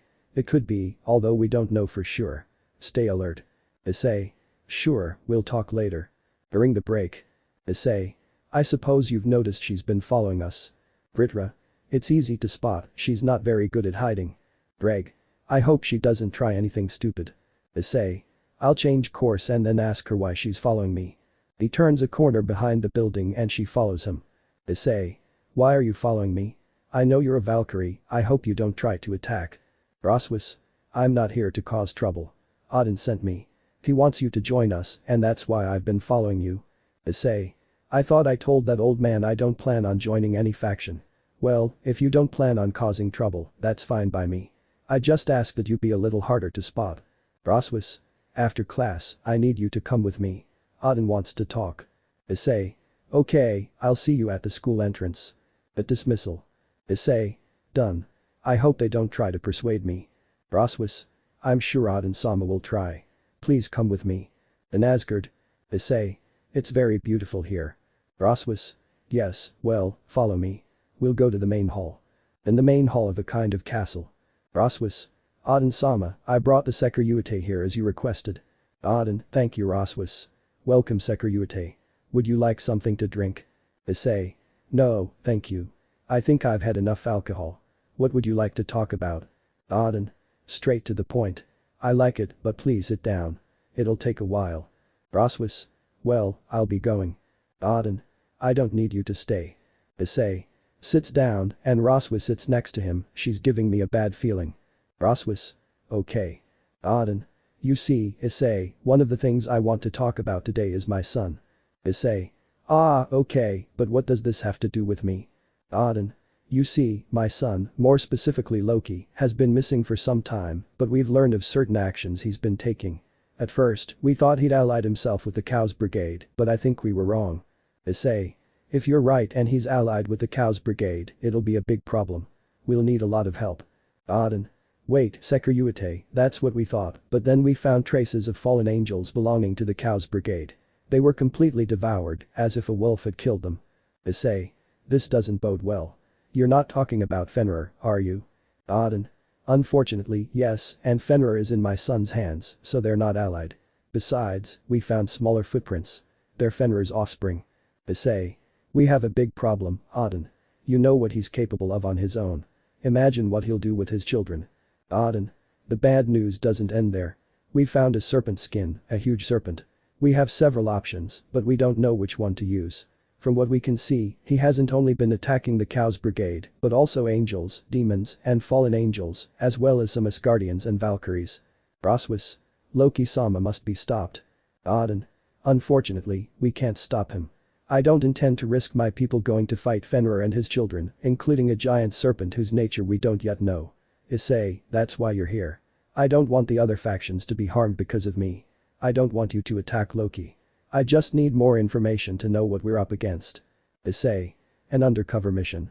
You want me to locate Loki, see what he's doing, and then come and warn you? Auden.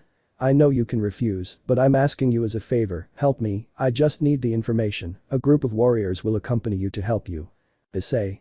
It's not necessary, I'll go alone. I don't want you to risk your people. Rossweisse. That's crazy. You can't go alone. You'll probably die.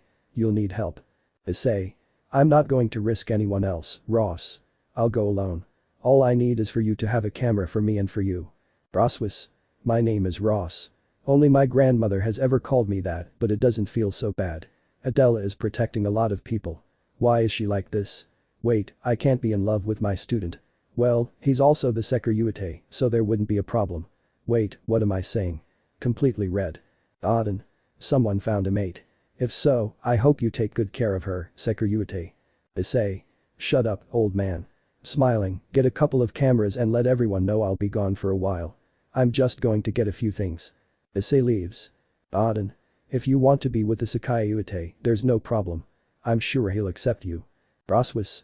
Don't worry, we just have our relationship. Auden. So soon. Issei. A teacher-student relationship. Auden. And I don't cheat on my wife.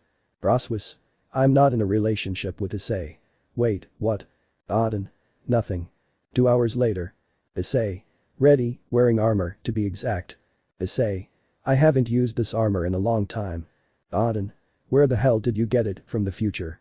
Issei. I asked some blacksmiths to build it with state-of-the-art military machinery. Rossweisse.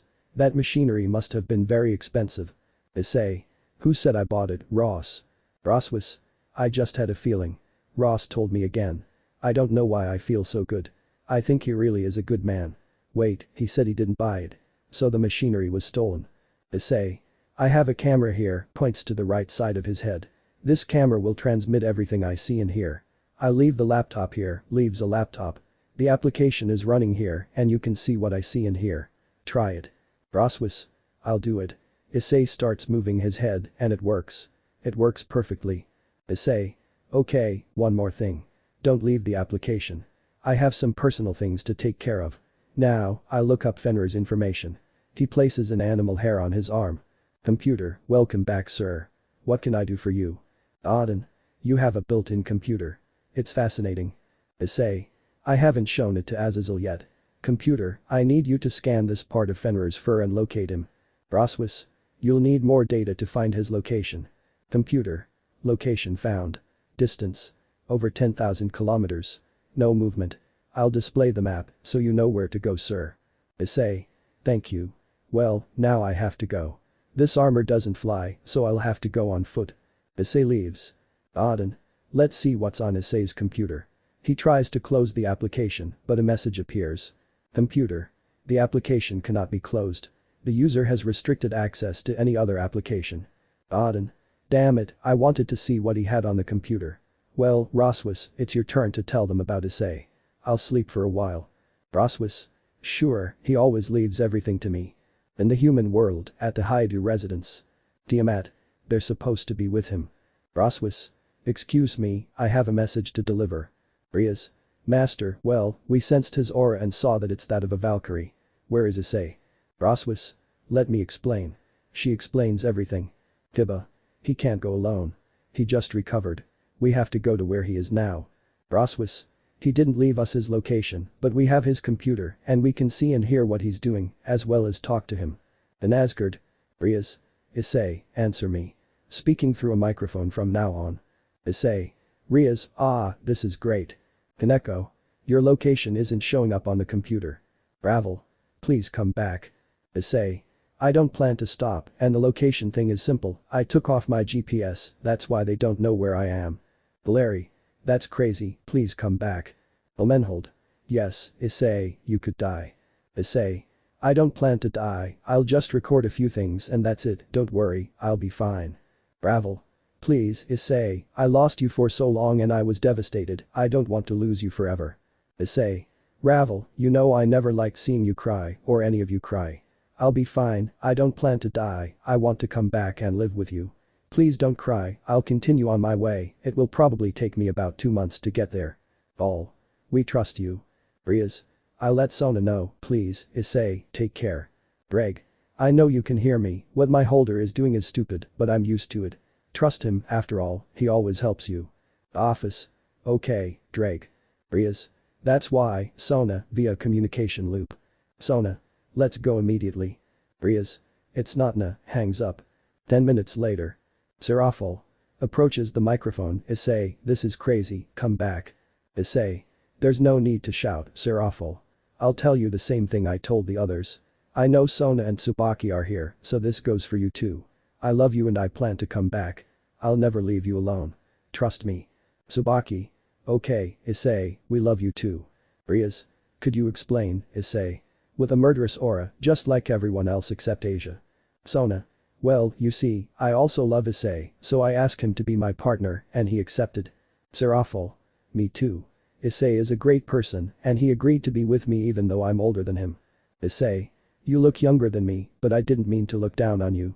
You're beautiful, and your attitude is really fun, among other things, and that's why I like you. Everyone, except Serafol and Rossweisse. What about us? Issei. It'll take me about 3 hours, but I have nothing else to do. Eos vs Sekiryuutei half. Narrator's POV.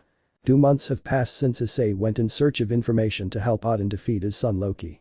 Everyone was watching what the brunette was doing. By day he walked, by night he slept. One day he found a small village, and there he bought all the food he needed to survive for 2 months. The girls were always on the lookout, never taking their eyes off the computer, and Rossweisse, every time she saw Issei helping someone, felt like she cared for him more and more until she fell in love, but she hasn't told him. Now we see a destroyed ship and the brunette about to enter. Nobody's POV. Issei. Odin, the information you need is here, look closely. He peeks his head out and Loki can be seen with some people. Loki. Tell me once and for all before I kill you, where is Rizavam? Demon. We don't know, we've told you many times. Loki. They're no use to me. Come here, little one, I won't hurt you. He starts choking a girl. Now tell me where Rizavam is. Demon. Please stop, she's my daughter. Loki. I don't he's shot in the shoulder and lets go of the girl. Who dares shoot me? Issei. Who dares to strangle a little girl? With an assault rifle. Loki. Stupid human, your weapons won't stop me. You'd better leave if you want to stay alive, because a god is present. Issei. I don't care. He starts shooting, but a barrier appears. Loki. Stupid human. He casts a spell, but Issei dodges it. Issei. He throws away the rifle. Boosted gear. I'm not just a human, Loki. I'm the Sekiryuutei, and I won't let you hurt these people. Loki. You're no use to me, and neither are you. You'll be today's meal, Fenrir. A giant wolf appears beside him, followed by 2 smaller ones. Issei. I'm in deep trouble. Loki. And that's not all. A giant snake appears beside him. Say hello. Issei. What kind of snake is that? Loki. It has no name, but it's the strongest in existence. It's 100 meters long, and I also brought a small dog. He whistles, and a 3-headed dog appears. Issei. Damn, it's the guardian dog of the gates of hell. I thought it never left the gates. Loki. You still think you can beat me, Sekiryuutei? Issei. This was just supposed to be an information gathering mission, not a suicide mission. Loki. Enough with the jokes. Finish him off. Narrator's POV. Fenrir lunged at Issei along with his children, attempting to bite him, but Issei dodged them. One of Fenrir's 2 children grabbed him by the fur and threw him at his brother, the 2 colliding. Fenrir grew enraged and tried to cut through Issei's armor with his claw, but Issei jumped back. The guardian dog rammed him with one of its 3 heads, sending him crashing into the wall of the destroyed ship. Issei got up and Fenrir bit him and began to thrash its head before throwing him back to where his children were. They began to bite him, trying to tear off his flesh. Issei, using Vritra's curse, grabbed the 3 heads of the guardian dog and pulled it towards him, but he moved out of the way just in time, causing the guardian dog to crush Fenrir's children. The serpent struck Issei from behind with its tail, but Issei fired a dragon shot into its mouth, knocking out several teeth. Fenrir fell on top of Issei, knocking him down, and began clawing at him, tearing away pieces of his armor and revealing a bleeding and badly injured chestnut-haired boy. The camera remained intact due to a spell cast upon it. Issei, in a moment of weakness, shot Fenrir with a dragon shot, sending him flying. He got up, but the guardian dog unleashed fire from its 3 heads, completely engulfing the chestnut-haired boy. Issei took advantage of the situation and went straight to the snake, entering its mouth and reaching its stomach, setting it ablaze from within. Then, with his fist, he tore through the snake's skin and emerged from its body covered in blood, his helmet armor shattered, and many parts of his body broken. The snake died, but Fenrir's offspring caught the chestnut-haired boy off guard and began biting him, trying to tear off his head. He grabbed the head of one and threw it at the other to get them off him, and then, with Vritra's curse, trapped them. He threw them towards himself, but with his fist, he pierced one through the chest, and the other went straight for his father, colliding with him and falling on top of him. Issei took advantage of this and with his fist pierced the body of Fenrir's last son and also Fenrir's body.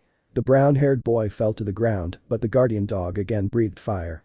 Issei moved out of the way and began to strike its paws until it fell. Then Issei jumped onto the middle head and began to strike it from above until he saw that he broke part of its skull. With his hands, he opened the skin and removed the broken part to reveal the brain. Then Issei fired a dragon shot into the brain, destroying it and splattering it with blood, as the guardian dog began to move like crazy, which knocked the brown-haired boy down. Then it began to vomit blood, some of which fell on the brown-haired boy. Nobody's pav. Issei. How disgusting, I'm completely covered in blood. He receives an attack from behind by Loki, knocking him to the ground. Loki. If you want something, you have to do it yourself. You put up a good fight, Sekiryuutei, but I can't forgive you for killing them. It took me a long time to find them. There has to be payment for their sacrifice. Issei. Rot in hell. He tries to punch him, but Loki stops him with one hand. Loki. No, you must have manners. He slaps him with the other hand. Issei. You son of a bitch. He rubs his face, but a beam of light sends him crashing into the ship's wall, destroying it. Loki. I'll continue with you in a moment. I have to eliminate a pest. He goes towards Issei. Issei. Dragon shot. Loki. He shields him and fires another beam, hitting him in the chest and knocking him to the ground again. You must understand that there are beings superior to you. Issei. Bucket, top this one. He points to his member. Loki. I'm not going to get angry. He creates a kind of circle around Issei's head that begins to deliver small, very painful shocks. Issei. Ah, it hurts, a kind of lightning combined with fire hits him in the stomach, causing him to rise slightly and fall to the ground. Loki. Silence, don't hurt my ears. Besides, I've studied many types of magic. I know things you've never seen. Issei. He wipes blood from his mouth on the floor. Haha, you know, at my young age, I've fought some really strange things.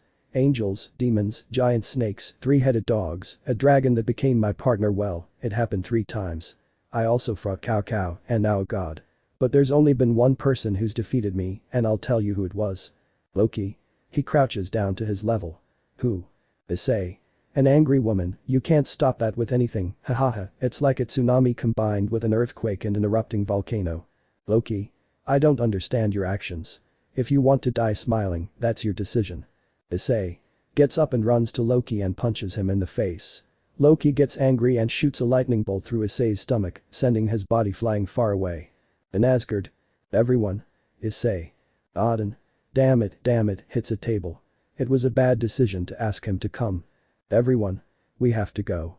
Serziches, Michael, Gabriel, Azazel, Barakiel, Shuri, Venelana, Lord Gremory, and all the girls' relatives appear. Venelana. Daughter, we don't know where he is, and if we leave here watching the video, we won't get there. Barakiel. Akeno, you can't go. Even if there were a way, we couldn't defeat him. He's a god. Lord PH. Daughter, I know you're distressed, but you have to understand that they can't go. Lady P. Daughter, we know you love Issei, but we can't allow you to go. It's for your own good. Michael. We came because Odin showed us the video. Gabriel also insisted on going, but we can't. Lord V. Daughter, we know you love him, that you want him to be the father of your children, but we don't want to lose you. Lady V. Elmenhold, we love you as our daughter too, but it's crazy to go. Serziches. She's right. We see my sister's entourage as family as well, but we're not going to let them go. All. What are you saying? Issei is dying. Odin. And what are you going to do, fight him? Together, we have a small 35% chance. We won't be able to defeat him. Zenobia. That's more than enough. Lord G. Let's stop shouting. Let's suppose we defeat him, and then what? Healing Issei will be too late. We won't have enough time. Rias. We arrived and healed him immediately. Please let us go. Crying, as did the others. Loki, via the screen. Father, I know you're watching me. Look at your attempt to stop me. Look what you've done. You sent the Red Dragon Emperor to his death. He lifts Issei by the hair with one hand. Come on, father, say something. He's dying, look at him. Auden. He lowers his head and sheds tears of anger. Loki. What is this? He presses a button and can see what's happening in Asgard. It's amazing. Look at you all crying over the Red Dragon Emperor. I suppose you're his partners. All. Let him go. Loki. You don't give me orders. Look, father, I'll kill the Red Dragon Emperor. Look. Auden. You wouldn't dare. You're my son. Loki. You're the worst father that could ever exist. You never cared for me, I was always second best, my brother's shadow. No more. No more. Today things will change. I'll take the boosted gear from this imbecile and put it on myself. Besides, he has Vritra too, 2 in 1. Prepare the Asgardian troops, father, because soon you'll see your new king sitting on the throne, putting his foot on his brother's head so you can see how weak he is. Parents, men only. Let him go, you son of a bitch. Loki. Shut up. I'll grant him eternal rest. Say hello to the camera, Sekiryuutei, they're watching you. Circles appear on Issei's body, and arrows begin to shoot out of them, piercing Issei's body until he dies. Auden. What have you done? With tears in her eyes, since Issei died because of her. Loki. Soon Asgard will have a new king. All. New Issei, wake up please get up, don't die you are strong get up. In Issei's mind. Issei. Drag, why am I here? Seeing 2 dragons in their true form. Drag. This is goodbye partner, it was an honor to accompany you, I would have liked to be with you longer, I was proud that you were my host, I hope you fare well. Vritra. Even though it was short-lived, I'm glad you were my host. I hope you do well in the afterlife. Issei. Wait, just like that. Isn't there anything we can do? Drag. Kid, as sad as I am, there's nothing we can do. You're dead. Issei. At least I want to see what's happening outside, please. Vritra. I think we can do that. A kind of flame appears and then we see what's happening outside. Issei. They're yelling for me to get up from the computer they're crying I never wanted to see them cry, I should never have made them cry, I should never have hurt them, I should never have appeared in their lives, I should never have known about the supernatural. Eos vs Sekiryuutei 2 halves. Narrator's POV. We see a brown-haired boy speaking while tears fall from his eyes and the 2 dragons watch him sadly. Issei. POV. It's true, I should never have known about the supernatural. What the boy didn't see was that with each sentence he spoke, a piece of dragon armor began to form on his body. After 7 sentences, 2 legs, 2 arms, 1 head, 1 chest, and 1 heart that continued to beat. Drag. Kid, your armor is back. Look at you. Issei. What? How is that possible? Although it's somewhat different from how I remember it. An. This is the armor. Image not mine. Vritra. It was about time I was represented in something. Drag. You got lucky. Issei. Well, it seems they didn't have to choose a new wielder. Vritra. You're wrong, we did choose a new wielder. Drag. But it turned out to be the same one as the last one. Issei. Let's kill a god, see you later. Outside of Issei's mind. Loki. Throws Issei's body back, I know what I want in my new kingdom. Issei. Gets up and signals for silence. In Asgard. Auden. Amazing, he's alive. That's great. Everyone. I'm so glad you're okay, Issei. But Loki and Issei. Loki? What? Turns around but sees Issei with his boosted gear you want more? You should have tea. Issei. Balance breaker. Loki. What is that? That's not the Sekiryuutei's armor. Issei. Prepare to die. You made my loved ones cry because of me. Narrator's POV. Issei lunges at Loki and punches him in the stomach with his right hand and then strikes him in the jaw with his left, lifting him slightly. Issei then grabs Loki's head with both hands and pulls him down, kneeing him in the face. Loki's head snaps back and Issei fires a dragon shot that sends him hurtling toward the ship. Before it hits, Issei catches Loki with Vritra's curse and throws him toward himself. He summons a scalene and plunges it into Loki's stomach, causing him to cough up blood. With his other hand, Issei draws his pistol and shoots Loki in the heart several times, but it doesn't kill him. Issei then throws Loki into the air and says, time broken. A black sphere envelops Loki and everything around him freezes.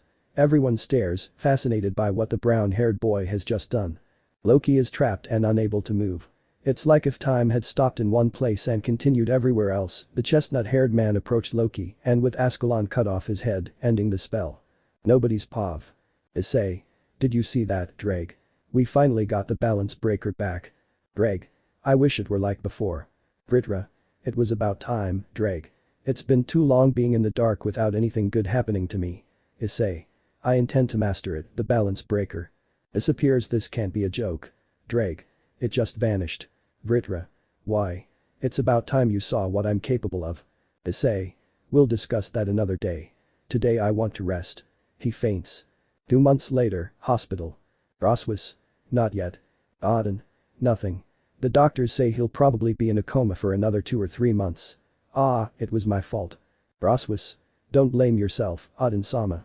No one knew what could happen. Auden. But I sent him. Lord G. Calm down, old man. You need to clear your head. I know a good place to eat. Let's go. Doctors. All of Hyoudou Issei's family members, come now. They rush to Issei's room. The office. What's wrong, doctor? Doctor? His vital signs have been quite unstable. He had another cardiac arrest, but he's recovered. I have to tell you that for some strange reason, he won't let us draw blood from his body to see what's wrong with him. Bekeno. What? I don't understand. I mean, blood doesn't have its own consciousness. Doctor? That's why it's strange, when you know, you'd better see it for yourselves. He injects a needle and tries to suck blood, but the moment a drop of blood touches the container, it flows back into the body. This is what I mean. Issei. Wakes up with a start, startling everyone, grabs the doctor by the neck and punches Azazel and Michael. Kiba. Calm down, Issei, it's us, everything's fine. Doctor. Someone help me. Hineko. Calm down, Issei-senpai, no one will hurt you. Doctor. I'm the one who's going to get hurt here. Kiba. Calm down, he goes over and touches his cheek and feels that he's breathing heavily. I don't know what's wrong with him. Issei. Lets go of the doctor and hugs Kiba. Rias. What's wrong? Ollie. Any ideas, Albion? Albion. No idea, Red, what the hell is wrong with you? Issei. Stops hugging Kiba, pulls her back slightly and begins to observe her. Tiamat. Don't move. I think she's analyzing you. Maybe she can recall your memories that way.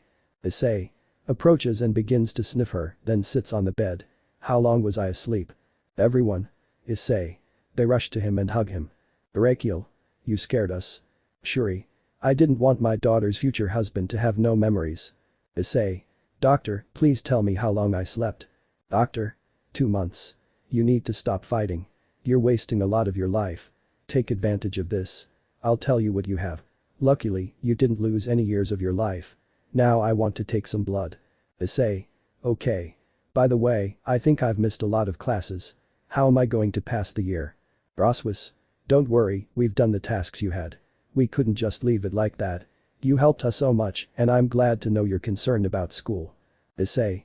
Ah, I don't know why, but I feel more tired than usual. Doctor. Let me draw some blood. The same thing happens. Damn it. Issei. Is there a problem, doctor? Doctor. You see, your blood seems to have a life of its own. We simply can't draw blood from you. Issei. That's not possible. Let me have the syringe. He puts the syringe in and tries to draw blood, but the same thing happens. Wow, my blood can reason for itself. Doctor. For now, you're fine, but you need to stop fighting. You spent almost all of last year resting from fighting, and it's already April. Issei. Well, I'll stop fighting for a while. I think it's hurting me a bit. He gets up but falls. Azazel. Come here. You need help. Irakiel. Why did you get out of bed? Issei. I need to go to the bathroom. Irakiel. Azazel and I will take you. Issei. Thank you. They return 5 minutes later. Issei. Thank you, although I can already walk. Irakiel. That's fine. The doctor said he'd discharge you when you wake up, so we need to go to your house. At the Hyoudou residence. Issei. Ah, I think I'll take a break from fighting for a few moments. Shuri. You should think about what could happen. I don't want to see my daughter devastated if you die. Issei. I don't plan on dying, and I plan to spend more time with everyone from now on. Surziches. We'll take our leave, Issei. I hope you recover. See you later. All the adults leave except Rossweisse. Rossweisse. Issei, I need to talk to you privately. Issei. Okay, girls, I need to ask you to step outside for a moment. The girls leave. Issei. Now, Ross, what's wrong? He receives a kiss and is shocked. Rossweisse. I fell in love with you. Seeing how you fought Loki, how you didn't give up and thought of those who love you, when I was about to die I felt terrible, and now I know why. I love you, Issei. I want you to see me as a woman and not as your teacher. Issei. Wow, I don't really know what to say, but if you want to spend the rest of your life with me, that's fine. Rossweisse, thank you, Issei. She gives him another kiss and he returns it. I hope that someday we can start a family. Issei. Of course I'd like that. Rossweisse leaves. Rossweisse. What have I just done? I told him we should start a family, but we barely kissed and then he told me to see me as a woman. What on earth was I thinking? Since when am I so bold? Blushing and steaming hot. Hineko. Issei senpai, we need you to come downstairs. Issei comes downstairs. Issei. What's wrong? Rias. We've decided something. Akeno. You'll have a date with each of us this entire week. Valeri. We haven't spent much time together and we want to. Omenhold. So we want you to accept. Issei. Okay, as long as you don't fight. Ravel. It's decided, we're all going on dates with you. Zenobia. I can't wait for my date with Issei. Irina. Now we need to get an order. Rossweisse. I want to go first. Everyone. What? What were you talking about in private, Issei? Issei. This week is going to be a long one. Other. Narrator Pav. We see a brunette leaving school with several girls and arriving at his house. Nobody Pav. Issei. Have you decided on the order yet? Ravel. Yes, we had to do a few things to determine who would go first and this is how it turned out. 1 Irina. 2 Akeno. 3 Office. 4 Vali. 5 Ravel. 6 Asia. 7 Omenhold. 8 Valeri. 9 Tiamat. 10 Rossweisse. 11 Kaneko. 12 Kuroka. 13 Yasaka. 14 Kunu. 15 Rias. 16 Kiba. 17 Lefei. 18 Serafal. 19 Tsubaki. 20 Sona. 21 Gabriel. 22 Zenobia. Ravel. This will be the order.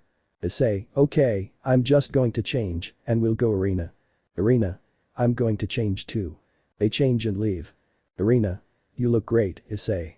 She's wearing a white dress with red stripes down the sides, a bit short but long enough to cover her private parts, and her hair is down. She's wearing red and white shoes that match the dress and a necklace. It's been a long time since we went out, just the two of us.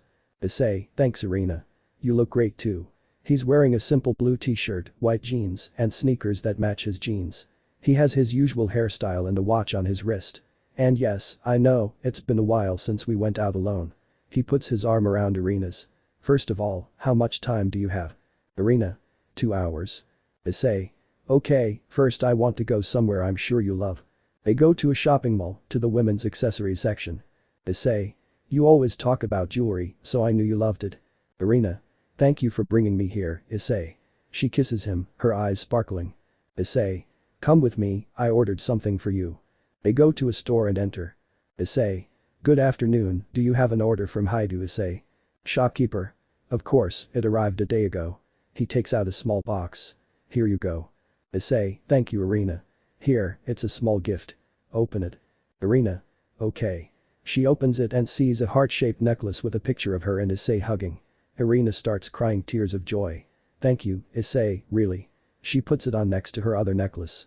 I love you so much, Issei. She kisses him. Issei. Me too, but we have to see more stores. Irina. Actually, this is enough. I want to do something. Issei. Sure. They go to a park and sit down. Irina. We always came here when we were little. Issei. I know, they're good memories. Boy. Tucks Issei's pants, could you give me that balloon? Points to a balloon in a tree, it belongs to my sister. Issei. Sure. Stands up, takes the balloon, and gives it to the girl, here, take good care of it. Girl. Oh okay, sir, thank you. The children leave. Issei. Ah, they look so cute. Irina. Yes, I know, that's how we looked. She imagined herself and Issei seeing 2 children running towards them calling them mom and dad, but a sound pulled her from her thoughts. Issei, I have to go now. I enjoyed being with you. Issei. Me too. See you Irina. He gives her a kiss. Irina leaves. Akeno, hello Issei. It's time to start our date. Issei. How did you find me? Akeno. We put a GPS tracker on your phone. Issei. Ah, well, let's go. The date was the same as in the anime. Akeno was dressed the same. Akeno. Well, Issei, I have to go. I really enjoyed the time I spent with you. She gives him a kiss. Issei. Me too, Akeno. See you. Akeno leaves and Office arrives. Issei. Ah, Office, I don't think we can do many activities if you look so small. Office. I can fix that. Imagine she's wearing clothes, a purple dress, black shoes, and her hair is down. Issei. You look great. Nosebleed. Office. Why is your nose bleeding? Pointing at Issei's nose. Issei. Oh, nothing, it's just that I get a lot of sun. Wiping his nose. Office. I don't know anything about these things, so could you show me some Japanese culture? Issei. Sure, well, first let's go to a temple. At the temple. Issei. Good afternoon. Bard. Good afternoon, young man, what can I do for you? Issei. Well, the young lady here is a foreigner and would like to learn a little about Japanese culture. I thought you could give us a tour of the temple, please. Bard. Okay, come with me. After the tour of the temple. Issei.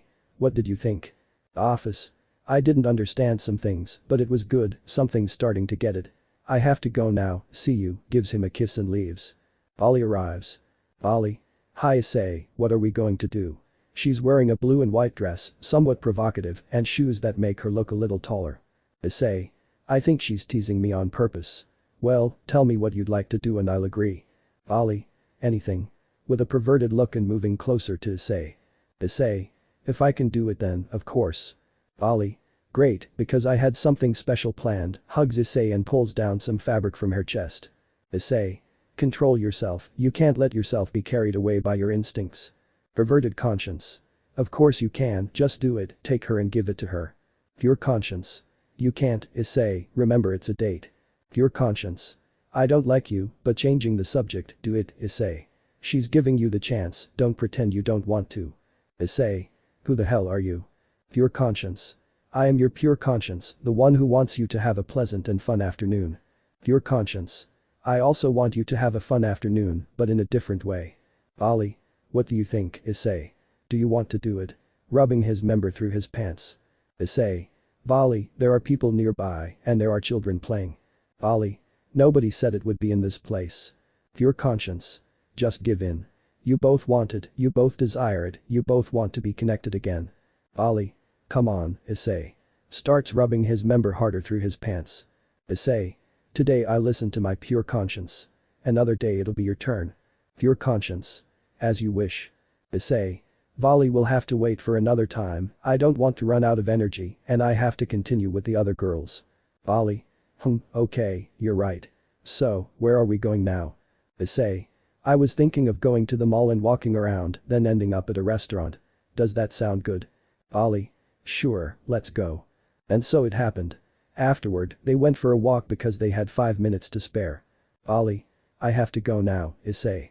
See you later. She leans in and whispers, next time, I hope you keep your word. Issei. Don't tempt me. Smiling. Ollie leaves and Ravel arrives. Ravel, hi Issei. She gives him a kiss. She's wearing slightly tight jeans, a black blouse with blue embellishments that's a bit provocative, her typical hairstyle, and a small black bag. Issei, hi Ravel. It's been a long time since we went out together. I bought a little gift. He shows her a box of chocolates. Ravel. Oh, thank you Issei, tries to grab the box, but Issei takes it away. Issei. First, puts a chocolate in her mouth, take this and then mess it up. Ravel. Okay, kisses him and takes the chocolate with her tongue, but Issei also moves his tongue and they start a battle to dominate the other's mouth, which Issei ends up winning, and they separate, you cheated. Issei. Well now take the box of chocolates. Ravel. Thank you, smiles and takes the box, what are we going to do? Issei. You always were and are someone elegant, so I think I already know where we'll go, takes her hand, and they walk hand in hand until they arrive at a shopping mall that is quite elegant, I found this place recently. Ravel. Wow Issei, are you really doing this for me? Issei. Of course I am, after all you're my fiancé, stands behind her and hugs her. They pass by several shops and buy a few things until they stop because someone calls them. Shopkeeper. You two, come here for a moment, please. Issei. Okay. They approach. Bender. Can I ask you a few questions? Ravel. I guess so. Bender. Are you a couple? Issei. Ravel. Yes. Bender. How long have you been dating? Issei. Damn it, Drake, hurry up and tell me how long I've been engaged to Ravel. Drake. I think 5 months. Vritra. Dude, your partner's about to answer. Issei. Damn I know, 5x2 equals 10, I always did that in elementary school. Dreg. Did it work? Issei. Sometimes. Issei Ravel. 10 months. Issei. Oh, I guessed right, thanks Dreg. Bender. Alright, this is a more intimate question, have you had hex? Ravel. Why are you asking that? Blushing. Salesperson. Well, besides being a salesperson, I'm part of the Hexwell Health Society for Adolescents and we've come to this mall. In fact, if you look around, you'll see several other colleagues asking the same questions to other couples. Ravel. Looks around and it's true, well, and the truth is, and no. Blushing and embarrassed. Salesperson. Okay, well, don't be embarrassed, it's normal. The next question is, do you argue frequently? Issei Ravel. No. Salesperson. Okay, have your parents ever talked to you about hexuality? Issei Ravel. Yes. Salesperson. Okay, and the last question is, how old are you? Ravel. 16 years old. Issei. 17 years old. Salesperson. Good, thank you for taking some of your time to answer these questions. After this short questionnaire, they continue walking until Ravel has to leave. Ravel. Unfortunately, I have to go, Issei. See you later. She kisses him and he takes her waist and pulls her closer. Issei. His eye slits like a reptile's and he starts massaging Ravel's butt. She notices Issei's eye and, with a light tap, returns to normal. Issei. Sorry, I really. Ravel. It's okay, we're a couple, though I just want it to be private. Blushing. Training in the Dimensional Rift, Girls Bet and Fallen Angel. Narrator Pav. The brunette has already had his date with each of the girls and they are resting when Serziches appears. Nobody's Pav. Serziches. Hello everyone. Issei. Hello Serziches, what brings you here? Serziches. Well, I wanted to invite you to the castle. Asia. Why? Did something happen? Serziches. You see, we're about to hold a tournament for new talents. We want to see what the new generation of demons is capable of and we wanted to invite you. And for those who aren't demons, don't worry, you can participate. There will be some fallen angels and angels. Issei. I'll definitely participate. Rias. You never learn, Issei. Issei. Relax, I don't think anything bad will happen this time. They go to the underworld, Gremory Castle. Then Alana. Welcome. Now let's discuss the rules of the tournament. Auden. From what I understand, it will be a one-on-one fighting tournament, not a rating game. Serziches. That's right, we wanted to change things up a bit. Azazel. I think it's a good idea. You can't always count on someone to help you. Michael. And this can help develop the angel's abilities. Gabriel. Approaches Issei. Hello Issei, how are you? Issei. Good, although I'm resting. Gabriel. Did you fight again? Issei. No, last week I had a date with each of the girls. Gabriel. Angrily, and not with me? Issei. I just didn't see you, but after this meeting is over, give me some time to change and we'll go out, what do you think? Gabriel. Okay, smiling. Michael. At this rate, the Sekiryuutei will be one of the angels. That's great, although it's obvious my sister is in love with him, so he'll be her chosen one. No problem. Azazel. Well, I have some people I'm sure will participate. Reincarnation middle Kalwerner. Us. Penemu. And I'll participate too. Issei, hello Penemu. Penemu, hello Issei. It's been a while, about 6 years, right? Issei. Yes, I still remember the stupid things we did together. Asia. You know each other? Penemu. Of course, I found him hurt in a human world country and helped him. After that, we became friends and he had to leave to do some missions. Issei. I still remember when we dyed Azazel's hair purple. Azazel. Was that you? Penemu. Who else but us? We're among the few who don't respect you. Azazel. They'll pay for this someday. Penemu. By the way, Issei, have you thought about my proposal yet? Issei. You're still on about it. It's clear you're not going to give up. Tiamat. What proposal? Penemu. I asked her to be my partner, but she said I'd have to wait. She also said it would be pedophilia. Issei. Yeah, I don't know what you were thinking. Penemu. Now answer my question. I know you have these girls bitches as partners, but I wouldn't mind sharing you. When those bitches are asleep, I'll kill them one by one. Issei. I know you're thinking something bad, Penemu. I would like to, but you have to put your psychopathic thoughts aside. Penemu. I accept. It's a small price to pay. I have to stop thinking so badly. Auden. Continuing with the topic of the tournament, when do you plan to hold it? Lord G. In 3 days. Michael. It's a bit rushed, but I like the idea. Lord G. We know, but we don't want to leave too much time for training. Surziches. Is everyone in favor? Serafal. I just hope nothing bad happens to you, Issei. Issei. I plan to take care of myself. Surziches. I said, everyone in favor. Everyone? Yes. Issei. Well, I'm going to train. Office, I need you to take me to the dimensional rift. Office. Okay, come with me. Issei and Office leave. Office. There, I'll put up a protective barrier so you can stay here for a while. Issei. Thanks. By the way, where's Great Red? Office. I suppose he's wandering around somewhere. I have to get back. I'll come for you when the tournament starts. Issei. Thanks. Office leaves. Issei. Alright, from what I understand, some things are harder to do here. Where do we start? Britra. I think you should improve your magic power. Issei. You're right. I'm good in close combat, but from a distance, I'm an easy target. Greg. Vritra, can you create some spheres that will hurt Issei when they touch him? It's so he has to dodge them and attack from a distance. Vritra. Sure, leave it to me. Creates the spheres. Like this or more. Issei. This is fine. It's just a warm-up. The spheres begin to move rapidly toward Issei. Issei. Okay, let's see what they can do. He ducks and one passes over him. They're a little a sphere hits him in the stomach and he feels an immense burning sensation. Vritra. What were you saying? Issei. Nothing. I think this will be good training. After a while. Issei. Done. Phew, it's harder than it looks. Greg. You've improved a bit. Well, what can we do now? Vritra. HMPH stamina. Issei. How do we do that? Greg. I have an idea, we will create fireballs and you will have to resist for more than 10 minutes, if you can't you take them off and wait a while, until you manage it, then we will increase by 10 minutes and so on. Issei. This is crazy, besides, how am I supposed to get rid of a fireball? Greg. I don't know, figure it out. Issei. Sometimes I think you're too lazy, then I remember you were locked up and I think you're even more stupid. Greg. And sometimes I think you're on the verge of death all the time. Issei. I wonder why. Maybe some dragon is forcing me. Vritra. We're not forcing you, you're doing it for fun. In the underworld. Ali. I want to participate, it's been a while since I fought. Rias. I'll participate too. Kaneko. I want to see what the other demons are capable of. Akeno. I want to show Issei what I'm capable of. Ilmenhold. I'll pass. Valeri. It's for young demons, besides, I don't want to fight. Kunu. I won't fight either, but I'll see how they perform.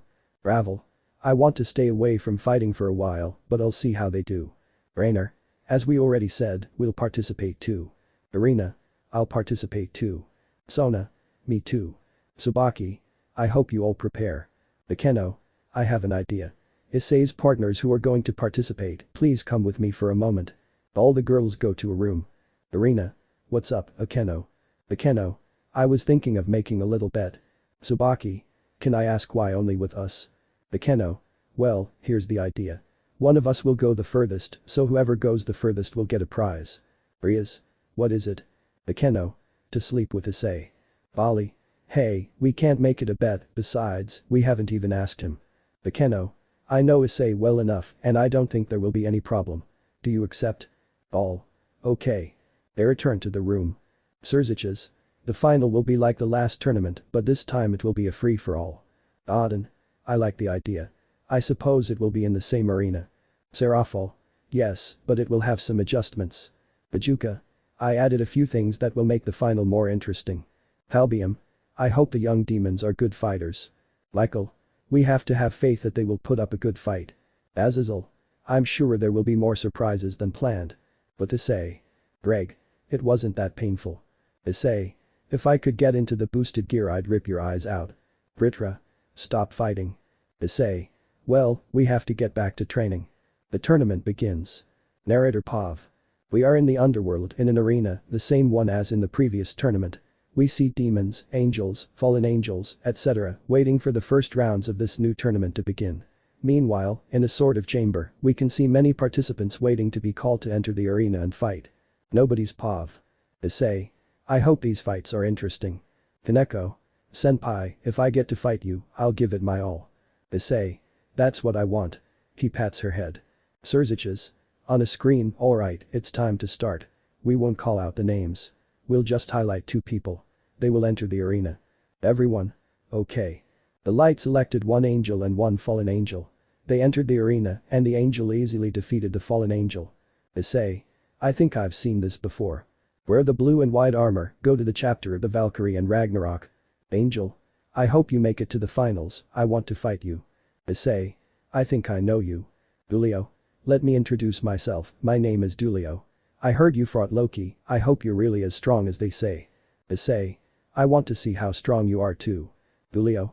Then make it to the finals and you'll see. Dulio leaves and 2 more people are selected, this time it was Kaneko against another reincarnated demon. The fight wasn't anything special and the winner was the Nekomata. Kaneko. It wasn't that hard. So much time passed and none of our protagonists were selected until Issei was chosen. He entered the arena and was matched against a rather arrogant demon. The fight was the fastest so far. Issei defeated him in less than a minute. Afterward, the others were selected until the final list of those who passed was as follows. Hyoudou Issei. Rias Gremory. Kaneko Taojo. Bali Lucifer. Bakeno Himejima. Zenobia Korda. Dulio. Arena Shidu. Sona Citri. Tsubaki Shinra. Brainer. Middled. Halwerner. Demon. Demon. Angel. Fallen Angel. Angel. Demon. Fallen Angel. These were the ones who advanced to the second round of the tournament, the semi-final. The winners of this battle would advance to the final, where there could only be 10 participants. The first to fight were 2 fallen angels. Neither won since both were knocked unconscious. Next up was Issei against an angel. The angel was somewhat fast, but nothing extraordinary. With Issei's victory, the next participants were chosen. Kaneko against Dulio. Let's watch the fight. Narrator. Well, demons, angels, fallen angels, Asgardians, etc. The next match is about to begin. Please take your seats and watch. In the arena. Kaneko. I don't intend to lose, angel. Dulio. Me neither, Nekomata. I want to see how powerful the Sekiryuutei is, so you're an obstacle in my path, no offense, of course. Kaneko.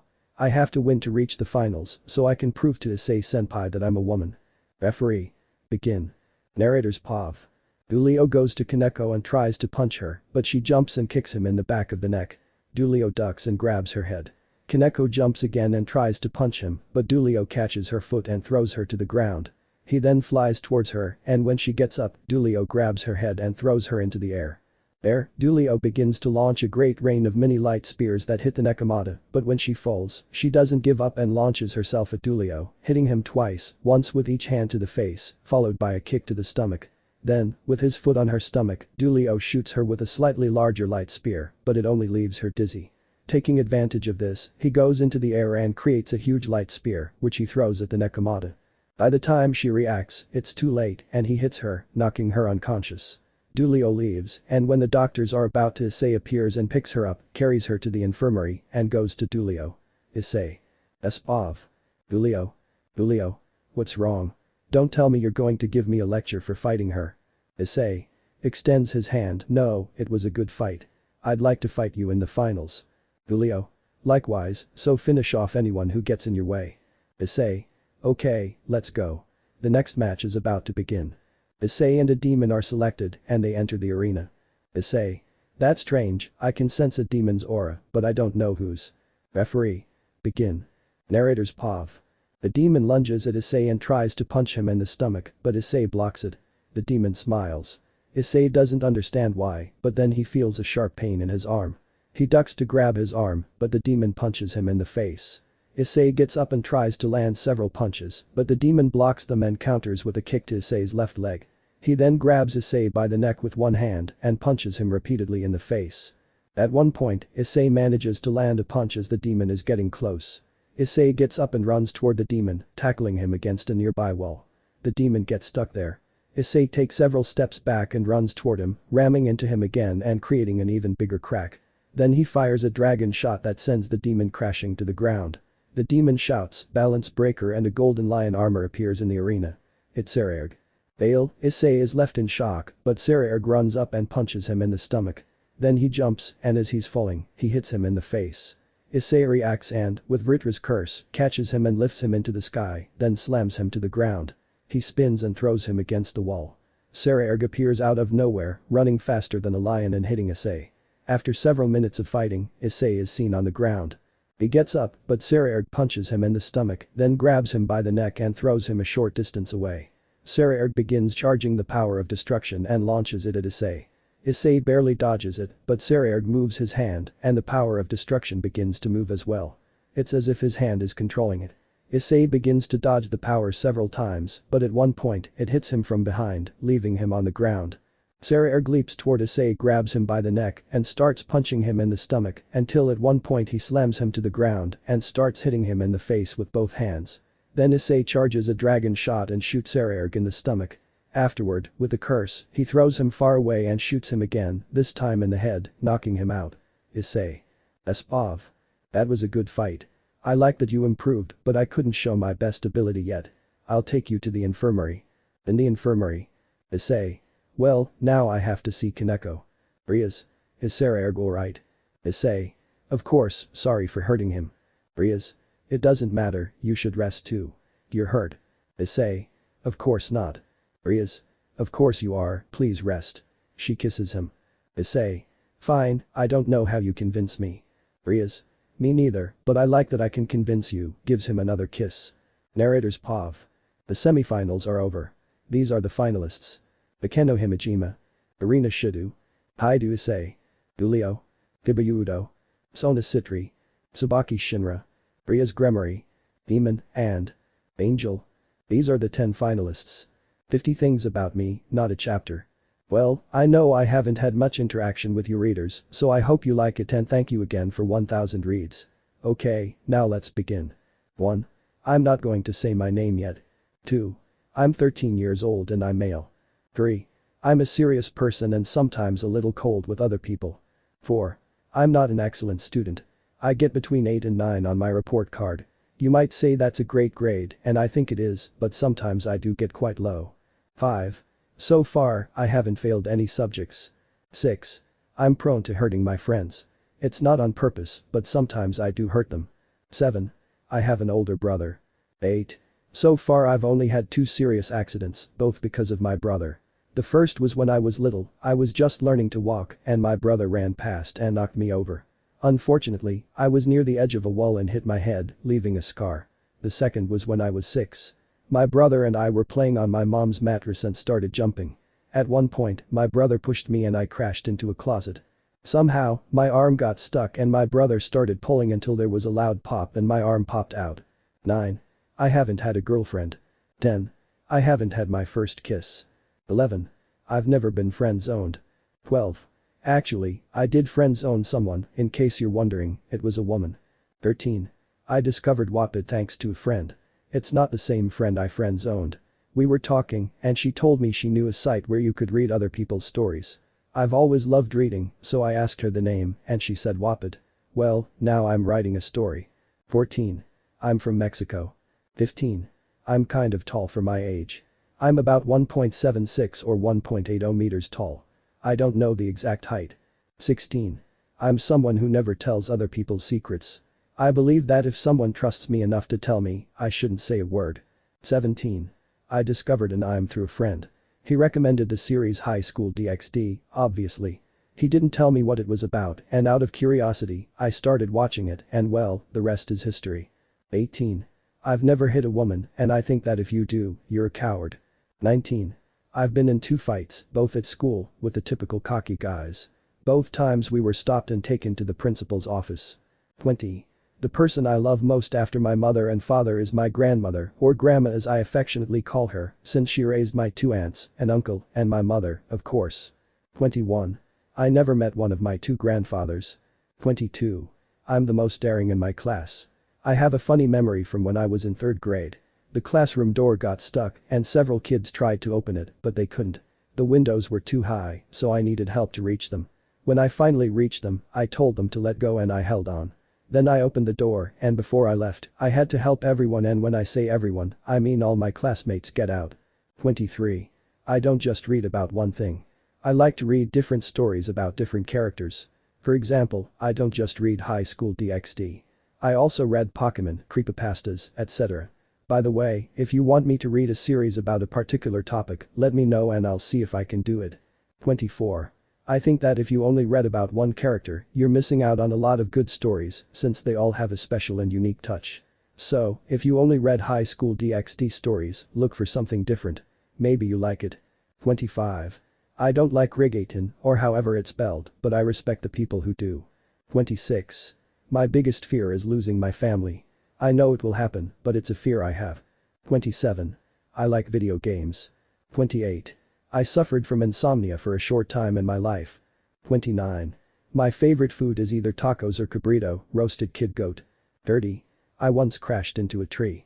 This happened when I was 10 or 11 years old. My father bought me a go-kart. After a while, I learned to drive it well, but there was a problem. The steering wheel was very stiff and it was difficult to turn. One day we went to a forest and started driving when the steering wheel got stuck. I tried my best to unstick it, but it spun around and I crashed into a tree. 31. I believe in the paranormal. 32. I've had paranormal experiences. For example, I was walking through the park with a friend around 11:30 at night when he got a call from his mom. He had to leave.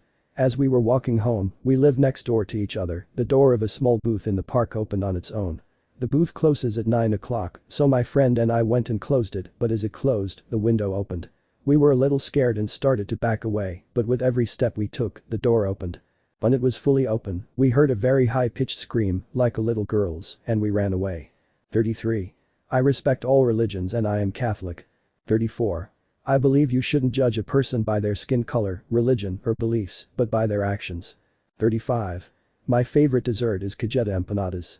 36. I like long hair better than short hair. 37. Cars have never appealed to me. I like motorcycles. 38. I don't really like watching soccer, but I do play it. 39. I know how to behave in every situation and respect my elders, unlike some of my friends. For example, something happened recently. We were in math class, and the teacher asked a friend to explain why he got that result, and he answered, just because. Then the teacher asked him to explain, and my friend stood up and said, "Watch out, teacher." I'm not saying he's a jerk and that I'm very polite and from a high social class, I just think it was disrespectful, but it made the whole class laugh anyway. 40. I'm a bit shy when talking to women. 41. I don't like being asked obvious questions. It bothers me a lot. For example, I go to get my hair cut and the next morning at school they ask me, "Did you get your hair cut?" And I give the typical answer, "It doesn't grow down." 42. I've been through and done the stupidest things in my life with my friends. I simply think that without them I wouldn't be able to laugh so much every day. 43. My favorite sport is volleyball. I mostly play it at school. 44. I've never cheated on a test. 45. I'm someone who almost never shows their feelings to strangers. If you want to see what I'm really like, I need to get to know you well. I'm rather reserved. 46. Another thing that bothers me but also makes me laugh is when people write something like Kianda KRNL. 47. I like reading comics. 48. I don't like being late, especially when it's me. 49. You could say I'm a secret writer, since no one in my family knows, and I don't plan on telling anyone. 50.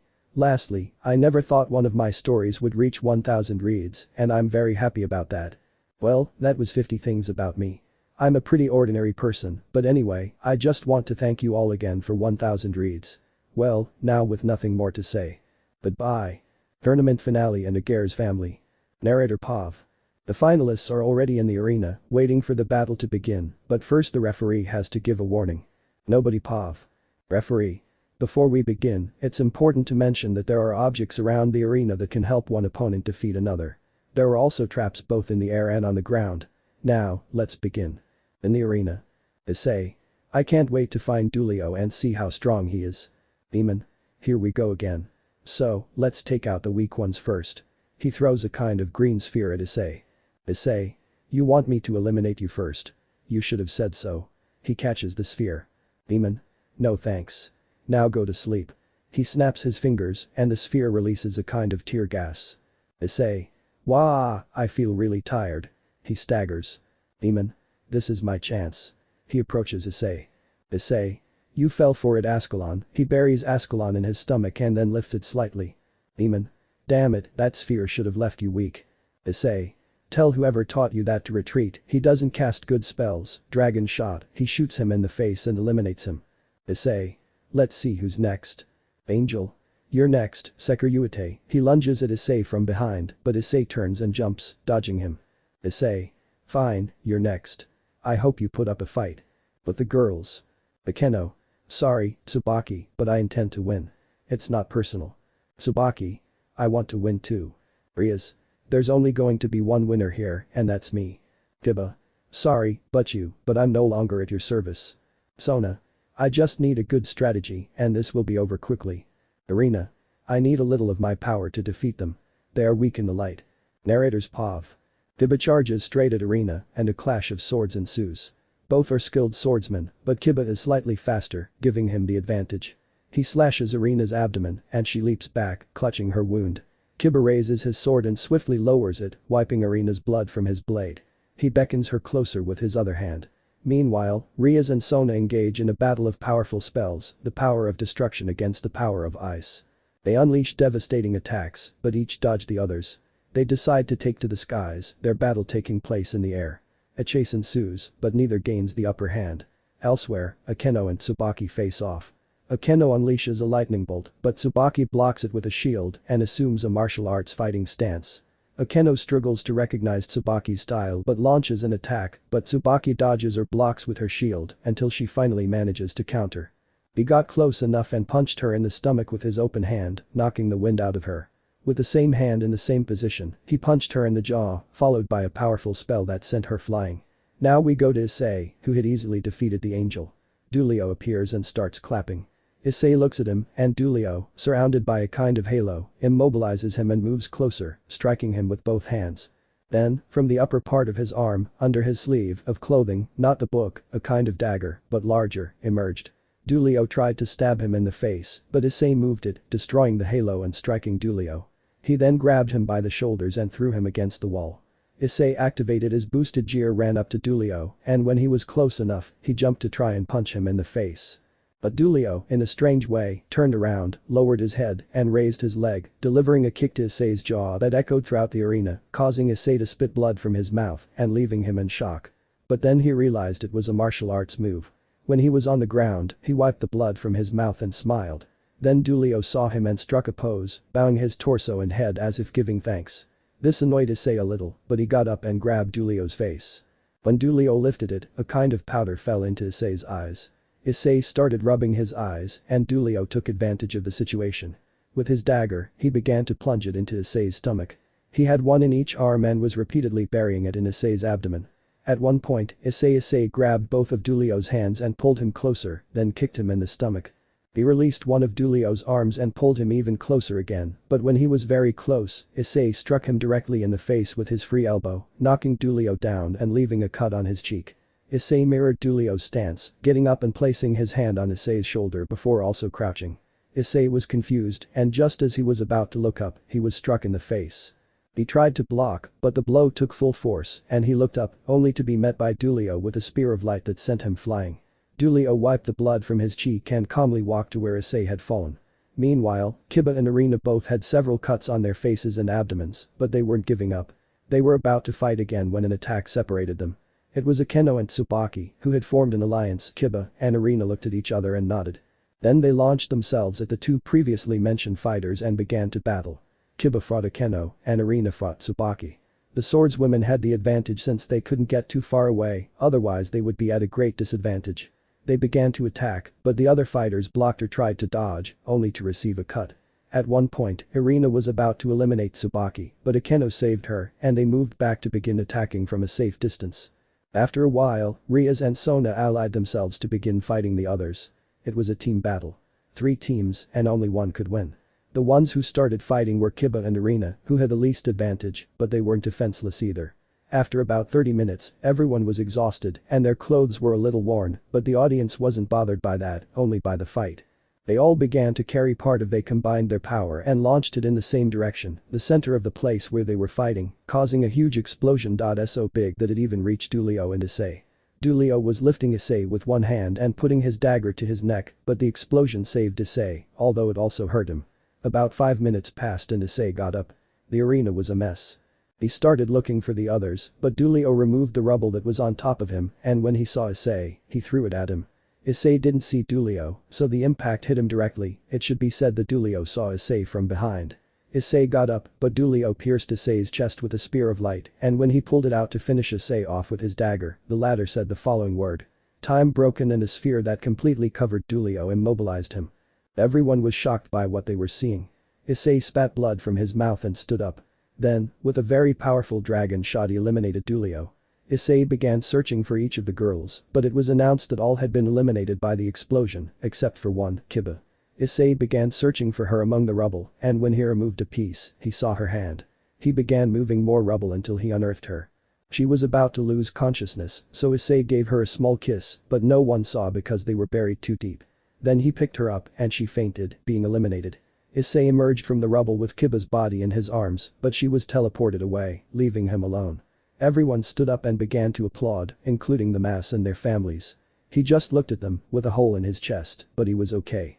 This path led him to the area where the mass were, passing through the crowd, holding onto the chairs of those present to climb, as the hole in his chest was very painful. The mass were about to emerge, but Issei signaled to them from afar not to. The most worried were the brunette's partners, but they had to wait. Issei walked through the crowd. Some asked him for a photo, which he accepted, confused. Some children approached him and stared at him. He patted their heads. Some women tried to get closer than was appropriate, but no one except Issei said anything to them, as it was understandable that no one would complain about the Sekiryuutei being part of their family. At one point, he stopped and saw a young woman in particular. She was also looking at him, but with a blush. Issei asked her name, and she replied, Sekvera. Narrator's Pav. Issei. Approaches, from the Ager's clan. Sekvera. Yes, why do you ask? Still blushing. Issei. It's just that I tend to ask the name of someone I'm attracted to or who catches my attention. Sekvera. So, am I attractive to you? Issei. I just said so. Smiling. Sekvera. My parents sent you a marriage proposal. Issei. Certain people burned all the proposals. Sekvera. I suppose that's acceptable. Everyone wants to be with the person they love most. Issei. How many people have sent you marriage proposals? Sekvera. Almost every household. Issei. How many have interested you? Sekvera.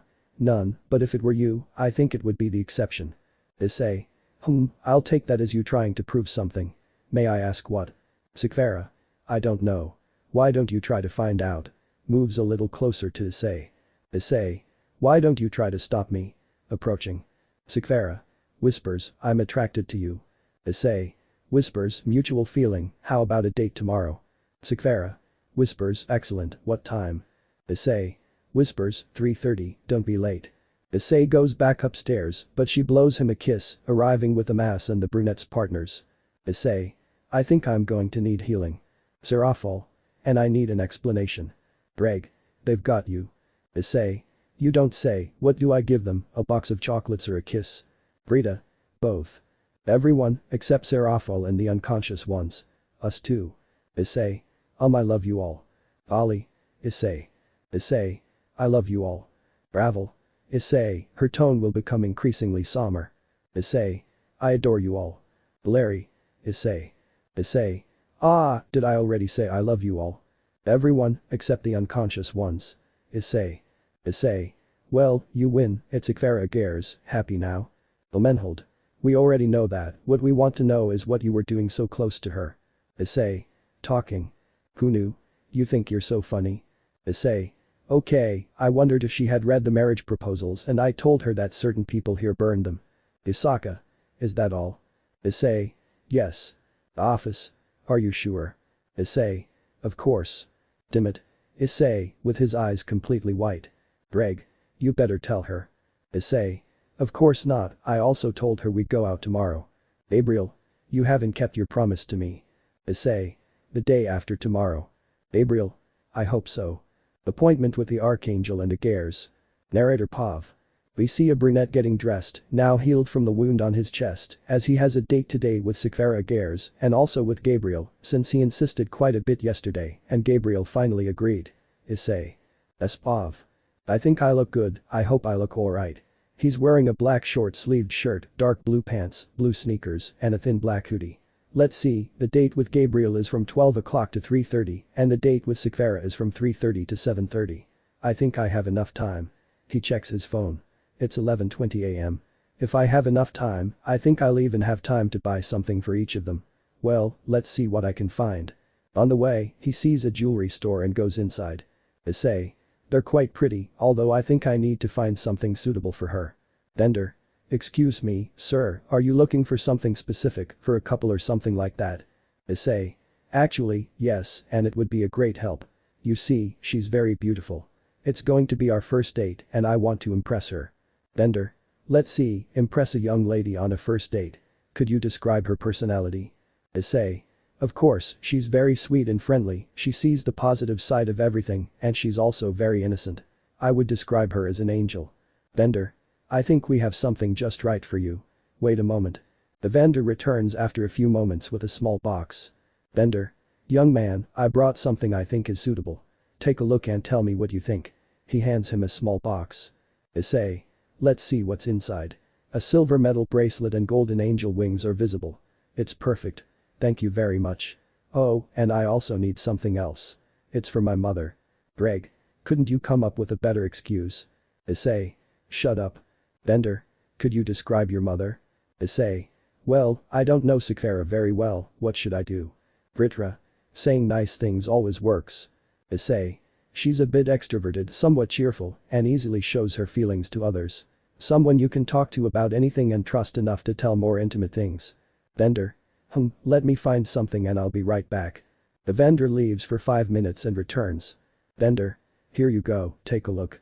He hands him a small box. Issei. I hope it's very pretty. He opens the box and sees a necklace with silver chains, in the center a heart that looks like it's made of a ruby. It's beautiful, I'll take it too. How much is it? Vendor. $300. Issei. Huh? I don't think I have that much money in my wallet, I should have come prepared. Greg. Uses the card with unlimited money. Issei. True, he always saves me in a bad situation. Greg Vritra. And don't we? Issei. Sometimes well, here you go, sir, gives him the card and pays, then leaves and goes to the park where they were supposed to meet. It's 12 o'clock and Issei is seen leaning against a fountain waiting for Gabriel. Issei. Maybe she got lost, I hope she's alright. Gabriel. Here you are, Issei, I'm so glad I found you, I've been looking for you for a while. Issei. Why you look beautiful. Gabriel. Thank you, she's wearing a white dress, not too revealing but quite elegant, shoes the same color as the dress, and has a small flower in her hair. Where are we going, Issei? Issei. I was planning to go to a shopping mall near here and then we can do whatever you want. Gabriel. I love the idea, let's go. After strolling through the mall. Issei asked, so, where do you want to go? Gabriel replied, to a zoo. Issei responded, okay, I know where one is. Follow me. They arrived at the zoo. Issei said, well, we're here. What do you want to do first? Gabriel asked, see the pandas. She flashed stars. Issei remarked, ah, she looks like a little girl, though that's something I like. Greg asked, you like little girls? Vritra called out, pedophile. Issei replied, I don't mean that, you dirty-minded dragons. I mean, I like her attitude. Vritra asked, is that all? Issei responded, not just that, but more than anything, it's her attitude. She's quite cheerful and sees the positive side of everything. It's something I really like about her. Sometimes I think I don't deserve any of this. Greg. Don't be discouraged, you're on a date, have fun. After all, that's what dates are for. To have fun and get to know each other better. Issei. Thanks, well, we'll talk later. Gabriel. Look, Issei, it's so chubby and cute, pointing at a panda. Issei. Yeah, I know, they look very adorable. Gabriel. Look, it's a baby one, it looks so cute. Issei. You're easily impressed, although I have to admit it is very cute. Man. Bumps his shoulder into Issei's, excuse me, young man, it's just that my son is very excited to pet a panda. Issei. Don't worry, could you tell me where the line is? Man. Of course, just go straight ahead and where you see a panda symbol, go in and you'll see a line. Issei. Thank you. The man leaves. Issei. Gabriel, do you want to pet a panda? Gabriel. Can I? Issei. Yes, you just have to get in line, follow me. They go to the line. Issei. This is going to take forever. Gabriel. Do you want to chat while we wait? Issei. Sure, that's a great idea. What do you want to know about me? Gabriel. Is it true you were a bounty hunter? Issei. Yes, it's true. I hope those days are behind me. Gabriel. Hey, I know this is strange and sudden, but do you plan on having children? Issei. Of course I'd like to, but in the future. Right now, I want to enjoy my time with the people I love. Gabriel.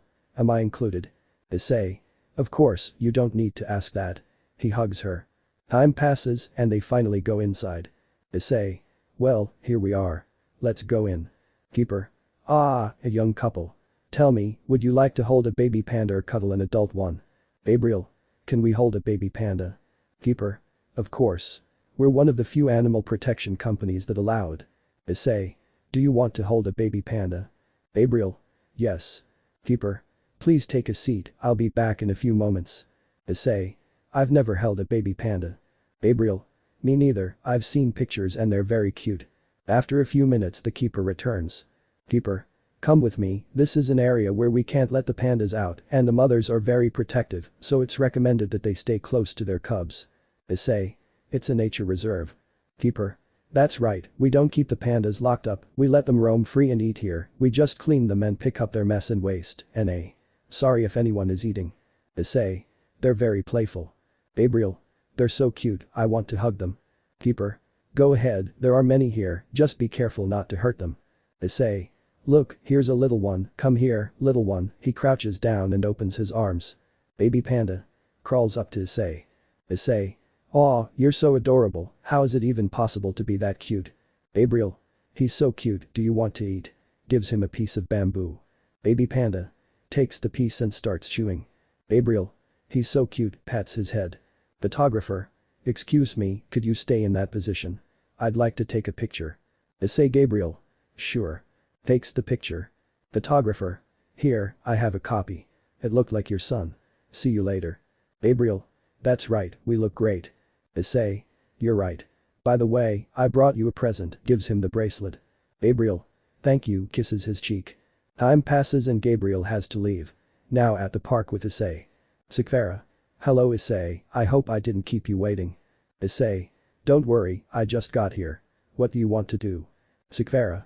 I've never actually been to an amusement park, so I'd really like to go. Issei. Sure, no problem. Come with me. I think there's one nearby. They arrive at the amusement park. Issei. Well, here we are. Sekiryuutei. I didn't think it would be so crowded at this hour. Issei. It's quite popular, so some families come here often. Anyway, which ride do you want to try first? Sekiryuutei. I've heard of several, but let's take a look as we walk around, okay? Issei. Sure, let's get started. They walk around and the first ride they see is the target shooting gallery. Sekiryuutei. I want to try that one. Issei. Okay. Excuse me, could you give us a rifle? Vendor. Of course. You see, if you hit the ducks at the top, it's 15 points. The ones at the bottom are 5 points. And the ones in the middle are 10 points. You can exchange those points for prizes. Issei. Okay, can I help you? Sekiryuutei. I think I can handle a gun on my own. She tries to get a good grip on the rifle, but can't. Issei. Let me help you. He stands behind Sekiryuutei and puts the rifle in her hands. First, you need to get a good grip on the rifle. This is the correct position. Then you aim and pull the trigger. Sekiryuutei. You seem to have experience. Issei. Are you saying that on purpose? Sekiryuutei. What? Issei. I'll tell you in a moment. Now concentrate and shoot. Sekiryuutei. Okay, I just hope I hit something. Issei. Don't worry, you don't have to. We're here to have fun. It's okay if you miss. Sekiryuutei. Okay, thanks. She shoots at a duck and the bullet grazes it. Almost. Issei. Okay, now I want to show you a trick. Could I borrow the rifle? Sekiryuutei. Sure, here you go. Hands him the rifle. Issei. Look, all you have to do is hold your breath before you shoot. He does as I say and hits a duck up above. Try it. Sekiryuutei. Okay, shoots and hits one. Oh, I got him. Issei. You learn fast. Well, let's keep going and see what we can get. After running out of toy bullets. Issei. Excuse me, how many points do we have? Vendor. Let me count. You have 65 points. You can choose a large plushie. Issei. Choose whichever one you want. After all, you earned it. Sekiryuutei. Let's choose one we both like. You helped me. Issei. Okay, how about this one? Points to a small plush dragon. Sekiryuutei. Sure, I like it. Thanks. Issei. Well, I think we should continue. Sekiryuutei. Of course. Time passed and they both tried every attraction at the fair. Finally, they rode the roller coaster and Issei gave her the necklace. As thanks, she kissed him on the cheek. After that, Issei walked Sekiryuutei home to the underworld. Issei. Well, that's it. I hope you enjoyed it. Sekiryuutei. Of course I enjoyed it. We should hang out more often. Issei. Sure. If you want to hang out or talk, just call me through a communication circle. Sekiryuutei. Okay, see you later. She gives him a quick kiss on the lips and goes inside. Issei. Guys, today was a great day. Greg. Dude, I really think you're one of the luckiest people in this world. Issei. Maybe so. I'll walk home. It doesn't hurt to walk. In the human world, near the Hyoudou residence. Issei. I hope the girls aren't upset. I should be upset, not them. Issei. That voice turns around. A not very pleasant reunion. Narrator Pav. We see a brunette and a person in a black suit talking on a deserted street at night. Let's see what they're talking about. Nobody's Pav. Issei. Alex, is that you? Alex. He's dead. You killed him, but you created someone else, someone who desperately wants to kill you. Issei. What the hell happened to you? Alex. What happened to me? You mean what you did to me? You destroyed everything I had, you murdered me. Issei. I tried to help you, Alex. You were sick. Alex. If I was sick before, now I don't know what I am. I still remember that night, that rainy night with lightning, that fight in the factory. Flashback, 2 years ago, Mexico, in a chemical factory. Issei. Alex, let that woman go. She's not to blame for any of this. Alex. You're right, she's not to blame, you are. And she'll pay for your mistakes. Issei. Please let her go. Alex. Very well. He throws her into some chemicals and the woman dies. Issei. What did you just do? You murdered her. Alex. Don't worry, you'll soon rest with her. Narrator's Pav. Alex lunged at Issei, but Issei elbowed him in the stomach. With his left hand, Alex grabbed Alex's face and slammed him against the steel bridge they were standing on. Alex pulled out a knife and plunged it into Issei's abdomen. Issei released him, removed the knife, and threw it into the chemicals. Alex then slammed Alex against the metal bar that prevents falls and began to pummel him like a madman. Issei caught him with a blow and delivered a headbutt that disoriented Alex slightly.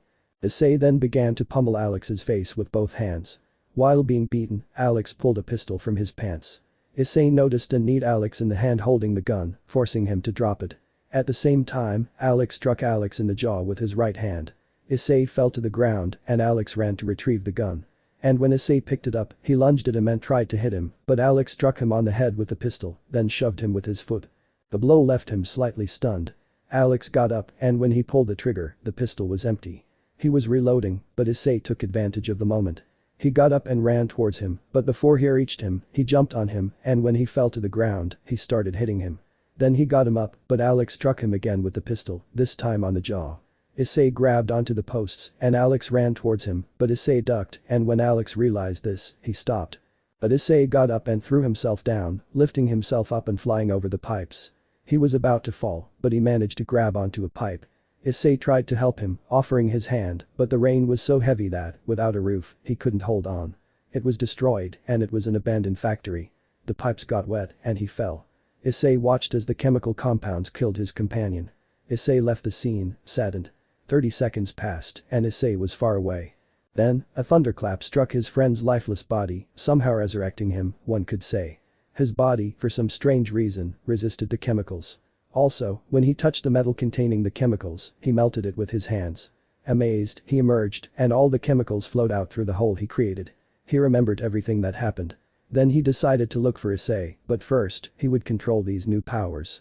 Nobody's Pav, end of flashback, present. Alex. Somehow, the thunder gave me powers that I can use to kill you. Issei. You became a monster.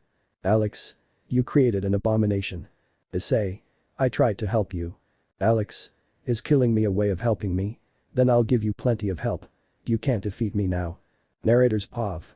Alex ran towards Issei, who jumped back, but Alex grabbed his shirt and melted it. Issei got into a fighting stance.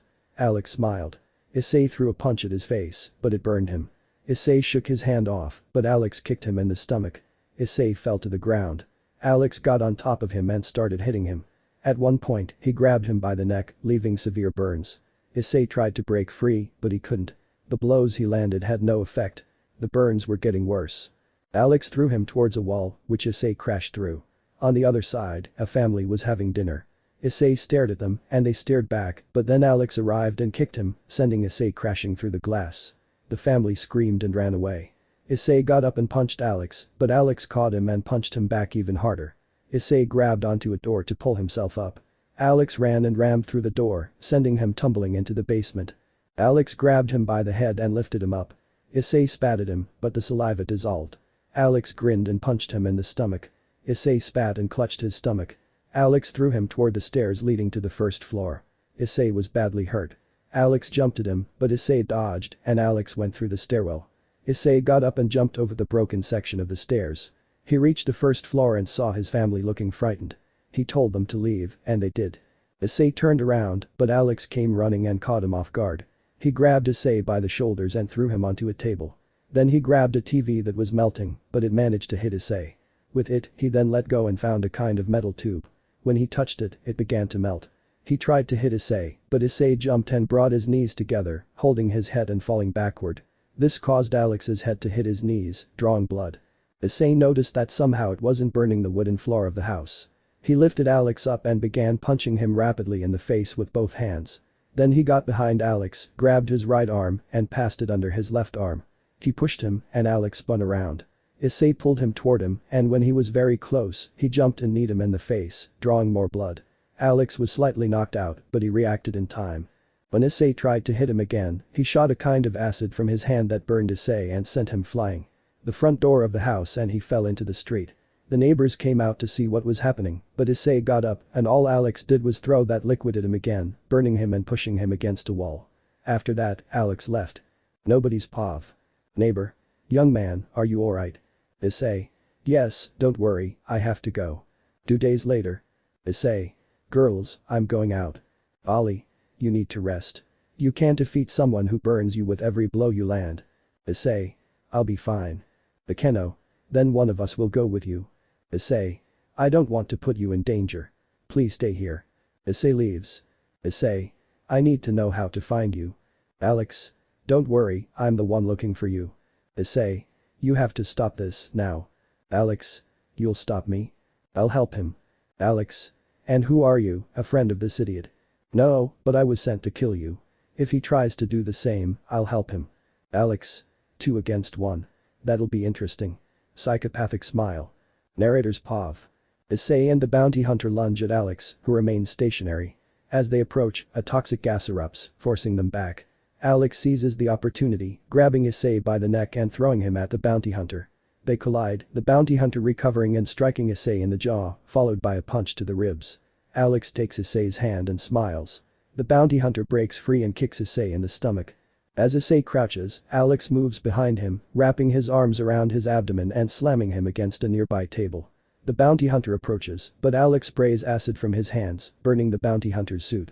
He then lunges at Issei and begins pummeling him. Suddenly, Issei gets up and charges at Alex, tackling him and pummeling him with both hands. Alex uses his knee to deliver a low blow. Issei stops hitting him and grabs him by the neck. The bounty hunter tries to approach Alex, but a kind of beam gets between them and begins to spin incredibly fast, so fast it's imperceptible to the human eye.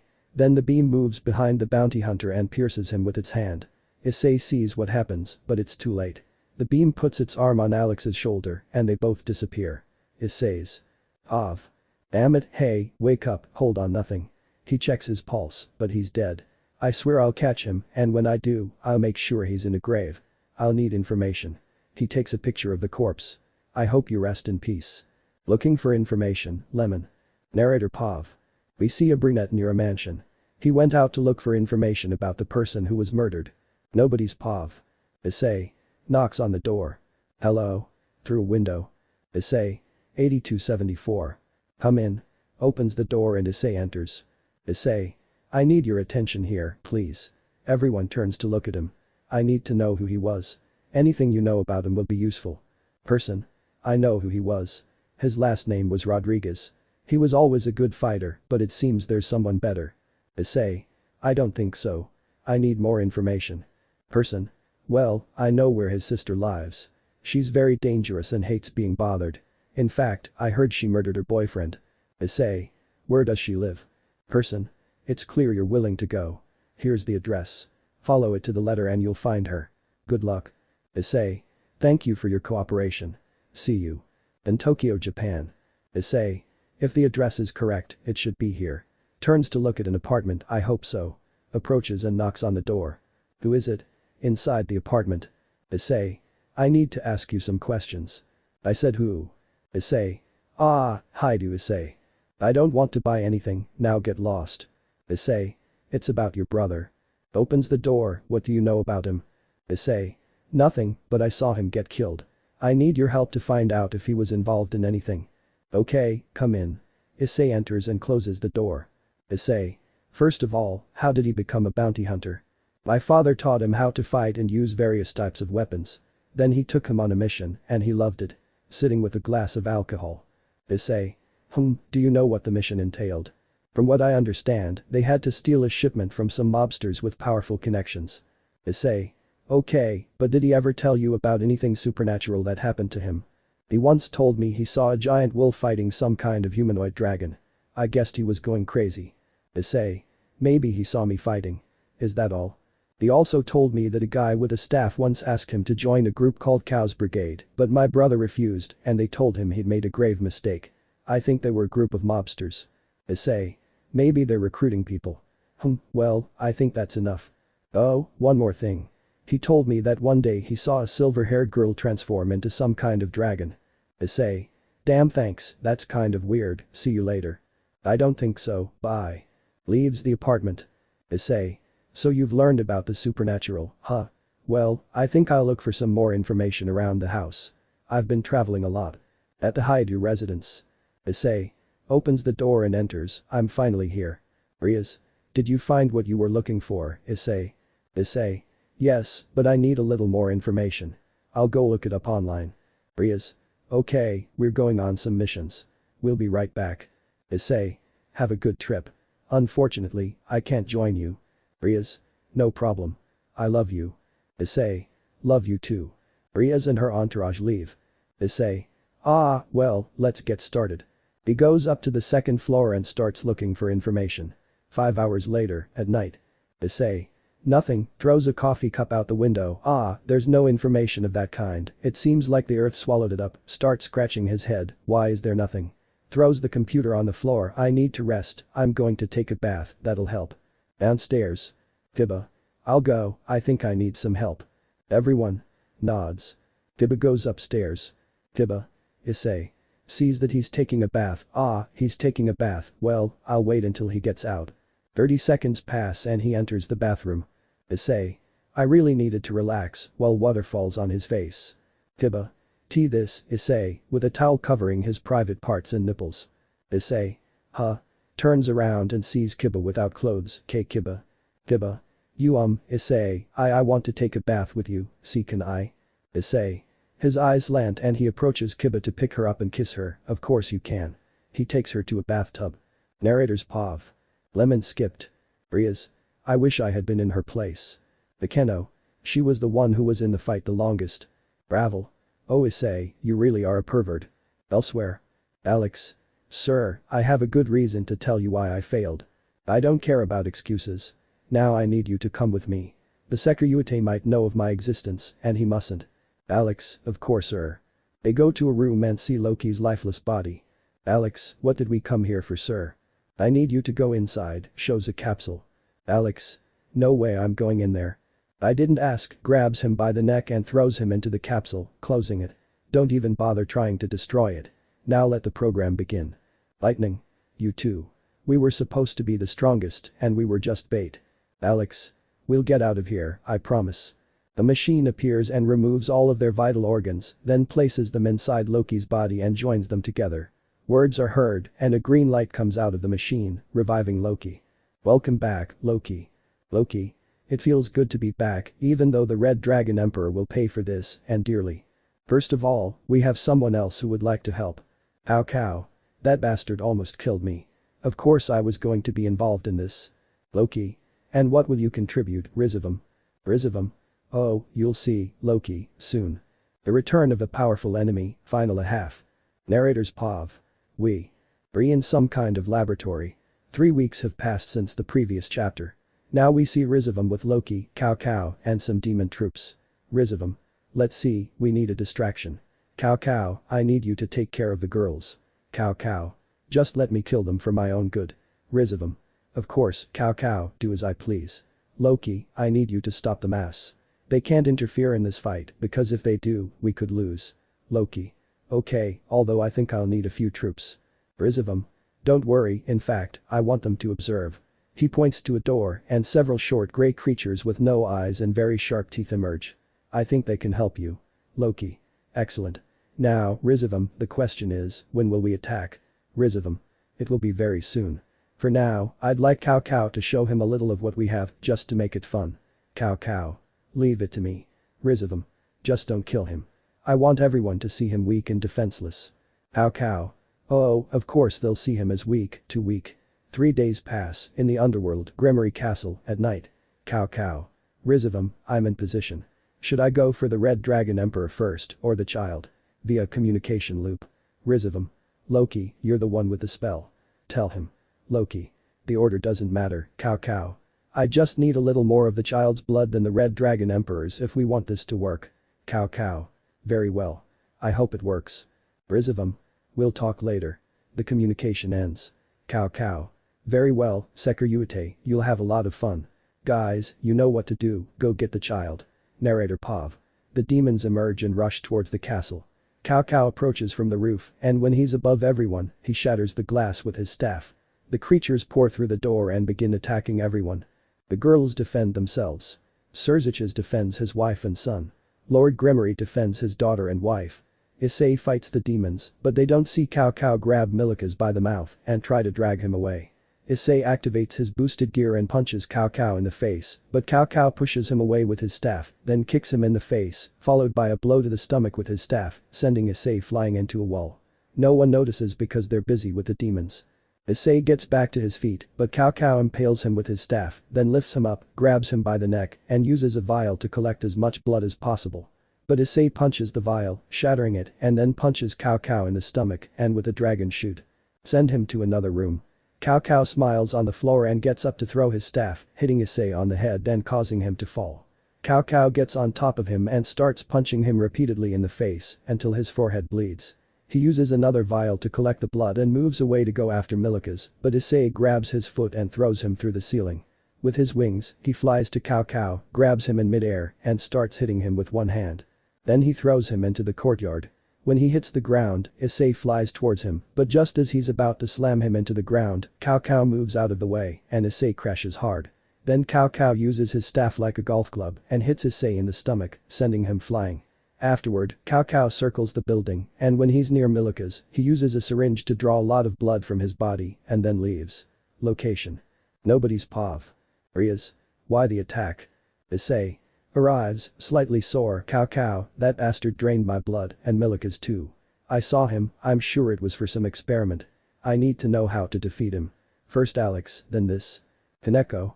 It's not your fault, senpai. Issei. Ah, thanks, but we need to find Cow Cow and fast. Serziches.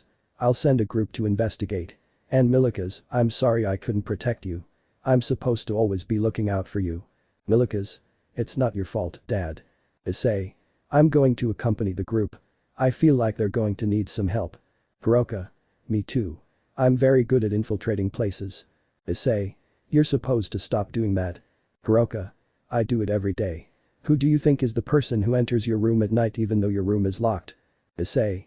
Good point, alright, come with us, but don't stray too far. Hiroka.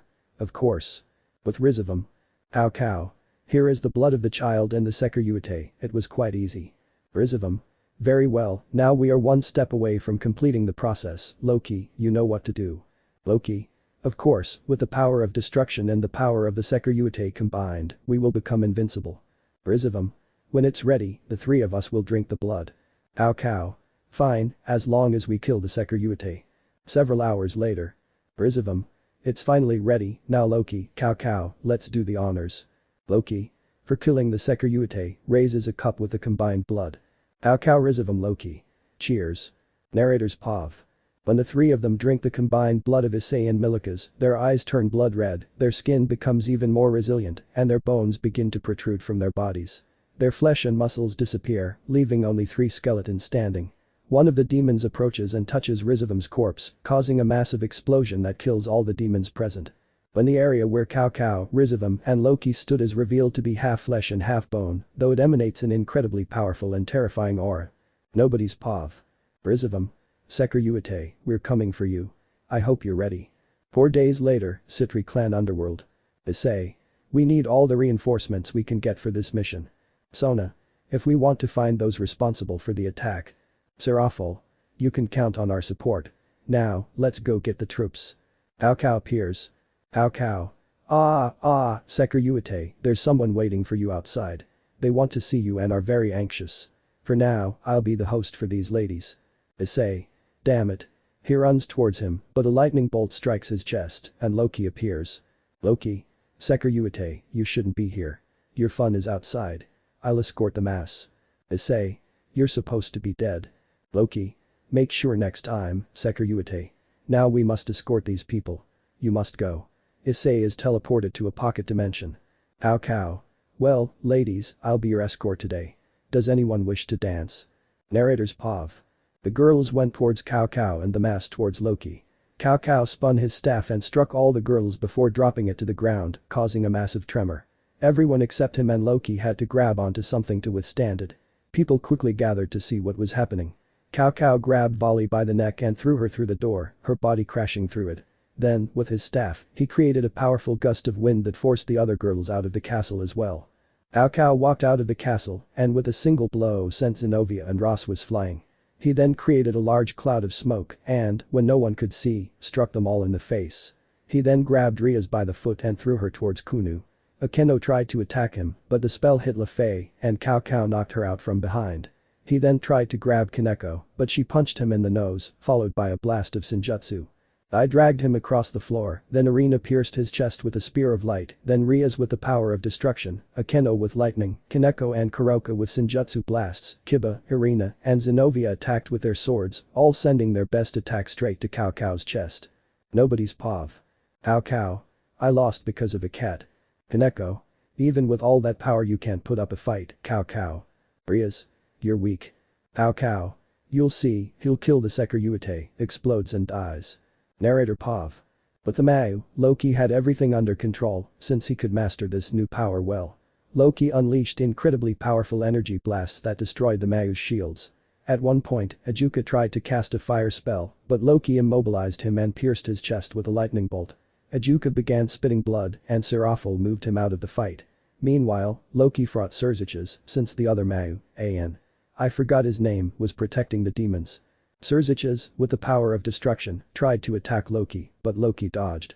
At one point, Loki attacked and broke the shield, and when he was about to pierce Surziches' head, Ajuka saved him by casting a spell that exploded before hitting Surziches, although it did cause him damage.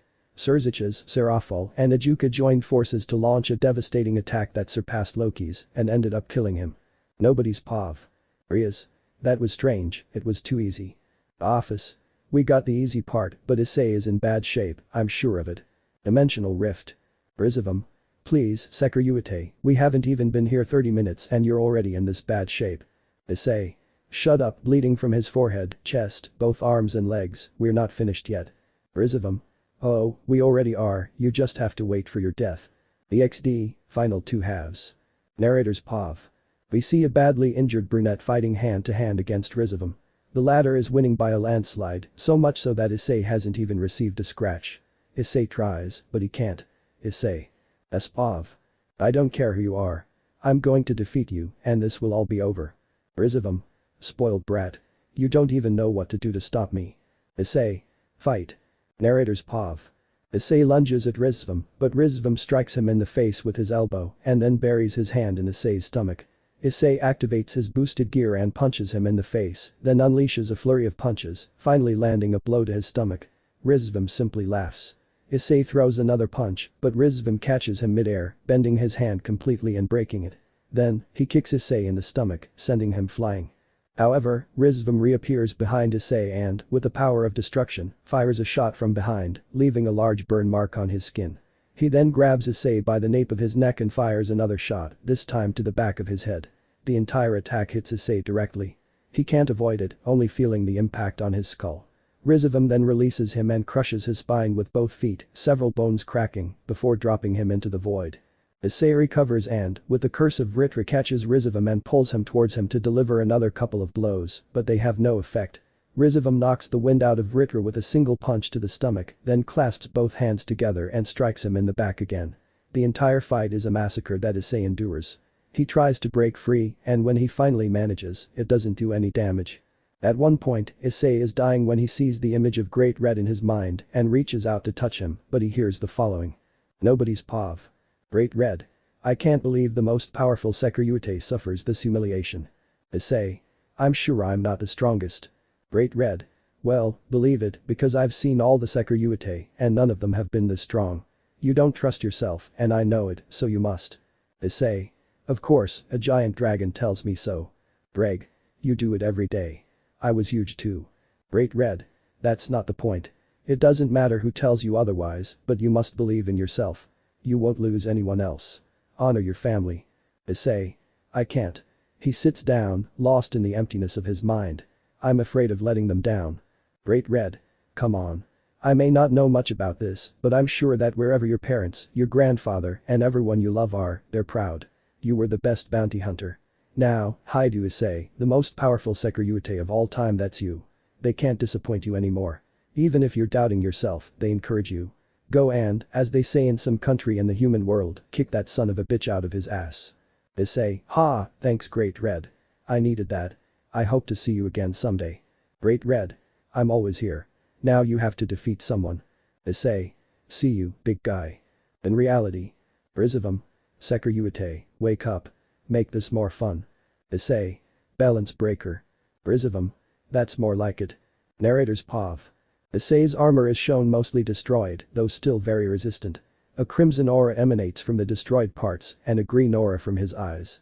His entire appearance was frightening, but now it was even more so. Issei went to Rizavam and struck him, breaking his jaw. Rizavam then struck Issei with all his might in the stomach, breaking several ribs. Each blow resulted in a broken bone, but Issei regenerated. The fight reached the underworld, where Issei was crushing Rizavam, destroying everything he saw. Buildings, houses, castles, etc. At one point, Issei began to unleash dragon shot alone to immobilize Rizavam and weaken him to the point where he could no longer fight. All Rizavam could see were crimson attacks. Issei summoned Ascalon and pierced Rizavam's chest, leaving him near death. Rizavam spat at him and Issei grabbed him by the head and carried him back to the castle, still in his armor. Nobody's pav. Issei. Speak. Why did you do this? Rizavam. It doesn't matter why. I'll just say that I made the most powerful Sekiryuutei give his all. Issei. Congratulations. Rizavam. One last attack. He fires at Issei, piercing his chest, and Rizavam dies. The others arrive. All. Issei, don't die. Please wake up. Issei. Everyone. Issei. Issei. They fell, although it hurt, gets up. I'm not going to die that easily, now this is over, there's nothing more, now we just have to repair the damage. Bravo. Don't do that again, Baka. Issei. Sorry, I won't do it again, I promise, looks at the destroyed landscape. 10 years later. Issei.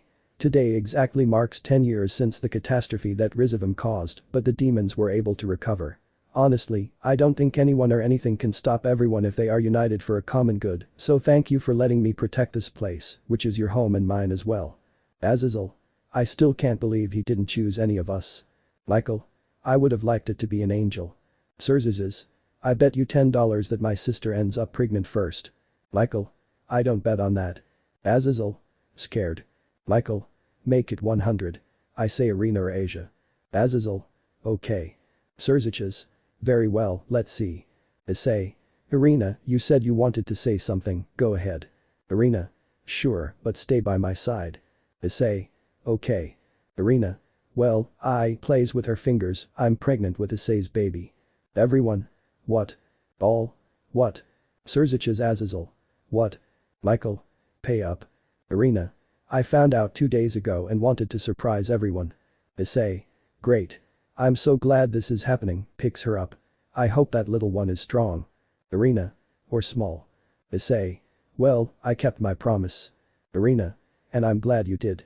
Everyone. How sweet. Bravo. Ah, I wanted to be the first. Issei. The second. Bravo. Don't say it in public, Baka. Red. OVA 1, A Family Afternoon. Narrator Pav. We see a certain adult man with brown hair in a room with a small newborn baby girl with blonde hair like her mother. A slightly older boy with honey-colored hair and brown eyes runs in and sits next to his father. Shin. Hi Dad, are you watching my sister? Issei. Yes, she's still little, and when she grows up I want you to watch her too. Shin. Of course, you can count on it. Issei. By the way, where's Irina? She told me an hour ago that she was coming. Shin. Mom's talking to my grandfather. He says he hasn't seen me in a long time. Issei. Yeah, I guess we'll have to visit your grandparents more often. Robertina. Ah. Issei. Oh, I think she's hungry. Watch your sister for a while, I'll make something. Shin. Sure. He picks up his sister. Don't worry, little sister, Dad's going to make something. Issei. I'm glad it's like this, leaves the room and finds Ravel. Hi, love. Ravel. Hi, love, kisses him, and Robertina. Issei. Shin is taking care of her. I'm going to make something to eat. I think she's hungry. Ravel. Okay, I'll see how she is. Enters the room, and Issei goes to the kitchen. Hi Shin. Shin. Hi Mom. Ravel. Ravel. I'm going to take care of Robertina. Can you help your father? Shin. Of course. Gives Robertina to him and leaves the room. Ravel. Sits on the bed. Ah, little one, I still remember when I told Issei the news. He was so happy. Flashback, 15 months ago, at Phoenix Castle. Lord P. And am I going to have grandchildren now? Lady P. Don't rush them. They'll know when, but I do want grandchildren. Ravel. Come on, Ravel, nothing bad will happen. You're an adult now, you're married to Issei, nothing bad will happen if you say you're pregnant. Issei. Is something wrong, Ravel? Ravel. Well, Issei, I'm pregnant. Lord P. Issei. Runs to Ravel and hugs her, then kisses her, I'm going to be a father again. Lady P. Oh, how wonderful. Lord P. I knew it was about time, especially knowing how perverted Issei is. Ravel. I'm glad you're happy. Issei. And how far along are you? Ravel. 3 weeks, but I wanted it to be on a special occasion. Issei. I won't let anything happen to you, I promise. Present. Ravel. I'll treasure that memory forever, but time passes and well, now you have a little brother and in the not too distant future, maybe another sister or brother. But Issei. Issei. Okay, well son, let's go. Shin. Sure, Dad. Rias. What are you doing? Issei. Robertina's hungry, so we're making something to eat. Rias. You're not the only one who's hungry, throwing a mini tantrum. Issei. More cravings. Rias. Yes. Issei. What for this time? Kisses her. Shin. Dad, I'll take this to Mom. Ravel. Issei. Sure. Rias. Well, I'm craving chocolate cake and ice cream. Issei. A week ago it was French fries. Rias. Turns around, if you don't want to, don't bring anything. Issei. Don't be like that, hugs her from behind and kisses her neck. Rias. I say, turns around. Issei. It's been a while since we've been intimate. Rias. I know, but. Issei. But what? Rias. What if someone comes? Issei. Remember when your mom saw us? Rias. Don't remind me, it's so embarrassing, bows her head to Issei's chest. Issei. I won't say anything else. I'm going to check on Ravel, Robertina, and Shin. Are you coming? Rias. I'm sorry, but Akeno and I are going on a mission. Issei. No problem. I'll see you later. He kisses her. Rias. Goodbye, love. Issei. Goodbye, love. He goes upstairs and stops before entering the room. Dreg. What's wrong? Issei. Do you see what I see? Dreg. Well, I see the door. Issei. I don't mean that. Who's behind the door? Dreg. Ah, I see. It's been a long time since you've been here. Issei. He opens the door. If you're coming, Volley, at least let me know. Volley. I didn't have time to let me know. Besides, I was just passing through. I have to go, so goodbye. He leaves through the window. Issei. Always so rushed. Sits next to Ravel. Shin. Dad, I'm going with Milikas. Issei. Okay, take care. Ravel. Ah, we finally have a family. Leans her head on his shoulder. Issei. Yeah, although we struggled a lot. Ravel. You know demons have a low fertility rate. Issei. I still remember the wedding day. You were so nervous and your brother couldn't believe you were about to marry me. Ravel. He almost had a heart attack, but I'm glad I met you, Issei. I can't imagine having any other family. You, Robertina, and me. Issei. You were always so cheesy. Ravel. Don't ruin the moment. Issei. Sorry, although you've ruined several moments too, like Shin's third birthday. Ravel. It wasn't on purpose. Lowers her head. Issei. Relax, though I think someone's sleepy. Robertina. Ah, falls asleep. Ravel. I'll put her in her crib, takes her to the other room and returns, you can tell she's your daughter, sits next to Issei. Issei. She looks like you too, although there's something I'm sure she didn't inherit from me. Ravel. What? Issei. My perversion. Ravel. You seem to say that with pride. Issei. Although you're quite the pervert yourself. Ravel. Of course not. She turns around. Issei. So that's how we're going to play. He approaches Ravel from behind and begins massaging her breasts. Ravel. Issei. Issei. Are you going to admit you're a pervert? Ravel. I'm not.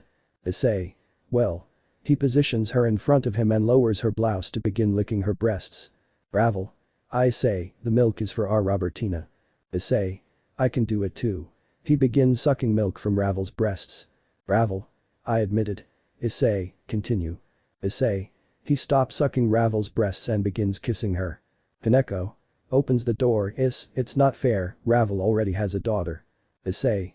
Kaneko, this I don't even know what to say. Kaneko. Ravel already has a daughter, don't you think it's time someone else had a child? Issei. I need a break. We waited 4 years for Robertina to be born. Kaneko. You want to wait another 4 years? Issei. No, 2 more months at most. Kaneko. Okay, Issei. Oh, I came to tell you that you won't have to wait because I'm pregnant. Issei. Ravel. Huh? Kaneko. I'm pregnant, Issei. Issei. That's great. Runs and hugs her, I'll have to use condoms, that's 2 pregnancies at the same time. How far along are you? Kaneko. 1 week. Ravel. Congratulations, Kaneko. Issei. If it's a girl, I want her to be named Shirin. Kaneko. I won't allow it. Serious. Issei. Come on, Kaneko, it's a good name. Kaneko. I don't want her to be named that. Issei. Ah, fine, you win. She won't be named Shirin.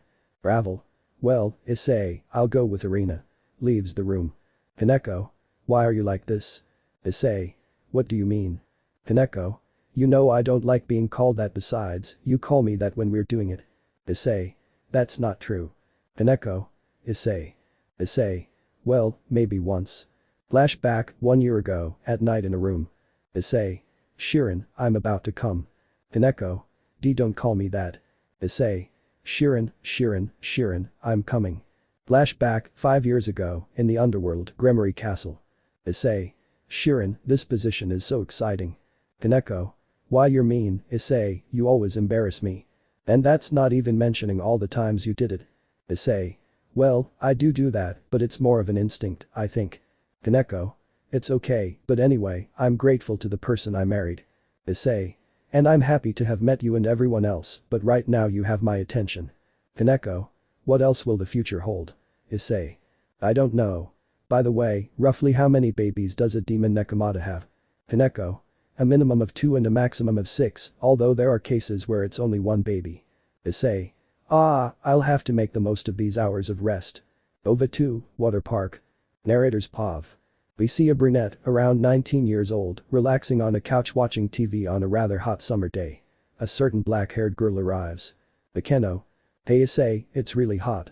Wouldn't you like to go to an amusement park? Issei. A water park, yeah, to cool off. Bakeno. Then let's all go. It'll be better. Issei. Sure, let me tell the others. He gets up from the couch. Bakeno. I'll go get ready. Issei goes to their room and asks them, and they all reply yes, ready. Issei. Okay, let's go. He's about to leave. Rias. We're going to a water park in the underworld, Issei. Issei. I don't mean to be mean, but we spend too much time in the underworld. Kuroka. Of course not, Issei. Issei. We didn't even come to the house last week. The Fae. Don't you like going? Issei. It's not that I don't like it, but I also want to enjoy being here. Kuroka. We'll stay here next week. Issei. Okay. Why do they like being in the underworld so much? Rias. He mustn't find out that we have a better chance of getting pregnant in the underworld. Already in the underworld. Issei. It's also really hot in here. Well, girls, let's make the most of our time. All? Yes. Pan X. Oh, you're the Sekiryuutei. Issei. Not again. Pan X. Can I take a picture with you? Please. Issei. Okay, I guess it's okay. I want to rest, not take pictures with everyone. What pose? Pan X. Steals a kiss and takes the picture, thank you so much. Runs away. Issei. Wow, well girls, all. Issei. Issei. You know it wasn't on purpose, besides, it was just a little kiss. All. So if a man kisses us, it's not a problem. Issei. I mean, that wasn't up to me, and obviously there's a problem, but you're supposed to trust that you're the only ones I love, so there shouldn't be a problem. All. Okay. Issei. Well, now let's have some fun. All. Yes sir. At the water park. Issei. Well, I think we'll each go our separate ways. Rias. Issei, first I need you to put sunscreen on me. Ikeno. Me too. Kuroka. Me too. Isaka. I need it too. Issei. Ah, okay girls, who goes first? Rias. We'll decide with rock paper scissors. Kuroka. Can we play with 4 people? Issei. Just line up already. They lie face down and Kuroka goes first. Kuroka. Come on, Issei, start. Issei. Your outfit is very provocative. Kuroka. I chose it especially for you. Issei. Well, he put sunscreen on his hand and starts spreading it all over her back. Kuroka. Ah, it's so relaxing. Issei. Let's have some fun, he starts pressing down a little with his fingers. Kuroka. Issei, where did you learn to give massages? Issei. A little practice is more than enough. Kuroka. You have very big hands. Issei. You have something bigger. Kuroka. Turns around and approaches Issei. You're getting hot. Issei. Moves a little closer, obviously, it's quite hot. Kuroka. Can I help you? Issei. Maybe. Rias. Issei, you must continue with us or we'll ask someone else to do it. Issei.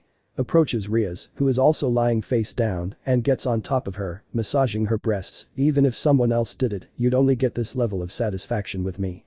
Besides, you said only I'm allowed to touch you. Rias. I say, we're in public. Issei. You shouldn't have provoked me, Rias, but oh well, I have to continue as you said. The Fae. Approaches and pulls him by the arm, let's go to the slide. Issei. Okay, Le Fae, but aren't you scared? The Fae. Of course not. Gravel. I want to go too. Issei. Okay, we just have to decide which one. The Fae. This one. Points to a slide that, if you fell from that height, would easily take you 4 minutes to reach the ground. Issei. Okay, let's go. After the line. Worker. Well, Sekiryuutei, you'll be in the middle of the 2 ladies. Who will be in front? Gravel. Me. Worker. Okay, so when I say Sekiryuutei you hold Miss Phoenix by the waist and Miss Pendragon hold on to Sekiryuutei very tightly. The Fae. I understand. They get into position. Issei. Okay, now let's begin. Worker. Oh, I should tell you that if anyone falls off the slide, they'll be thrown out of the game. Issei. You heard that, girls. Now let's have some fun. And so it went all afternoon. They took advantage of it to de-stress and have a good time. Later that night, in the human world. Kaneko. Ah, I'm so sleepy. I'm going to sleep. Kunu. Me too. Valeri, good night Issei. Issei. Sure. Rias. Issei, Oni-sama wants to talk to you. Issei. That's strange. Well, I'll be back in a moment. Rias. Wait, he told me it was something between you and him. Do you know what it could be? Issei. No idea. In the underworld. Issei, did something happen Surziches? Surziches. Please sit down, Issei. I want to talk about the future. Issei. Wow, that's new. Surziches. You see, if you marry Rias and the others, besides being the Sekiryuutei, you'll have very little, if any, time to spend with them, and I wouldn't like to see Rias alone. Issei. I knew you'd say something like that, and let me tell you one thing. I've got this under control. Surziches. You think you can support a family without working? Issei. I'll help out at the companies and in the underworld, but I'll be retired for a while. Besides, I have enough money to support a family very well. After all, I was a bounty hunter. Surziches. I forgot about that. Issei. And I don't plan on leaving any of them alone. Surziches. I'm happy that Rias chose her partner so well. Issei. And I'm so glad they chose me. Well, Surziches, I'm sleepy, so I'm going to go. See you later. Let me know in the comments below if you guys want the next part. Also check out my other video that has been shown and left. Thank you for watching. If you enjoyed this video please like and share this video. And have a fantastic day. Bye.